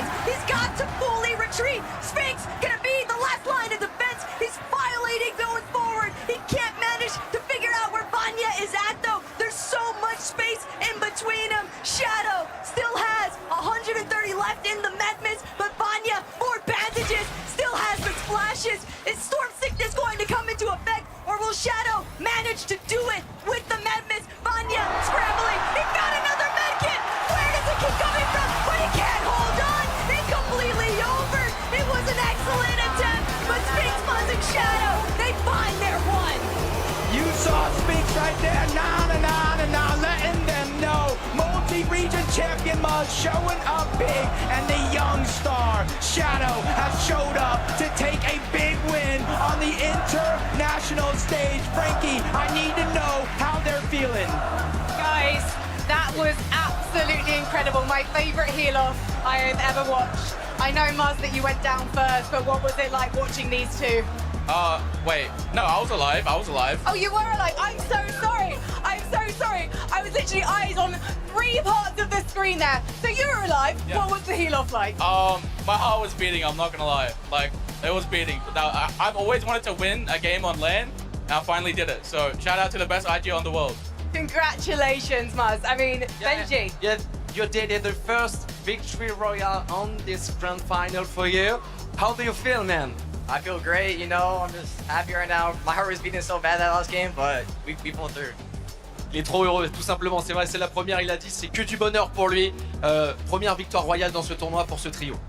I feel like your hearts might have been beating, but you were full on confidence. Yeah. For you, was your hand shaking, or were you just eyes on the prize?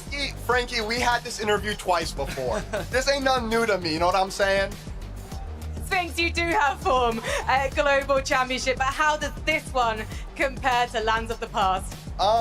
It feels good. You know, we low-key sold day one. We're bringing it back today. It just feels good to know, like, I still got it in me, you know what I'm saying? Of course you've still got it in you. This whole team has got it in them. But what's the plan now? What is the purpose of these next 2 games? Changed nothing. It's working today. It's worked so well for you. Thank you so much. Everyone, please give it up for Shadow, Sphinx, and Muzz! The crowd love to make noise, and I'm loving to hear it. We're going to take a break because we've got 2 more games to go.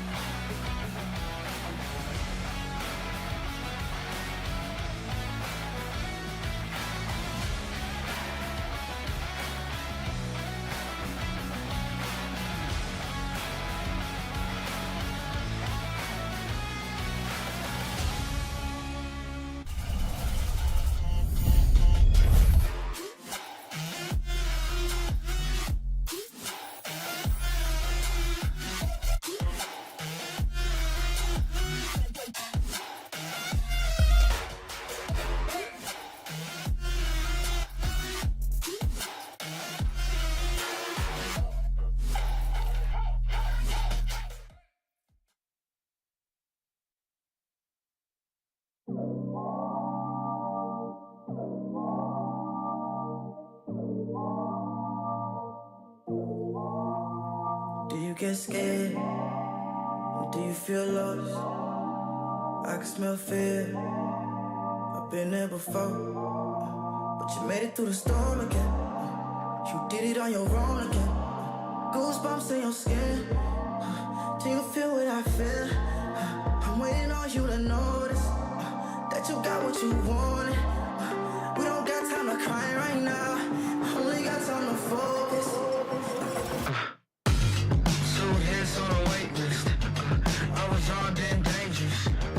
Take a shot, leave them faceless. I was armed and dangerous. On a whole different level. I can see why they hate. I was armed and dangerous.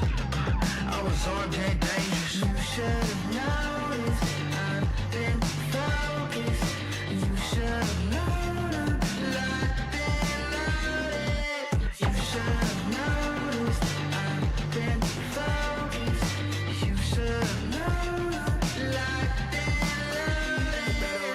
Cause we aiming at your head. I don't need to pick me up and I don't need a rest. Knock down, top down, hit him in his leg. Pull up with the trio and my eyes all red. 1, 2, 3 of us can't come here with us. Everybody screaming like they did. They believe in us. Believe in us. Believe in us. Believe in us. 2 hits on a wait list. I was armed and dangerous. Take a shot, leave him faceless. I was armed and dangerous. On a whole different level. I can see why they hate it.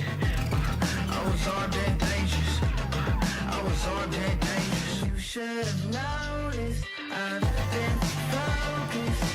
You should have known I've been loaded. You should. Fortnite fam, we did it. Muzz got a victory royale at the Global Championships. Muzz, my boy! I cannot believe it, guys. In case you didn't know, Muzz, Shadow, and Sphinx, these guys had to qualify through the last chance qualifier. They took it to the hardest part of the competition in a major, and then went on to that major and qualified to the Global Championships. Come here, the hardest stage of this competition, and get a victory royale on land. Mini, I'm good. I can go home happy. I mean, wow. What a win it was as well. You mentioned it through the last chance qualifier. These guys know how to win, and doing it on this big stage is so important for them. Gonna boost them so high up in the standings as well. The way they played this low ground Kelly was so good. And off the back of a third place in the game before, now getting into a win, that's gonna boost them up in the standings so much. Coming down to a 3v3 against the likes of Marius and Pixie. But they got a little greedy. They got a little overconfident. They dropped down thinking, oh, this low ground team, we can easily eliminate them. Wait, is that Muzz? Uh-oh. And so two of them go down. They know that they have the heal off potential, and they got close. Vanya was able to find a medkit in those final moments. Shadow, Muzz, still able to stay alive, still able to grab that victory royale and a win for North America. What helped them so much was that Vanya had to go into Storm so early, right? Yeah. They could stay inside of the zone, keep that med miss that was ultimately so crucial for them winning that game. So they were just able to stay inside of the zone. I love the reaction as well. And yeah, what a fantastic win for them. Really well played. Oh man, this is what I love to see. Live it up there, Sphinx. Live it up. That's your moment there. Oh man, a big W for North America. We need it desperately, Kelly. I love it.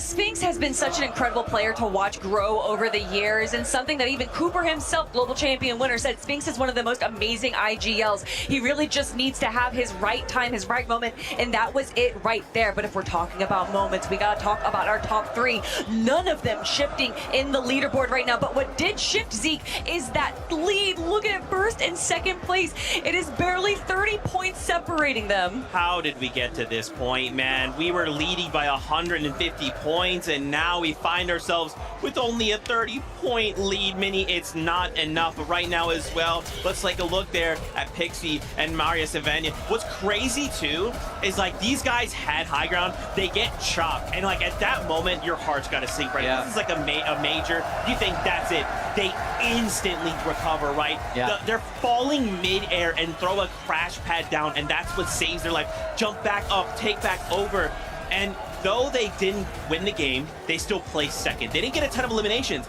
but those placement points and that minigun mini, they go burn. Yeah, they definitely do. And this is the Vanya Pixie Marius that we know and love here on or over on EU.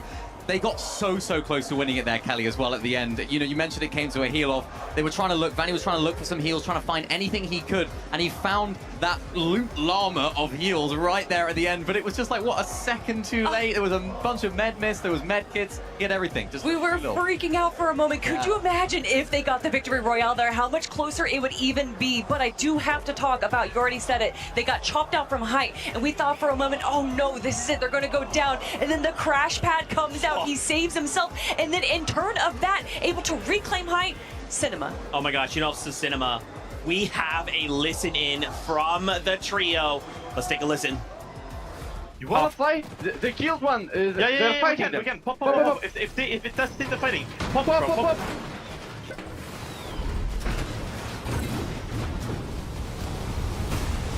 You good. 60. Mercer's died. Nice. Yeah.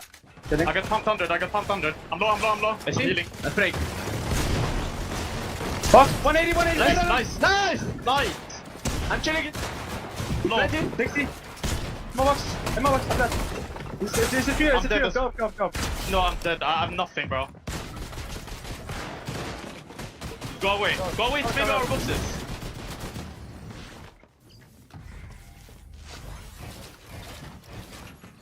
Make it. No. It looks like for a moment, right? Going back in the old builds, editing that single metal wall, jumping in and going, a med kit.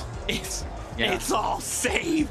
But in the end, not enough. And what's crazy too is just think about Vanya on height, right? There's a moment on the low ground where the teams are fighting and you just hear the miniguns start and it's just shred everything down below. And I thought at that moment, it's over. Vanya with that single item got themselves the win, but man, coming down here to the wire. Other trios popping off in this game as well. Kanada, right? Another savior, right? Please, NA. The difference is, though, Kanada actually is moving down a placement. Now, we can still make this up, right? It's not that many points far behind, but Kelly, we've got 2 more games.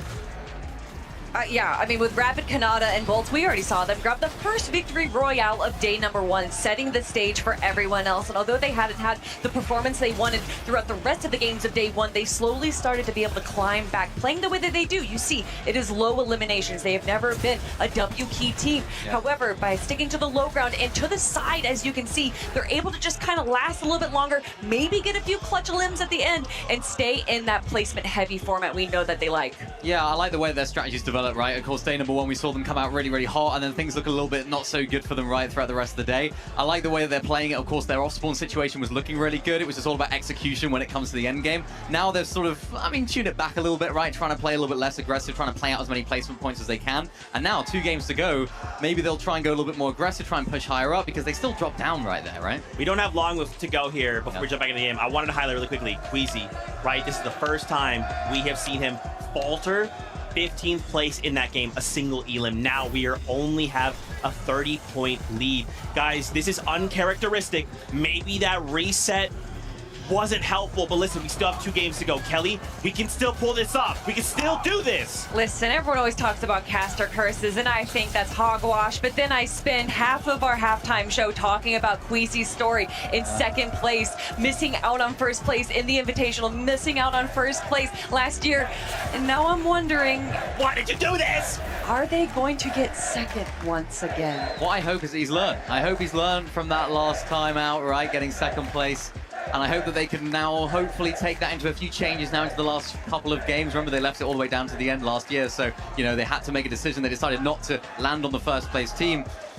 This time, maybe they'll make a decision. Maybe they'll switch things up. I think they need to here, Zeke, because Vanya and Pixie Maris, they're closing in and they're doing exactly what they needed to do, which is consistency. Dude, I'm telling you, and that's the thing, right, is we can't make a single mistake. Now, what started like yesterday is like, oh man, this is looking like Queez game.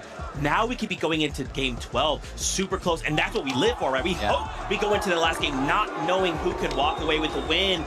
But again, Vanya, if Queasy makes a single mistake, Vanya's right. He's waiting, praying on it. Yeah, and it was something I mentioned at the beginning of the show as well. The games that Queasy don't do well in, Vanya's team have to make the most of it. It's absolutely essential, and they're doing that to a T right now. After watching that replay, actually, I mentioned that Vanya actually found heals. I have no doubt they actually set that up. Yeah, right? Because they had 100%. The edit, right? So they had all the heals in there, they had everything that they knew that was there, and even on those comms as well. Really impressed with this team because, of course, their first native language is not English. They're communicating in English. We heard it in that listening right there, and that's so hard for people that live in, of course, different countries and are from different countries, speak different languages. I mean, I feel like we don't talk about it enough in Fortnite, but that is a skill in itself. I mean, and that's a really good call out when you say that when Queasy is doing poorly, that's when Vanya does well. And I actually think those are the few games that they've won for height. Yeah. Paying attention to that elimination feed, noticing that, oh, the team that is being able to control height is down. This is now our opportunity to take it. They're taking full advantage of everything. Again, it's awareness. And usually I use that in the sense of map awareness, but just all of the game sense that you need to be at the top level. That is what they're showcasing here today. And they're not new to height either. This is what they're used to, right? They're going back to what they know. So it's like, you know, they had a very good day 1 and we were like, yeah, they're playing a different sort of play style. They're playing low ground, they're playing consistently. Now you think like, oh, they're trying to go for height. You usually associate that with a team that's trying to change things up and go against the grain to what they're usually doing. This is like more normal for them than what they were doing yesterday. Another team that I really want to give a shout out there too is, of course, one from our smaller region in the top 10 right now, and that's King, Phaser, and PH. Then they played that game so smart, where they kind of went for this dead side rotation. The zone went up a hill, and everyone's starting to climb up, fighting for a position, and they just kind of went around the hill. That can be a little dangerous. Obviously, building up the hill, if the zone doesn't pull favorably, can be disastrous, but luck had it their way. They were able to pull zone and then kind of control the low ground. It was really smart from them. And I love to see our Brazilian trio up in the top 10. Can't forget as well, they came to NA, right? They decided they wanted more practice. They wanted to kind of refine their skill set. And Mini, that's showing here on a global stage. Yeah. It looks so good. And also, they played in EU last chapter as well. Chapter 5, they came on over to EU, had a little go there as well. It wasn't necessarily successful for them, but showing what they can do here. That's right, Mini. I'd love to keep talking. That battle bus horn has come, so it is time. Game number 11. Let's go.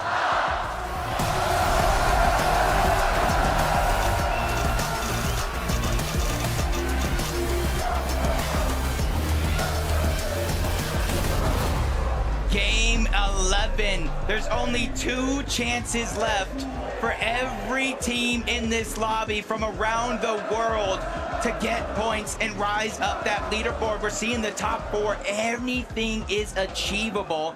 But we had Levin on the last broadcast hyping up, representing EU. I had to bring a brother from NA over. Vivid is going to grace us here this time around.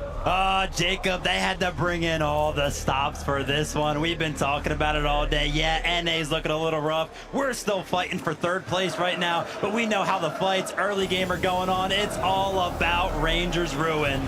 And Tayson, gotta be the first touchdown, grabs the chest. Chino running around, but nowhere left to run. Pablo, though, with the sweeper finds Tayson. It's gonna be Chicho brought down next by Ferdoxy. 2 versus 1 scenario, but Atris has a real chance. Atris takes out Pablo. It's all down to the 1v1, and Ferdoxy immediately heading for the high ground. Doesn't want to get trapped with the swarm, but that separation, he hasn't had a chance to utilize his shield potion just yet. Atris, on the other hand, wrapping around, taking out, stopping Fred in the midst of healing. But Atris, he just can't close the gap. He doesn't have any materials. Ferdoxy doesn't have a whole lot left to work with either, but he has the builds in his favor. And Atris, he'll opt to try and trade, but it's the patented Fred Lurk, and he's creeping up. Atris can't get the revive. Ferdoxy through the window, and Atris still can't find it. He got multiple pieces through that wall, and even the cone inside. He's trying to distract him long enough while he backtracks and tries to go revive for revive. So no longer going to be a 1v1. Tayson and Pablo are back into the game, but business as usual. Kazi, Tinka, and Aspect are looking to third party this fight. Oh my gosh, it's the same story over and over. The hesitation comes in, right? The elongated fight. We're still in a 2v2. We know the third party's gonna come in, but if you take a look at the map, there's only 1 orange arrow. Maybe the full commit has not come in just yet. We'll have to see how this one plays out. It's almost like sending in the lone scout to try and figure out, is this really worth getting involved with just yet? But Tayson, Atris, they've got such an advantage now over Pablo and Ferdoxy. Their HP rapidly dwindling away here. Is Tayson now just waiting for that final opportunity, but without a shotgun, he doesn't feel confident enough, and for good reason, because one good bump shot could be the end of it. Ferdoxy's gonna opt to try and get away, but Atris just too accurate. Atris immediately panning the other direction, and that'll be the end of Ferdoxy's team. When Ferdoxy hit that crash pad, Atris had 9 medium bullets left. By the time he got that elimination, 4 well-placed shots. He gets the elim, they win off spawn, and just like Ferdoxy had those chances, a comeback opportunity for Tayson. But Vivid, you know, we've been watching that off spawn take place all day long. You have to expect that surely third party is still going to want to get involved. Yeah, I mean, the reboot, right? That's going to be on their minds. Is that going to be possible? We know when you go ahead and reboot, there's a giant beam that comes down from the sky. Lets everybody know, but oh my gosh, darn, Damus and Pix, they're in trouble. Yeah, they're in trouble. Pix is going to be down. Malabuka walks and pings. They have advantage in this fight, and they know how stacked the top side of the leaderboard is, and they're not scared. They want to continue to put the pressure. It's just a matter of, did they see Darm? Did they see Demus rotate over in that direction towards the rainbow field? And I do think they did. Crash pads coming out. They're trying to close the gap. Battle between 3rd and 7th. It's just not worth it. The juice is not worth the squeeze here for Bolin and Demus Darm. Fortunately enough for them, Malabuka not checking the bushes. A little bit lackadaisical. And this is how we know it's game 11, right? With only a couple chances left for some of these teams to pick up points. This is atypical for Malabuka Walks and Ping. We've seen them kind of base up early every single game. But now the push, the aggression, they got to be thinking about the points they need. It's just all too close for comfort. Swizzy, Queasy, and Mustache know full well they had such a monumental lead to start the day, but it only took several matches, and they've watched those points quickly go the other direction for everybody else except them. Yeah, you're getting a little bit of a deeper look, looking towards the north, trading shots with Mr. Savage and the entire trio towards the west. It is going to be goofy in the trio, even with a knock there. There's just too much time and distance separating these two teams. It's going to take a crash pad and a Flowberry Fizz, and it still might not even be enough as we jump on board Sadie, Panzer, Yapko.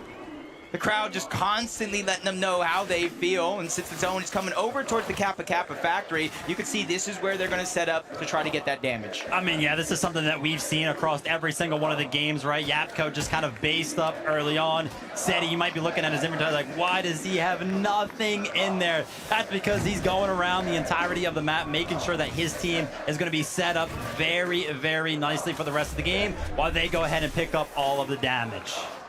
Elsewhere, you see some of the action going on. Baka getting a knock onto Adapter. Hasn't cleaned up the elimination yet, but Darm has been found out. Walks and pings. They take the 2v1. One step closer to sending the entire trio back to the lobby, but Malabuka ends it as well in the 1v1 against Demas. Third place is out of there. Malabuka might have missed them the first time, but they knew they had to still be local to the area. There's only so far that they can actually squirm away to, and the fact that they just get completely ran down here by Walks, Ping, and Malabuka, those are the types of aggressive plays you have to make when you are in 7th place and you're staring down a leaderboard that is so tight-knit. The crowd just constantly cheering for anybody on the MA or Havoc squads, letting them know, like, hey, take our energy, you guys have this. As Yamzo clicks in Higgs, different strategy this time around. Instead of sitting on top of Supernova Academy, and they're going for a lurk. Kanata, Rapid, and Bolts, and they do see all the information in the feed. So if any of them do get knocked, I expect Clicks and his trio to run straight over and try to get the chop and clean up what could be good damage. Yeah, but this is something that we've seen before, right? Socials were kind of talking about how Clicks, yeah, they might have gotten a knock on this exact trio before, but they were a little bit hesitant to go ahead and push, right? Are we going to see something similar right now? Will they go ahead and full commit? I mean, 12th place going into game number 11. You would imagine they got to be thinking this time, we got to go for it. But sometimes if you let it sit too long, your plate starts to go cold, and if they don't act fast, they're gonna maybe have to watch this opportunity completely pass them by. The big thing here too is that Kanata and Bolts, they're not even replenishing their shields. They are totally content with being knocked inside of their surge base. They've got Rapid, healthy. I mean, that's your IGL, so of course he's just refarming all of the materials, looking for extra ones as well. I mean, that's scary. You're sitting on the global stage right now. I can tell you right now, Jacob, if I was sitting up there with no shield on, knowing that so many of these competitors have been making plays on these exact type of bases. We've seen it time and time again, not only throughout the year, but throughout this exact competition, that plays, these sneaky plays for the bottom of these surge towers. They are made all the time. You have no shield right now? It's just in my head, I'm thinking, don't be suspicious. Don't be suspicious. They're trying to watch out for Rapid. They know their focus on top over at the OXR HQ, and they know Rapid is wandering around on the low ground, replenishing all of the materials that they use to build that surge tower, and they're just waiting, like I said, for that knock or for an opportunity to get that 3v1 onto Rapid, whichever one comes first. But if Rapid goes one step too far, Iamzo, Clicks, Higgs, the moment that they realize that he's by himself, Rapid would actually be the best player to hit a nice 3-2-1 on, because he's the one carrying everything for Kanata and Bolts right now. He has max materials just about. He's still trying to finalize just the last few components. Clicks, Iamzo, Higgs just creeping forward. Rapid starting to make his way up, but they've been exposed. They took moments too long, and now Rapid, red alert Mayday situation here. But Bolts, Kanata with a plethora of heals in this surge base. This is not the place to be for Clicks, Iamzo, and Higgs. Instantly trying to go for that chop down. All three are up above. Here it comes. They pop the Flowberry Fizz just in time, but Clicks landing an immense amount of damage, getting Bolts down to just a sliver of HP, and they're immediately pushing over. Vivid said it, and he meant it. They are learning their lesson. 331 points. They fell outside of the top 10 with 2 games left. They have to take these chances. But Vivid, do you think that it's still worth trying to force this engagement, knowing full well that you're looking at a team like Canada that's got more than enough surge, and they can afford to stick around with all these heals? I think the power behind the push for Clicks, Yamzo and Higgs right there, it was all about the surprise. Rapid with an MVP performance, acting like a bird in the sky, making sure that he kept his two teammates safe. Shout out to him, right? Because when you look at the leaderboard, they're in 5th place right now. If Rapid doesn't see them, everything falls apart. So shout out to Rapid for catching that one. And Mr. Savage, Chap, and Reason, they've been having a pretty good weekend, but towards the end of the competition right now, it seems like they're slowing down. Do have to believe it's a little bit revitalizing, though, when you watch Reason put on such a strong solo performance in the last lobby. That tells me they've still got gusto, and they're still willing to throw everything on the line to make it work. And they're chasing right now. Agers, Acorn, and Poyo, they see Mixon outside by himself. They're trying to clean up that elimination. Upfull is going to go down as well. No more knocks coming into play, which means that full team is down and out of this lobby. The aggressive plays coming late into the day here on day 2 for Agers, Acorn, and Poyo seem to be working out. Jacob, you're talking about aggressive plays. We've obviously been able to take a look at a couple of them, but if you look in the top left, the player count right now, 59. This lobby is getting destroyed by aggression right now. These guys are crashing on each other is what that tells me, Vivid. But Queasy, Swizzy, and Mustache, they're taking a much more tactical approach. Queasy, the mastermind, you have to remember, back at the Invitational in 2022, he was the one that made the decision. I want to land on them. I want to challenge it, and it's not as direct, but it's still there. Jacob, this is a strategy. They know they land OXR. They're waiting on top of the mountain.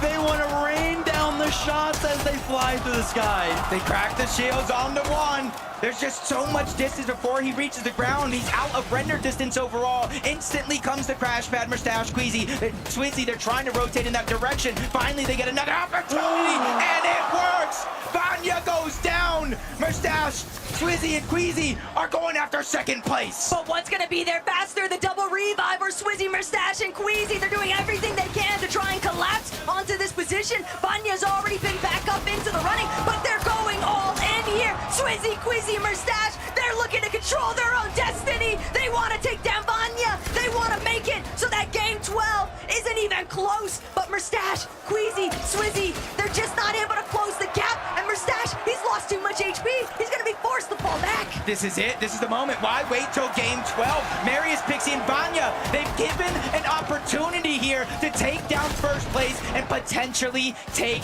that spot. Few points separate them, and Swizzy's probably realizing their backs are up against the wall, maybe even second guessing this decision to go ahead and try to surprise attack them. But they have the low ground. Marius, Pixie, Vanya, they have the high ground, and since they do have that, they have the decision to hold and pressure them down below or rotate out like you see here. No risk, no story though, and Marius a little bit split apart here. Mustache, Quizzy, Swizzy, they're still chasing them all the way down to the burn to go. These guys are full on fighting inside of the storm. It's early zone tick, so they don't have to worry too heavily, but it's the storm sickness, Jacob. Both of these teams are delaying their own endgame. And something that we saw come into play in that last game, the storm sickness, getting chunks of HP ripped off in the end game, but they're continuing to go. They want to chase this one down, but Pixie on the other side, he's the most elevated. Vanya, he's on the low ground trying to heal the best that he can, but so Pixie is making sure to defensively hold that high ground. Marius as well, Flowberry Fizz, just make sure to top off the shields. That way they can force them down further and further. They continuously are getting chased, but you say, you know what? You want to fight? Come get it. They're throwing everything at this one. The inventory, all of the heals, they're disappearing. Marius is becoming fully aware that the investment is soon becoming not worth it. How aggressive they're gonna get. They're coming right box to box, wall to wall right now. But think about the biggest differences here. Queasy's team, they're not actually carrying shotguns. All they have is the Wrecker revolvers in comparison to Marius, who's rocking both, but it's a gray Sentinel at best. And that Wrecker revolver just not able to get close enough. Pixie, Vanya, and Marius essentially at a standstill right now with Queasy. They have the majority of the heals. You already see the slurp juice in the inventory, med kits being used. essentially almost 200 HP and shields combined between these two, so they do have a little bit more of an upper hand. And I think Marius knows they're running out of HP resources to keep this fight going longer, so they are definitely now officially on the clock this deep in the zone, and it's only the 4th one overall. Merstash and them still have splashes underneath. Vanya's dropping, almost gets boxed up. Merstash has his head on a swivel, continuously turning around, but Taco talked about the double pump, and there it is in action. Marius is able to get the knock onto 1, but he gets dropped to 30 HP. They desperately need the siphon, but oh no! Disaster strikes! Pixie is now the last one alive! Merstash and Swizzy, they lose Queasy, but it's only a knock. He's quickly going for the revive. A miracle in the making as Pixie falls! They got all 3! That's all that they needed! The space has been created, but now they have to capitalize on it. It's one thing to take them out, it's another to keep building on the lead overall. Queasy, Merstash, and Swizzy, this game has just begun. Insane scenes here. 2 top teams from EU fighting. Now it's NA's chance as Peterbot, Ritual, and Cold end that fight as soon as we turn in, and he's using his own emote on him, Showboat, and said, hey, you might be ahead of us on the leaderboard, but we know who's the king. Peterbot, Cold, and Ritual, we just tuned in. 6 eliminations. That one's gotta feel good. Coming all the way over from NA to the global stage. Kind of that back and forth that happens between those 2 trios. That one's gotta feel good, but I can't lie, Taco, right? Ritual with 4 eliminations himself, showing what a year's worth of mechanical training can really do on the big stage. We all witnessed the Richie 1v3s throughout the divisional cups, Vivid, and even in the majors, Ritual was putting up quite a stellar performance, but now things are gonna fall directly into the line of sight here for PH, Zen, Phaser, and King. They've already spotted out 2 other teams based on mountains right next to us. These next couple of rotates could be rather difficult, but Kanata, Rapid, and Bolts, they're still looking to press forward. They're actually trying to do it from underneath. They're hoping that they can just collect whatever leftover hard mats they can find. With a sold-out crowd, you know they're going for M8, you know they're going for Havoc, so everybody at home, watching on Twitch, watching online, you need to give your energy to NA if you want to see a miracle comeback, because 2nd, 3rd, 4th place, all of them down. 5th place, that's Kanata, Rapid, and Bolts, and a chance to close the gap. Especially more so if they can figure out a way to take down Queasy, Swizzy, and Merstash, but we're now into the top 17. This is where placement points are going to come into play, and they're going to start moving quickly. Vivid, how do you feel seeing this rotation by Savage? Reason and Chap, they looked relatively healthy, but they're not the only ones. Other teams in EU definitely making their presence known. Yeah, the chase is on right now for a couple of our teams, namely Malibuca, Walks, and Ping. The aggression early, they want to go ahead and catch up to Rapid, Kanata, and Bolts, right? That's the only team that is currently alive that is ahead of them right now. And as I say, that pressure starts to rain in. Why does this look like one of the practice lobbies right now, though? Down to our last 17 teams and only 6 zone. Ping, Walks, Malibuca, they're trying to see if they can bring down Agers and Acorn with it. Pollo's already been claimed. Acorn, Agers, just trying to create a little bit of space, but they know this might be a fight that they can't avoid any longer. They're gonna have to try and take a crash pad out of here, but Malibuca, Walks, and Ping, they are fully wary of what lies ahead. Yeah, and you can see in the mini-map, Acorn, Agers, they immediately rotated out with or without the reboot card. A couple more teams rotating in and around this path for Pings, Walks, and Malibuca. Could be opportunities for elims or more damage, but they see that coming. They want to continue to rotate in. Right next to them, Queasy, Merstash, Swizzy, all trying to get this elevation differential for this next zone. But just above them on the other side of this mountain face, Kanata, Rapid, Bolts, they see the crash pad. Merstash, he's been clipped. Merstash is brought down. Swizzy also incredibly low. They're going to be forced to drop all the way down. That height security that they were once hoping for has been completely lost here. Queasy, the healthiest member of his team, but he's got nobody next to him. He can't get close to Swizzy. And that's that investment. What goes around comes around. If you want to sit and storm and fight between 1st and 2nd place, you want that one to be drawn out. You want to invest everything you have into it. once you realize that you got to make one of these rotations all the way up the mountain, all of these aimers kind of paying attention to you, you realize quickly you don't have what it takes to survive in this lobby. Oh my, second, third, and fourth. I talked about them being out. And now 5th place has just lost their IGL and Rapid, and it's Queasy and Swizzy that are doing the majority of that damage as they try to make their way into the zone. But Queasy can't get down. He has no mats. They were all on Swizzy and Mustache. They hadn't had a chance to actually drop any of their materials. He does see a crash pad. He's trying to bring Swizzy up with him. And now Swizzy manages to connect. What a brilliant play from Queasy. Most players would have probably taken that for themselves, but he said, nah, you're coming back up here with me. That's just a shine. That's just a glimpse. That is 7,000 IQ and the selfless plays and why we call him one of the greatest IGL. Nah, forget that. That's why we call him one of the greatest Fortnite players in the history of the game. And he's looking to prove it. If he could just close out these last 2 games, even with the loss of our stats, there's still 1,100 damage above the threshold as they land a couple more shots. Now 1,200 and continuously rolling.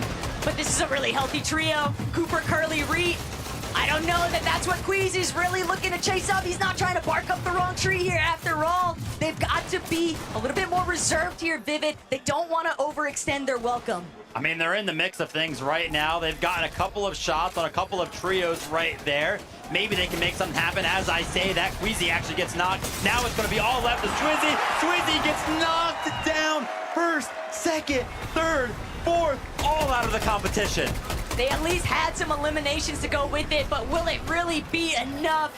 The leaderboard will have to wait and tell a different story here. Malabuco, Fox, and Ping, though, fighting a battle of their own. They're now looking to see if they can overthrow the high ground. I drop Cammy, Hottie. They've been a little bit tagged up here, but it's Ping who eats the greater bulk of his shields there. Malabuco walks, now having to head towards the forefront. They're looking back. They're trying to provide some support. They have a slight placement on this side of the mountain, and they are looking down, and guess who's underneath them? Peterbot.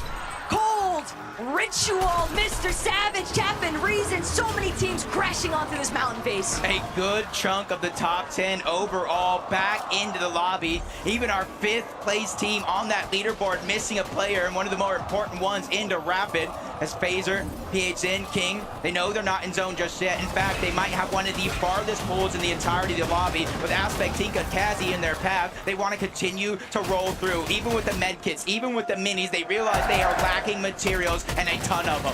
Paying attention to the leaderboard of the last Global Championship. No minor region teams in the top 10. King, Phaser, PHN, they're trying to make that push right now. When you want to talk about a push, Taco, Bolts towards the bottom of the mountain. No mats to work with. Top 5 as it currently stands. The push is on. What a genius, though. Bolts recognizing that the zone's going to pull over this Big Ben tunnel face. He's going to take a little bit of a harbor safety inside. But King, he's got literally 1 HP and a dream. The small shield potion, he's managed to get it off. But Phaser, only 2 builds remain. He can't keep continuing to hold that leverage over King's head. Instead, Phaser holding on for dear life, but he needs to heal. He won't get the chance. He's gonna be eaten alive by the lobby. Oh, he drops the crash pad, but instead he goes straight up and back to the lobby with that elimination. That one's gonna hurt, but a lot of those rank ups coming in, and that's an A rank upgrade. That could be fruitful for Bolts underneath, who has to start to think, who has to start to act quick because he has only 8 builds, no heals in his loadout, and no mobility on top of that as we're going high up the mountain. Bolts doesn't even get a chance really to try stop and check. He's just making sure that he stays concealed towards that backside of zone. But on the high ground, Halad, Hero, FKS, they've actually managed to overtake one of the best positions that we've seen them in all weekend long. Peterbot, Cold, and Ritual, they don't want to walk away from this competition without at least putting some sort of a staple into it. They want to show everybody that, hey, listen, we had a tough time off spawn, but when we make it to the end game, we can put on a show.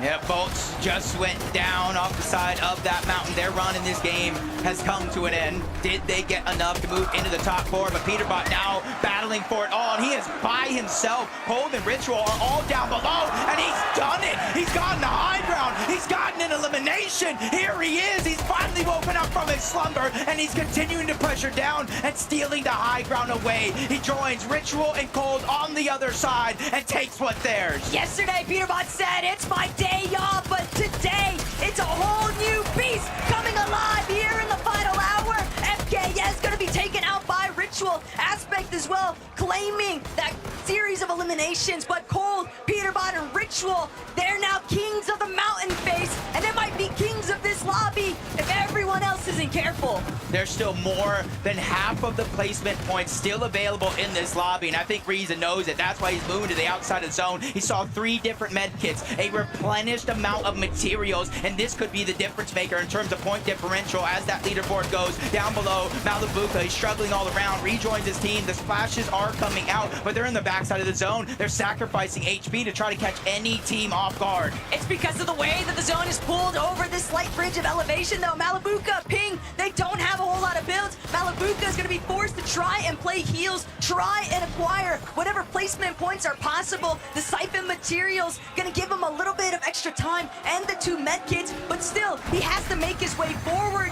and he's going to have to crash directly into Reed Cooper and Curly. But the moment they head down, they're taken out by Peterbot. Reed just getting targeted from up above. He loses all of his materials, has no other choice, but another team contests towards the high ground. Cold, Ritual, and Peterbot, they're forced scrambling around, figuring out a way to reunite. The Flowberry Fizz does come out. That's Tisco, that's Striker, that's Kadu. They've taken down NA's best, but it's only for so long. Revenge comes in, and it comes in quick. Cold gets it down onto 1. No siphon just yet. He needs to buy time. No extra builds, and he's facing Reason on the other side. But high ground disrupts the flow. Down they go. 3v3 here for the end game. Kami, Hadi, that's relatively loose because Eyedrop is down. Kadu, Striker, and Tisco, they could take it all. And this is what the international scene has needed all weekend long, but no, Kami, Hadi, Kami's not going to be able to make it through. It's only Tisco, Striker, and Kadu left to deal with Hadi, but Hadi will be forced to charge forward. He tries to head towards the high ground, but he just doesn't have the HP. Tisco just needs one more shot, and he finds it. That's going to be the first victory royale here this weekend for an international scene. The Brazilian region is on top. They've showed up. They've reached the top 10 in the leaderboard with a whole nother trio, and this is their chance to shine bright. Frankie, we need to know what they're thinking. We do, and I'm running over right now. This is the most exercise I've done all week, but it is worth it. Please, boys, on your feet. We've got Ricardo translating for us. Stand up, please. Striker, I need to come to you first.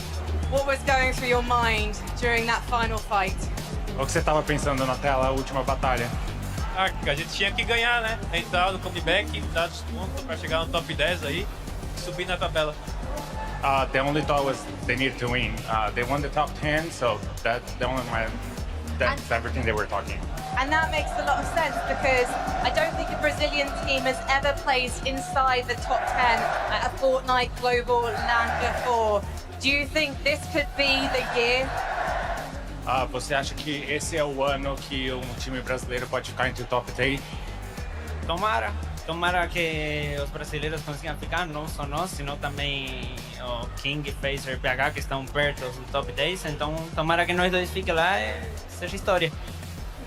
And I'm going to come over here, if that's okay. Sorry, Ricardo. Kadu, what has this experience been like for you? To get a victory royale, is this like the ultimate prize for you right now? Como tem sido essa experiência para você ter esse vitória royal? Bom, foi muito importante para nós, a gente precisava dessa vitória. Tava abaixo do top 15 e eu acho que com essa vitória agora a gente vai ganhar muita confiança para a última partida. They needed that win.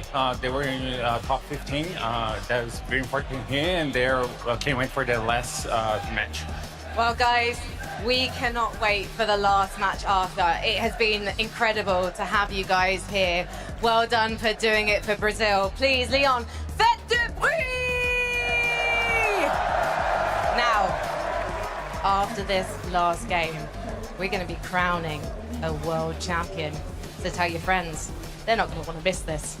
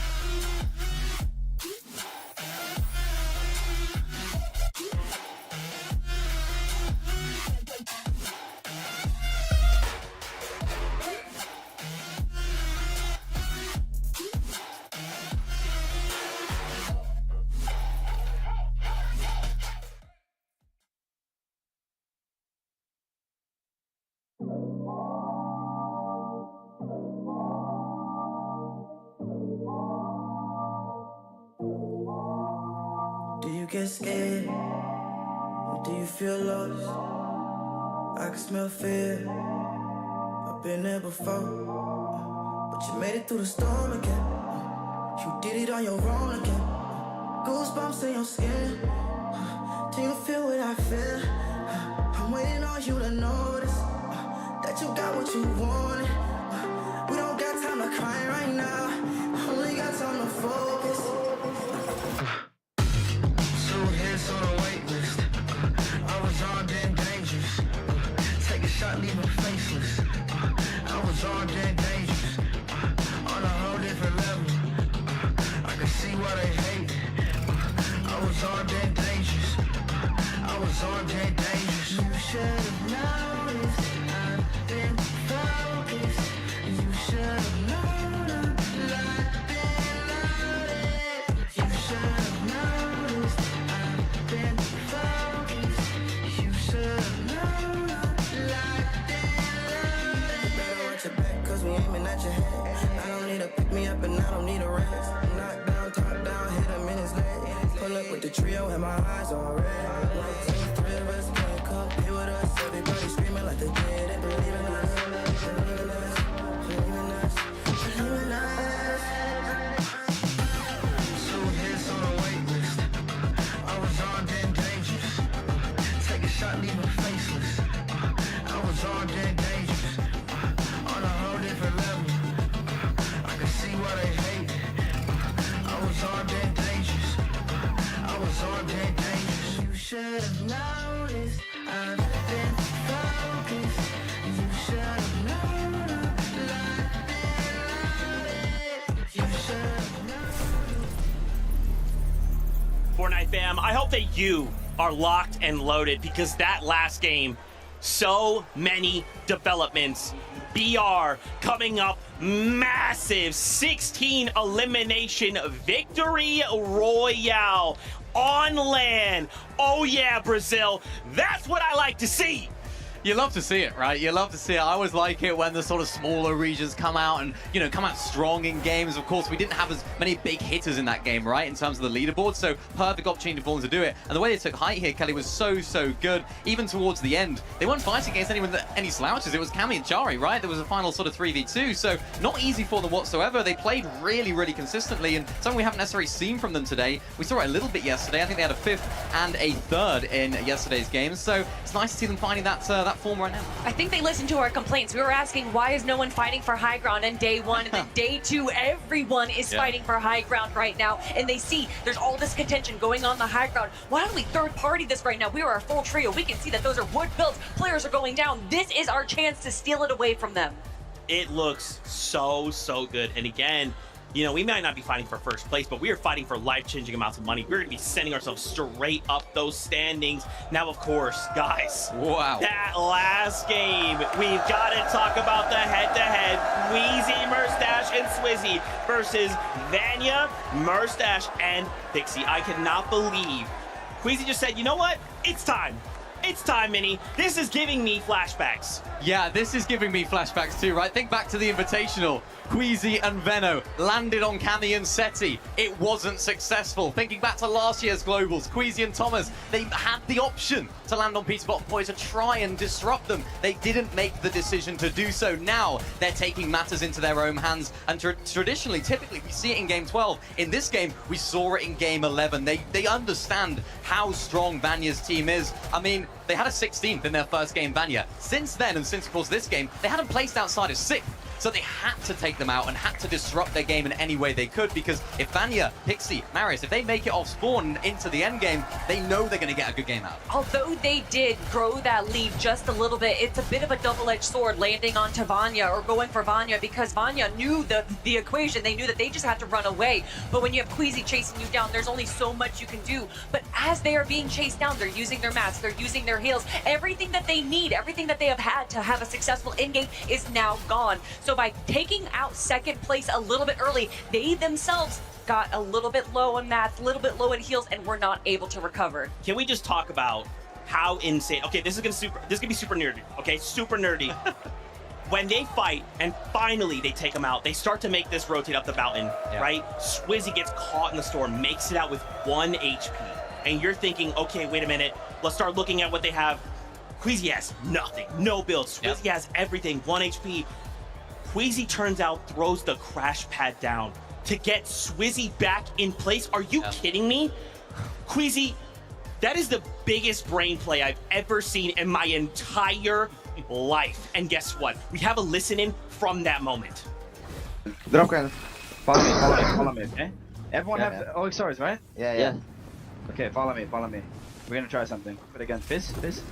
Okay, don't go in render of Canada. I'm fizzing. Yeah. No render of Canada. Go this way. Last one, right now. 30 already. 30, 60, 50, back. Search right.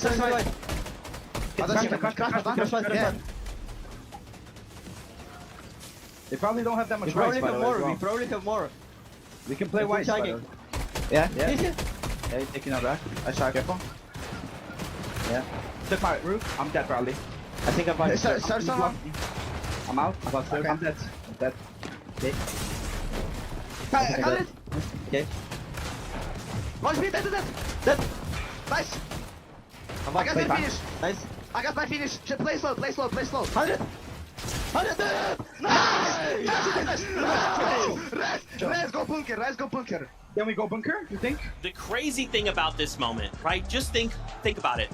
If we were to do this again, right? Even though they didn't get a victory royale, even though they didn't get top 5, they didn't get all this stuff, they delay Vanya. They go on, they slow things down. If we do this again, Mini Miner, imagine even if Queasy goes down, you're gonna put Vanya in the same exact position to be in shambles for the remainder of the game. Yeah, absolutely. I mean, but Vanya's team now maybe know that's coming, right? They could prepare for Queasy's team to do that and maybe change up their strategy, because if Vanya take out Queasy, that could be a very, very interesting end game, because like I mentioned, these guys don't miss a beat when it comes to the end game. So they're gonna have a good game. So I don't know what's gonna happen.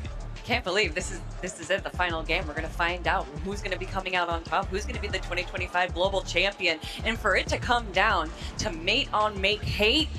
Listen, I think the audience, although it's a bittersweet moment, they love to see their top teams in the top 2 spots. Yeah, I mean, obviously, if you're an M8 fan, you're happy, right? You're like, hey, one of our M8 players are going to go on to be global champions, right? So exciting to see, but how does that last game end, right? Do we just take it to the off spawn again? Do we change things up? Do we play conservative? So many questions in that game, though. Something of note that happened, Peterbot, Cold, and Ritual finding themselves up on the high ground as well with, they've been quiet for both days, and finally there in game number 11, we see him on hype, we see him pushing teams, kind of what we've been used to seeing in majors before this point.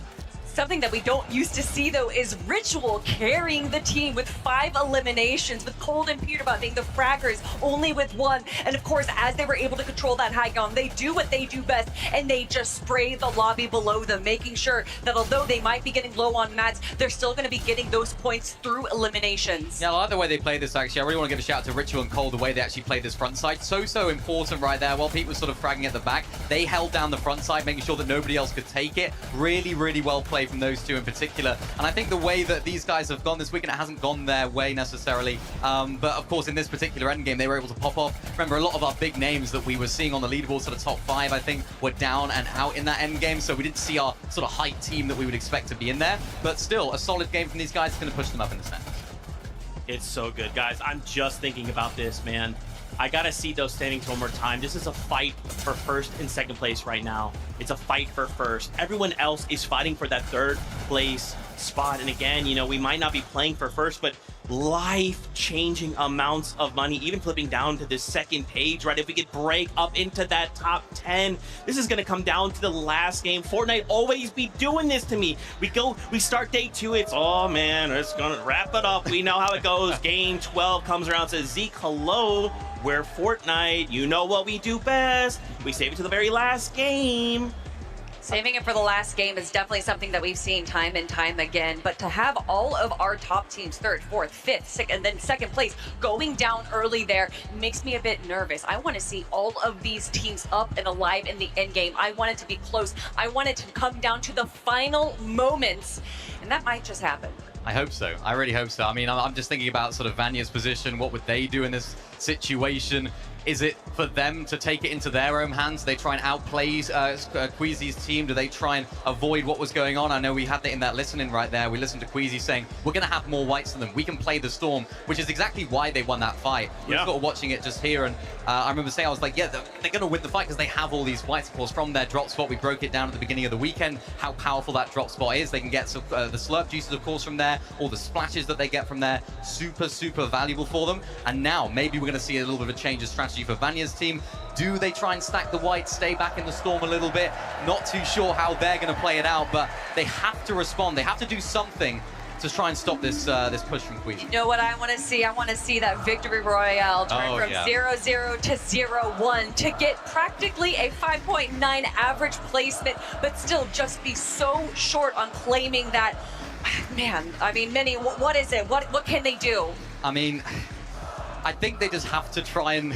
I wouldn't, if I were them, try and land on Queasy or anything crazy like that, because they are so good at endgame, right? We haven't seen the day 2 that we saw from day 1 of Queasy, right? We haven't seen them have that performance that we saw in day number 1. So it's almost safe to assume that they maybe not have that great performance in this final game like we saw. Maybe they could. It's Queasy. We don't know. But for Vanya's team, maybe they just play it out. They have to think about that in the back of their mind. What could Queasy do?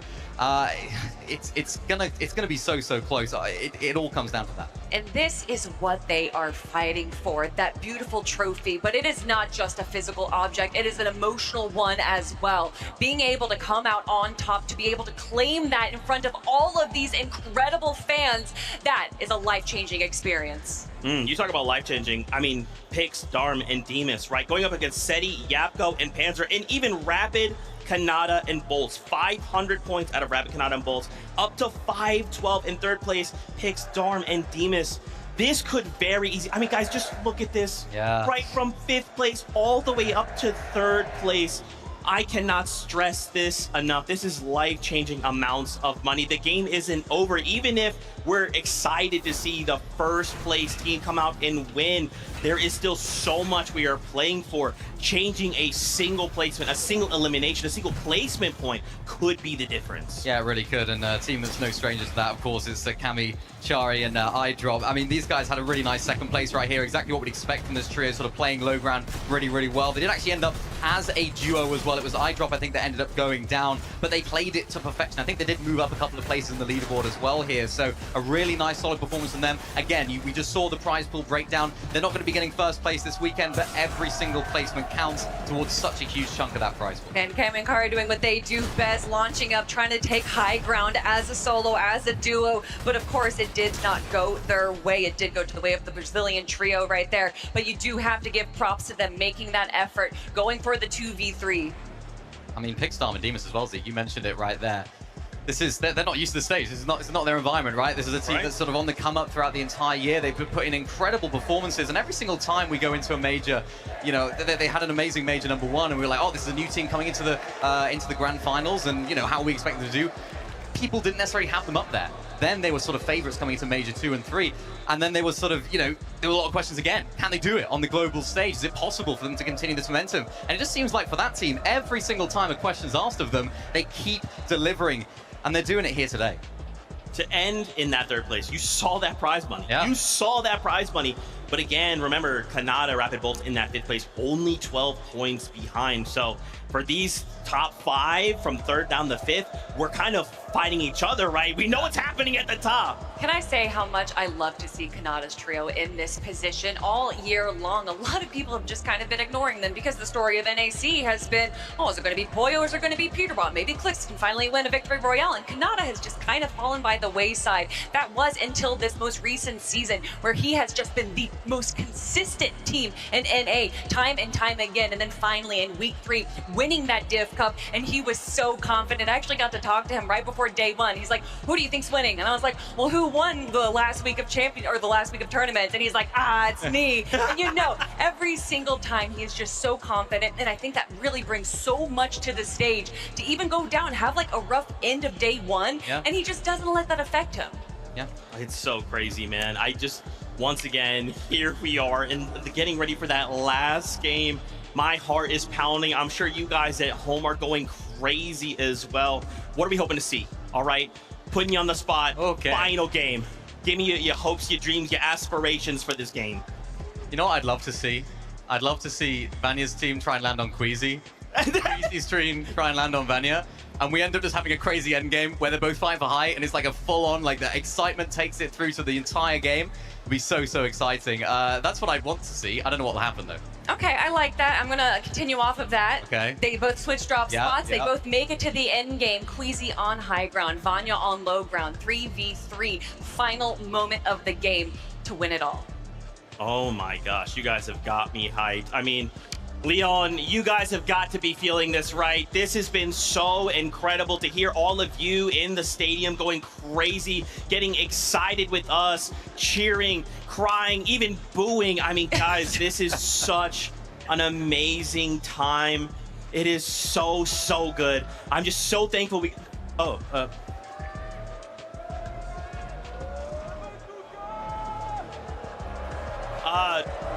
I'm sorry, guys. This is hot off the presses. I need Benji right now. I need the translator. Guys, this is plans for 2026. Benji, put the headset on. Oh my gosh. What's happened? What's happened? This is for you. This is hot off the presses. This is what is coming for 2026. We're going back to duos, Benji. Oh my gosh! Les gars, l'année prochaine, ça sera une saison FNCS en duo! This is new FNCS mid-season LAN? Oh my gosh! Les amis, à mi-parcours, il y aura une LAN de milieu de saison. Pareil pour les FNCS duo. Une LAN, les gars, une LAN. Reload Elite Series? I don't even know what that means! Oh my gosh! Une LAN, il y aura aussi une LAN, les gars, en recharge. Le mode recharge, série élite. Pareil, ça sera en milieu de saison. On a déjà 2 LAN de prévus. $1 million mobile series? Mobile tournament.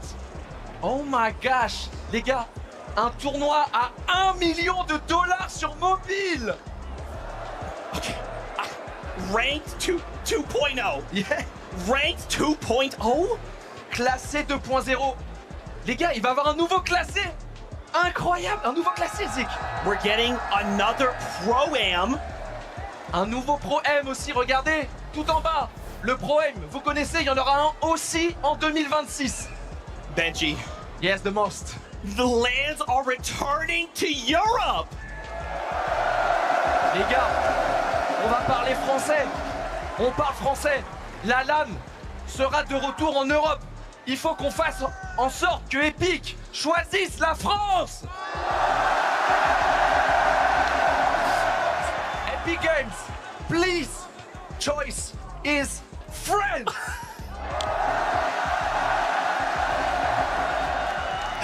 Oh my gosh. My heart was already pounding. I'm shaking right now. 2026. That is what is coming next year. You saw it. It is here. They apparently went huge. Guys, it is that time. Game number 12 is ready. So let's take a moment and make sure we are too. LYON! The finish line is approaching once more, but who will cross it first? The world has heard your noise all weekend long, but you must be louder than you have ever been before. This game is where errors come to an end and new ones are born. This is the last chance to forge legacies. This is where champions are crowned. So LYON, I've got 3 words for you. Are you ready?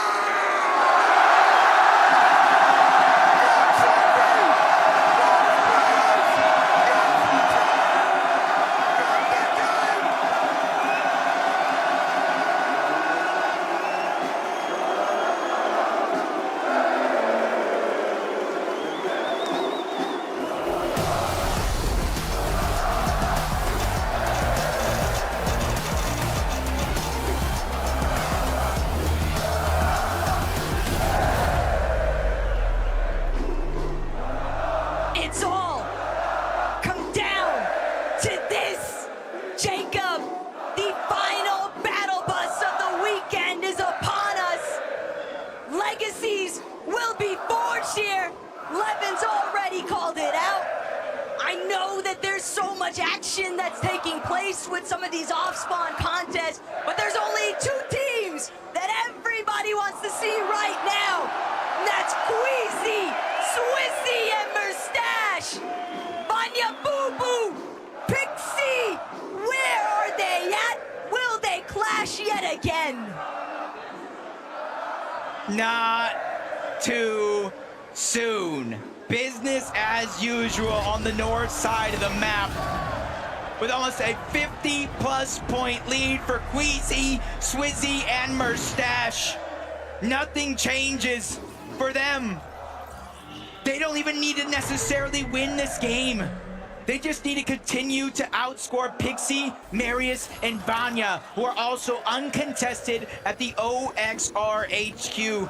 And the most insane thing about this all is it was Queasy in that last game that ended Marius, Vanya, and Pixie's run. They not only pushed over to their side of the map, they chased them down and sent them back to the lobby. Completely intercepted, completely ruined Vanya's game plan for his team. But Vico, a little bit of off-spawn domination taking place here. He's got a big elimination onto Yuma. Blixie and Beto are not with him, though. Coyota still looking to chase Vico out. And Vico nearly gets the better end of that trade, but he will fall. Beto, Vico, and Blixie are out of the running. But for Coyota and Rise, there's still a lot of heavy lifting to be done. Asia on top. A battle throughout 12 games, and as the dust settles, they will be the last ones laughing and immediately set their eyes onto 2 different teams to try to continue to accumulate that early game surge. But they have to be careful. His teammate is on the other side, and they are still down Yuma. They have to figure out a way to backtrack, but they have no time. Pablo, Chino, they're already trying to taste down Asia's best. Hello? Can't really do much of anything from this position. He's just got to stay side by side to Hero currently, but Chino, Pablo, and Ferdoxy, they've already got 3 eliminations on Chino alone. And Ferdoxy still keeping an open eye out for where Halat is headed next. Hero and his teammate glad to be far away from Chino, Pablo, and Ferdoxy, but these guys could be the real menaces of this lobby. They're just going to continue to try and get a clean sweep for everyone that comes into their path of fire here. Ferdoxy and Pablo really distributing some pain right now, and Hero, he just doesn't have anything to try and prevent himself from being taken out. Off-ball mix and focus. They took notice of what was going down, though. They decided to come crashing down on top of Chino, Pablo, and Ferdoxy, but Jacob, this is a box fight that I don't know if Chino's necessarily prepared to take it up, but he's got so many splashes. He'll be back to full HP in no time. And this is a team right now to start the game. I know they have 411 points, but they were at 399. Chap, Savage, and Reason, 403 above them. I dropped Hadi and Cammy, 434, and then even Ping Walks and Malibu at 441. If they continue to play in this pace, get these eliminations, and make it deep into the end game, they can overtake some teams on their way up the top of the leaderboard for pride, glory, and line in their pockets with that much more money, what they came for, as Ferdoxy continues to move forward, not slowing down, and Havad is going to go down. And Ferdoxy's kind of been calling it out, even in the events leading up to this weekend. We know that we're contested. We know it's going to be tough. Winning likely out of the question for that trio, but they can still put on a strong performance to see what more prizing they can possibly secure. Seti, Go Panzer, 506, only 6 points shy of Pix, Darm, and Demas. It was honestly not too far away from their current drop spot, but you're seeing how stacked the leaderboard is when you kind of drop down outside of that top 2, or even top 3, 4 for that matter. So it's going to take a good amount of eliminations if some of these teams on the outside wants to punch into the top 5, but better late than never could be the final opportunity that they have. As we continue to look around the map, seeing a lot of the same strategies going down as some of our previous games. Haven't seen a whole lot of reason in chat. Mr. Savage trying to take up a surge-based position, though, up against Swizzy, Queasy, and Mustache. Whether or not this actually pans out in their favor is yet to be determined, but chat, Mr. Savage, Reason, definitely have had their highlight moments throughout this tourney. Yeah, a team that's definitely had their ups and downs, and still, we talk about their story making it here. Barely, almost missing out on a chance at the grand finals, but it was a 1-point differential. They made it in. All they needed was a shot. 2 points. They made it in to qualify for the global championship, and now Savage is on the cusp of a potential top 5 if he can perform well with some eliminations in this game. King Phaser, PH Sin. They faltered, they fell out of the top 10, but they're just 1 placing down inside of that top 11. Oh no! Pixie, Vanya, Marius, do they even have any idea of the intention that lies behind Ryu, Snowy, and Saad?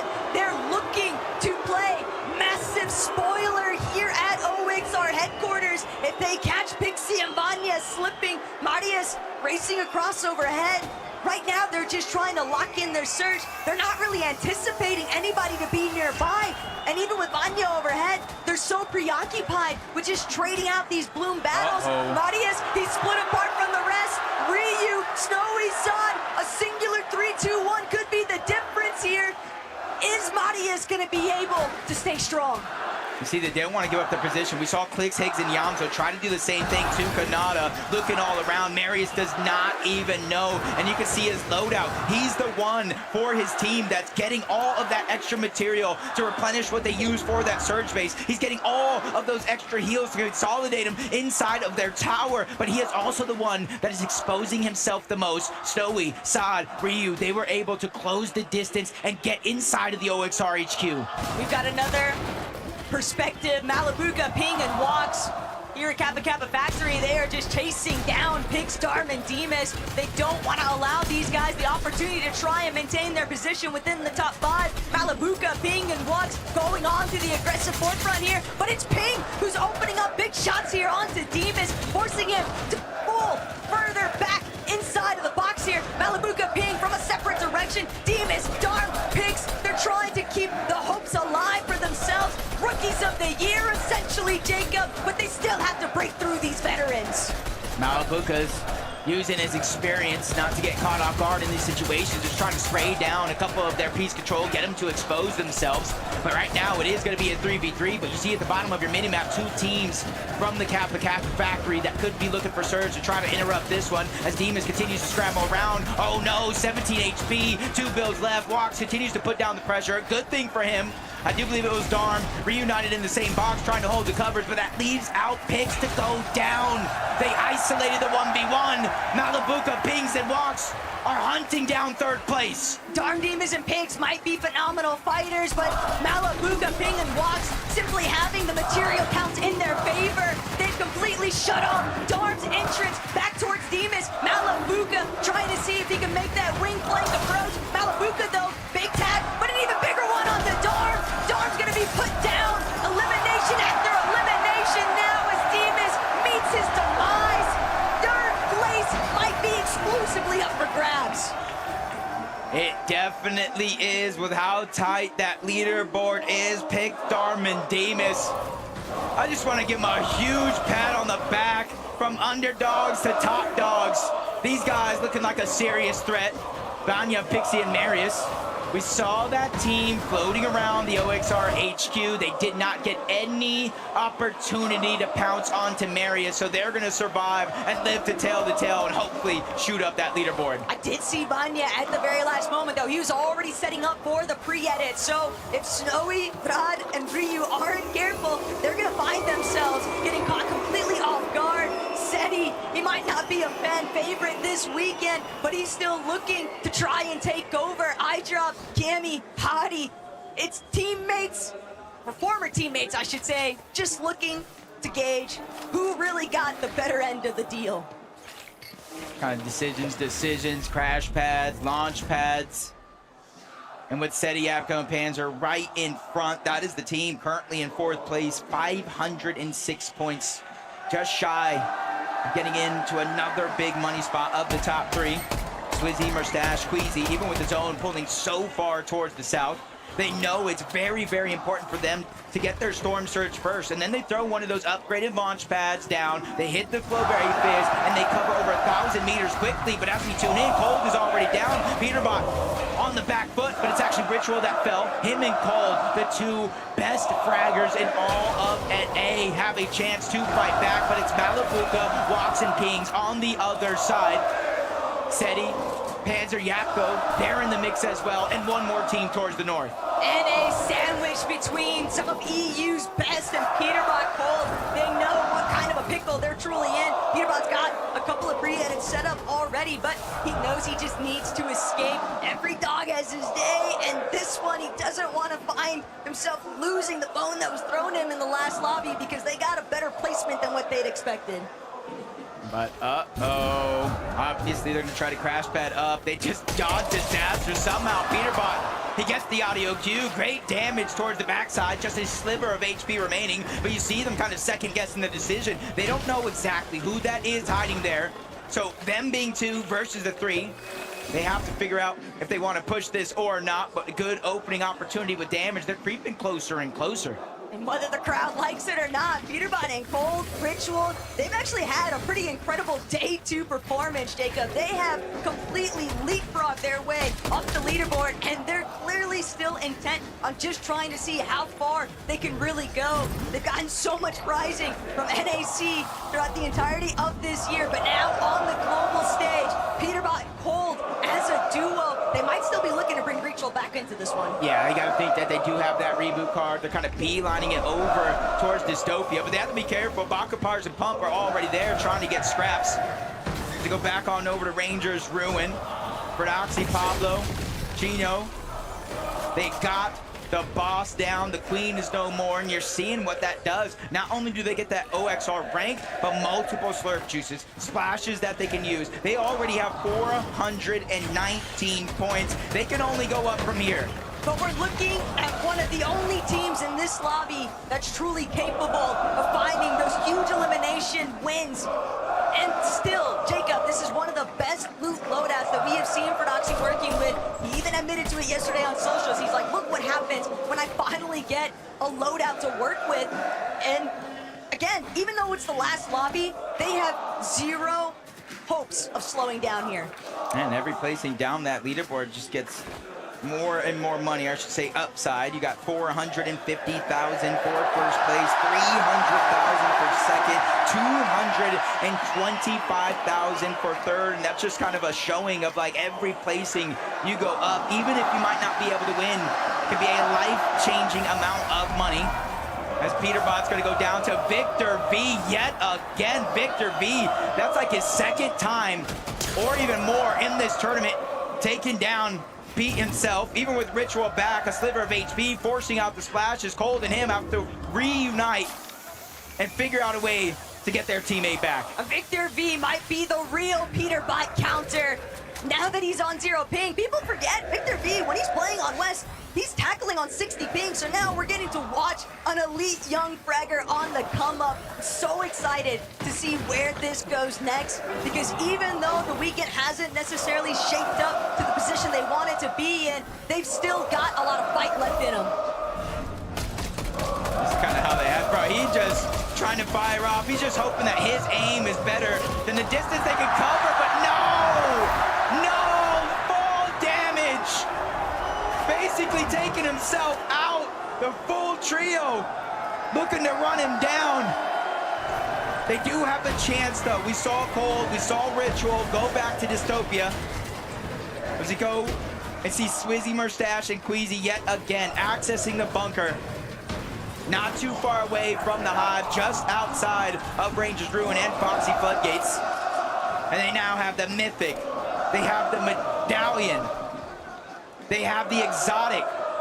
And they have time here to let every other team pass them on the zone and fight each other.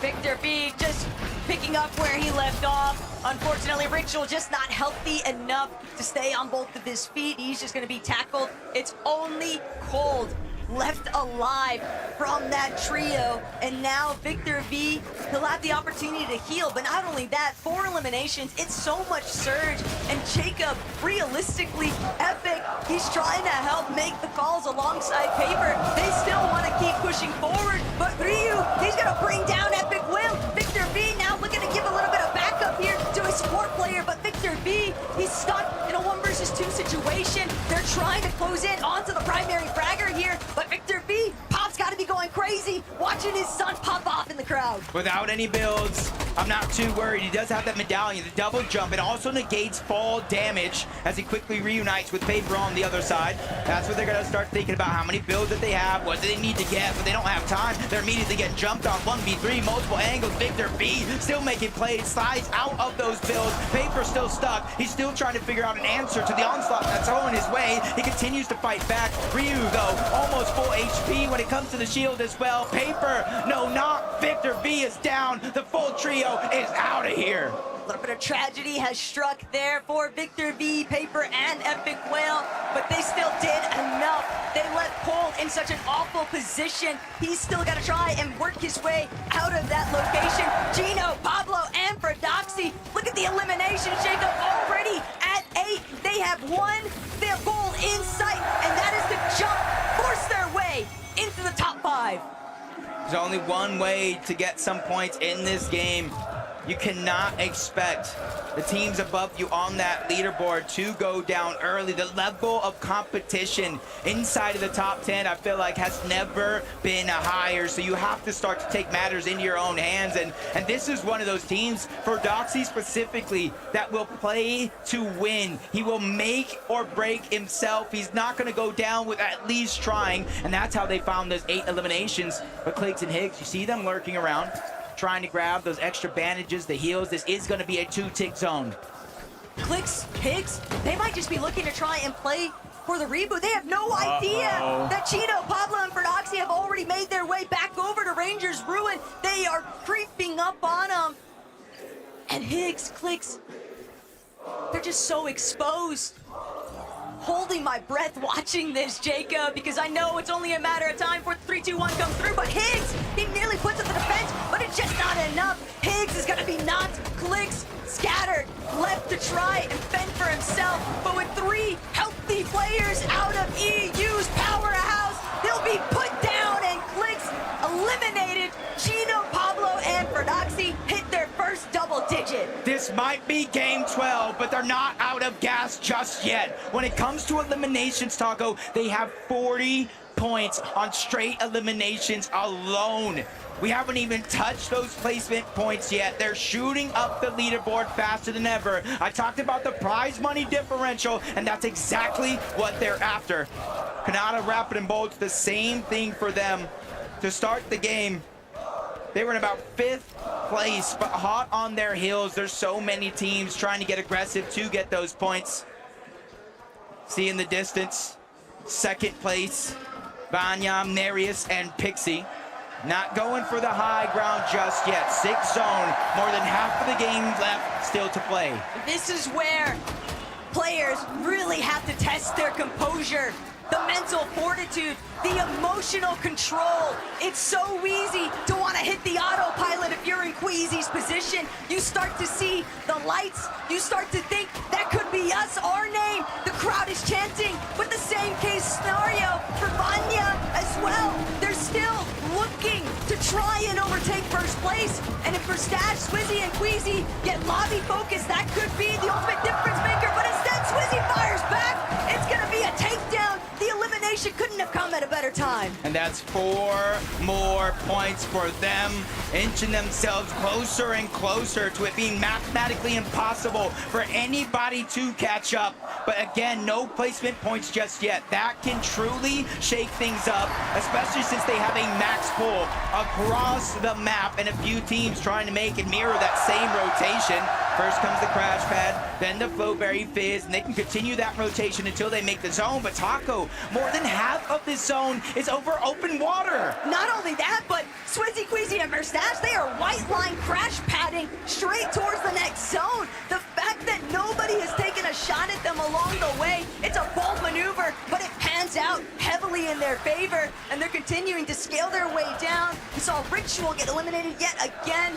Sasser striking for some teams in front of Queasy, but better still, Seti, Panzer, and Yapko. They've still got a lot to settle here in this lobby. They find another elimination onto Adapter. Valor already taking taken care of by Visuals and a Minish, but Braids on the other side of these walls said he can't continue pressing forward. They're stuck inside their own build. That is until Yetko finds the elimination onto Visuals. Yeah, much needed elimination as well. They're only 8 damage above the threshold. That's not a feeling of comfortability at all. Now they go from 300, but dropping back down low. That just goes to show how active this lobby actually is. But they continue to steamroll. Mustache, Swizzy, and Queasy find their 3rd elimination of the game, taking down NA West. And you know that Vanya, Pixie, and Marius, they can see it all in the elimination feed.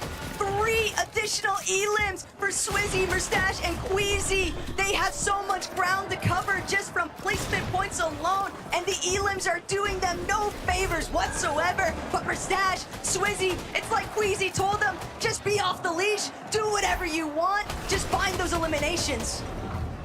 Up there it goes, School. Trying to drop down low. He's the first one to get knocked. Sauko followed in that trend. He was trying to be a hero, but ends up a 0, leaving Arc all by himself. That's a ton of pressure for one of the youngest, one of the most aggressive players on his region, but active surge for Pars, Pump, and Baka. 136 below the damage threshold. It does not matter if they have high ground if they can't utilize it, and nobody's giving them any peaks. So they're gonna go ahead and utilize that Flowberry Fizz to get a triple heal going out. They're stuck looking to heal instead of being able to look for tags. Malabuka walks and being put on so much pressure, but now that they've made their rotation, we're a little bit exposed. Not sure that was enough for Baka, Pars, and Pump to get across the finish line there for the third threshold. And now the medkit comes out. Baka doesn't have anything to work with. It's just those couple of crash pads. He might as well leave them somewhere for his teammate to pick up. But Pars, just looking at this loadout, Jacob, he's got barely anything to work with. 0 ammo in his AR. It's literally just 19 shots in that Wrecker revolver. Luckily for him, he at the bare minimum has Pump on his team. But underneath, sharks in the ocean. They're ready to take a bite out of NA West, but Malabuka's trying to beat him first. They crash pad towards the high ground, and they solidify it while Surge reactivates. Down goes Pump. Pars is now officially on the clock, which runs out, and he's out of the game for good. But these audio cues aren't doing Malabuka's team any favors, because Prodoxy, Chino, Pablo directly underneath, more than happy to see if they can close in. They knew that there were weakened trios directly above them, but they just want to see how bad off are they really. They're still trailing underneath, but Wax, Malabuka attempting to hold height. They might only be a duo, Jacob, but they have so much surge. 62 points. That's the difference between first and second place.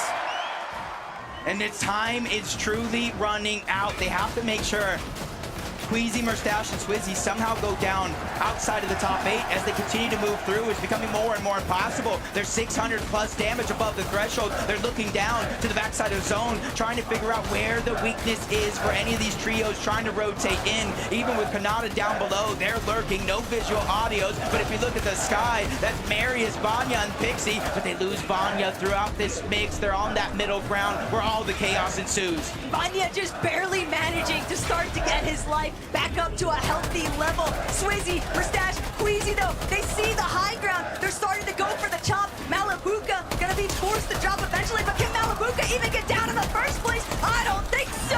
He's a victim of the lobby now. Swizzy, Queasy, they don't hesitate. They're immediately surging upwards. They know height domination is where the thrill will be tested. On the high ground right now, they're getting challenged, but they're fighting for it all. It's Pixie, it's Marius, and Vanya. If they want the win, this is the moment right here. Swizzy goes down. Mustache has fallen. It is all up to Queasy and Taco. There are more than enough points still left on the board for them to overtake the first place spot, but they have to survive. Vanya goes down. Marius is gonna have to pop that slurp juice and reunite with Pixie. But where's Queasy? Pixie and Marius, they're so incredibly low. They're not gonna be able to save Vanya. They'll at least get everything that he had to offer at the final moments. But Marius, Pixie, as a duo, they've got to find Queasy. They don't know where he's gone off to. Seti in the low ground. If Marius and Pixie aren't careful, they might run smack dab into the center of where all the congestion is building at. But they're crash padding up. They're trying to get back on the height. They know what is in front of them, and they want to take it by force. They are already have second place locked in. It's all or nothing. Down goes PH, but no! Marius is now down as well. Pixie with the pressure on his shoulders. You gotta remember though, Queasy is down. They are 50 points shy. He needs to win, but he gets denied. Mustache, Queasy, and Swizzy have done it. It was the final moment. It was going to be so bittersweet, no matter the outcome for the gentle mates here, Jacob. But Queasy has finally overcome. The GOAT debate has been settled. He is the GOAT of Fortnite when it comes to IG yelling and as a player in general. And he's got two GOATs with him in Swizzy and Mustache. But there's still hundreds of thousands of dollars split between these teams still left alive. A good chunk of them at the top of the leaderboard, including Pablo, who's trying to have that solo run, but that one gets ended and rather quickly as he was by himself. That was Seti and Yapko. They're one of 3 teams left alive. Panzer's trying to move in, 20 HP. He's quickly running out of builds. Seti as well, but he's gonna go out. Cammy, his invitational partner, has done it again. He ends his show. He said, no, you will not cast me. You will not take my money, as Cooper and Curly are still down below. 2v3 situation, 3v1. I drop Dari and Cammy win the final game of the day. What an impossibly crazy finish. Nobody could have possibly anticipated that it would all come down to this final match in day 1. We saw Queasy, Swizzy, and Mustache leading the charge. They had such a monumental lead over the entirety of the lobby, but it still all came down to the wire. They knew it was a marathon from the get-go, but they sprinted across the finish line to claim the title as your 2025 global champions. A year-long journey just to get to this point. 12 games, almost 700 points, 3 victory royales. They have done it. It almost seems as if it hasn't even fully keyed in yet. Mustache and Swizzy, they're letting everyone here in LYON know. It's gentle mates, it's Twisted Queasy bringing home the title. Fellas, lift that trophy high!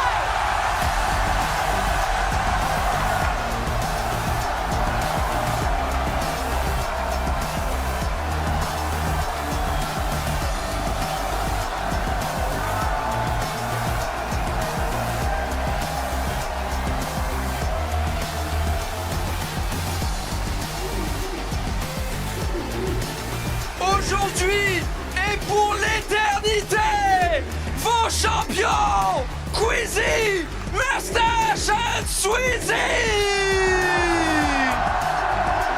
Mustache, you have been to so many of these global events. You've never placed inside the top 10. How does it feel to be a global champion? It feels nice. I can't believe it. Still, like, we've been playing this year. We played so bad every grand. We should have won every grand, but now this is the day when we won. You might not have won an FNCS major final in 2025, but that doesn't matter right now. You are the best team in the world. Queasy, you are the greatest IGL Fortnite has ever seen. Can you believe it? I mean, after today's performance, I don't know about that, but I mean, we pulled through, we got it, so that's all that matters. Well, talk to me about today. Yesterday, we were all saying this trophy was surely yours. But this morning, those first 3 games, they didn't go your way. Did you think you were going to have to settle for second place again? No, I was playing only for first. That's why we did what we did at the game 11, and I mean, shout out to them. Because we went into this like thinking like 99% we're going to win. And it pushed it to the last game, so shout out to Vanix Trio. Like, I don't even know. They did amazing. Guys, I'm with Swizzy. Je peux pas vous le dire autrement. Swizzy a les larmes aux yeux. Swizzy est ému. Regardez, Swizzy, I saw the real tears in your eyes. How do you feel, Swizzy? I feel amazing. Last year I couldn't play with my duo. Now I'm here and I win. Cette année, c'était la bonne pour lui. Enfin la bonne. Il est tellement ému, Swizzy. Good luck for the future. Guys, Guys, I have to ask, what makes this a world-beating team? Them too, just fragging ability. I mean, they solo clutched the game 11 with 2v3. I don't know. I try to do my best. Today, I feel like I underperformed by a lot, but they pulled through and they got me the win. Well, you're not going to think about that anymore because you guys have a trophy to lift. Guys, please take your position.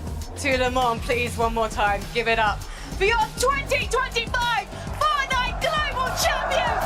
It's Queasy, Swizzy, and Moustache!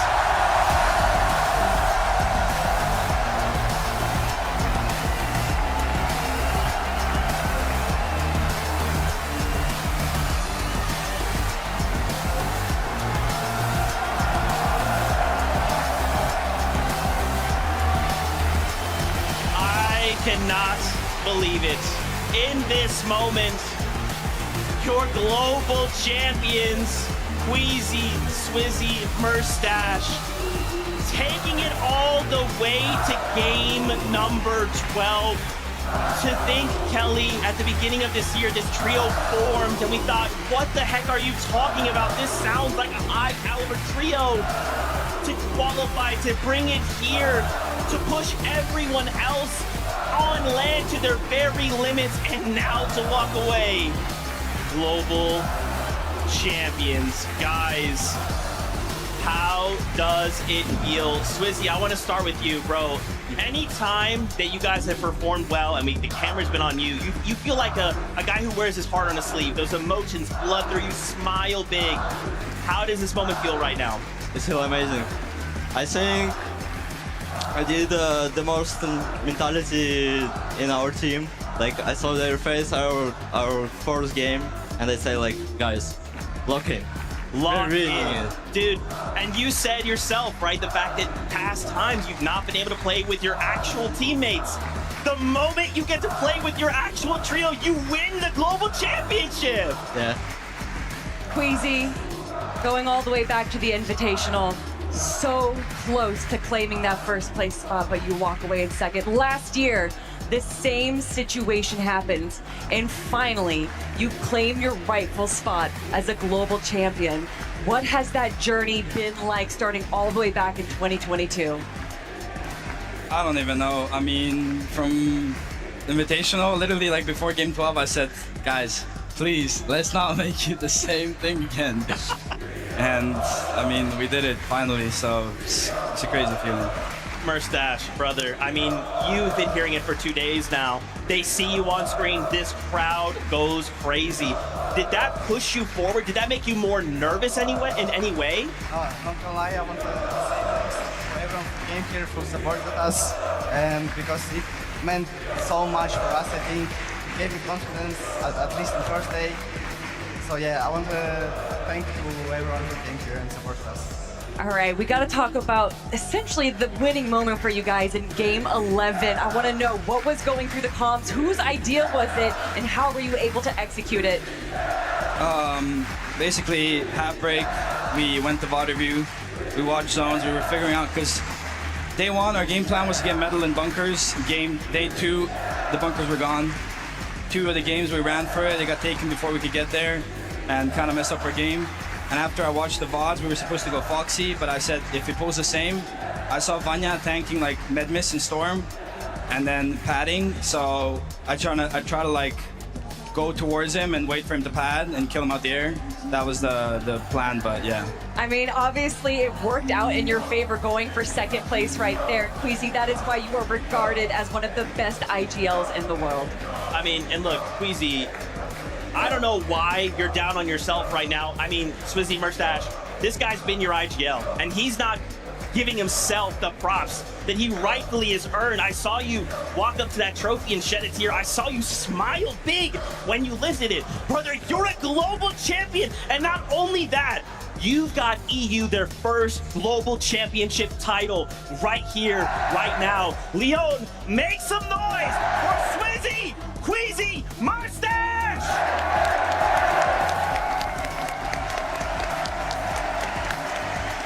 Forever in history, you guys have made a moment in Fortnite. Thank you guys so much. We're gonna let you guys go.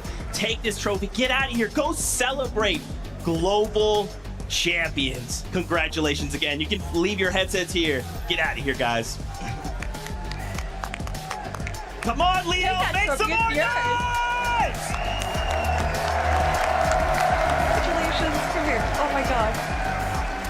Good questions. Good job, you guys. Head that way right there. Yo, congrats, Queasy. Man, I cannot believe it. I cannot believe, once again, Fortnite does it, Kelly. Game number 12, pushed to the absolute brink.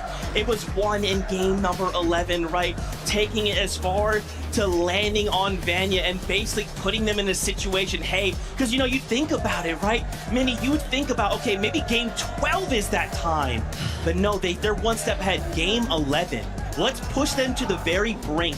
Game 11, because that gives us game 12 as a buffer. And because of that, Minnie, they are now global champions. Incredible stuff. Absolutely incredible stuff. Think back to Queasy, Chapter 2, Season 6, FNCS win. His first FNCS win. Then, of course, we go to the Invitational.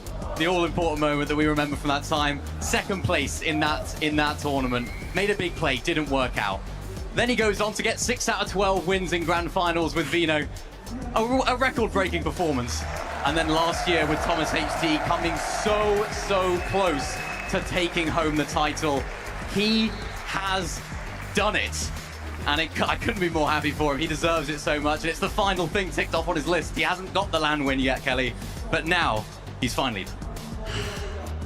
I mean, this is a story that hasn't even just been building up from the start of this year. It's been building up since the start of Fortnite. Yep. And there is no person better to finally grab that global champion than Queasy. Everyone, even before day one, before they got the back-to-back victory royales, said that Queasy is the best LAN player in the world. Yep. And he said, let me make honest people out of everyone that is believing in me. And we got to talk to so many people saying, who do you think has to win it all? And Queasy's name was brought up time and time again. I mean, and again, Queasy, when you wake up tomorrow and you start to doubt yourself, look yourself in the mirror and think, I am a global champion, and let that doubt fade away forever, brother. You guys have done something incredible here. You have made this crowd roar. If there are any M8 fans, you know they're also going crazy. The fact M8 came out in that #1 spot. But don't forget, other players, other trios were fighting for that prize money. Let's take a look how things ended. We saw there early on in the game, Pixie fell, but in the end there, it looks like Panther, Seti, Japko come out in third place. I kept saying, Kanata, now's the moment, but Seti said, hold on. We're gonna make sure that Globals 2025 is dominated by EU. Yeah, what a performance from Seti, Panzer, and Yapko. Really great. They played the meta really well all weekend. Fixed a couple of issues that they might have had. You know, we were looking at them this weekend. They were contested. A lot of people had them written off. But no, they put on an absolute display of excellence all weekend, and really happy for them to get third there.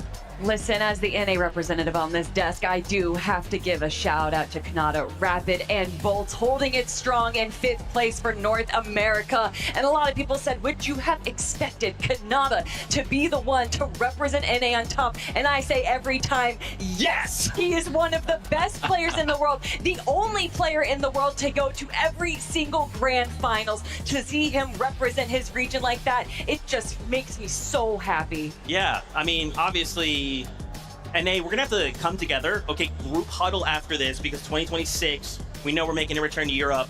We're gonna need to show up there, but it's fine. EU, you guys can have one. That's fine. We still have 2 at the end of the day. My friends, final kind of closing thoughts after the weekend before we kind of start wrapping up and saying goodbye. I mean, what a weekend overall. The atmosphere here has been absolutely electric. All the fans here have put on an incredible display themselves, right? Let alone the players on that stage. Every single one of them put everything into preparing for this event, of course, playing this weekend as well in front of a crowd, which at times wasn't necessarily as positive towards some of the players, but they showed grit, they showed determination. and they show that they can pull through. And this, I think, has been my favorite globals. 100%. There is so many moving pieces that go into a global championships. Beyond the players, beyond us, there is just so many people involved that want to make sure that we bring the best show possible. And I think we did that this weekend. And a lot of that is due to the incredible fans that we had supporting, making sure that they made so much noise because they know that the global championships only happens one time a year. So if it's gonna happen now, we're gonna make some noise. Oh man, yeah, thank you so much, Leon, for all your love and support. You guys have truly made this something special. Thank you, thank you, thank you. As we start getting ready to say goodbye, let's get the rest of the crew in here. And of course, you know I want to get the crew, the French commentators who kind of helped bring this whole thing to life in venue. Fortnite fam, thank you so much. A big thank you to the players. A couple things before we go. Don't forget double XP going on till Monday. Hop in, get yourself all that XP. Make sure you play. So much to play for. You heard the news for 2026. It's about to be crazy. But as always, until then, we love you. Keep yourself safe. And we'll see you on that battle bus. Big, big.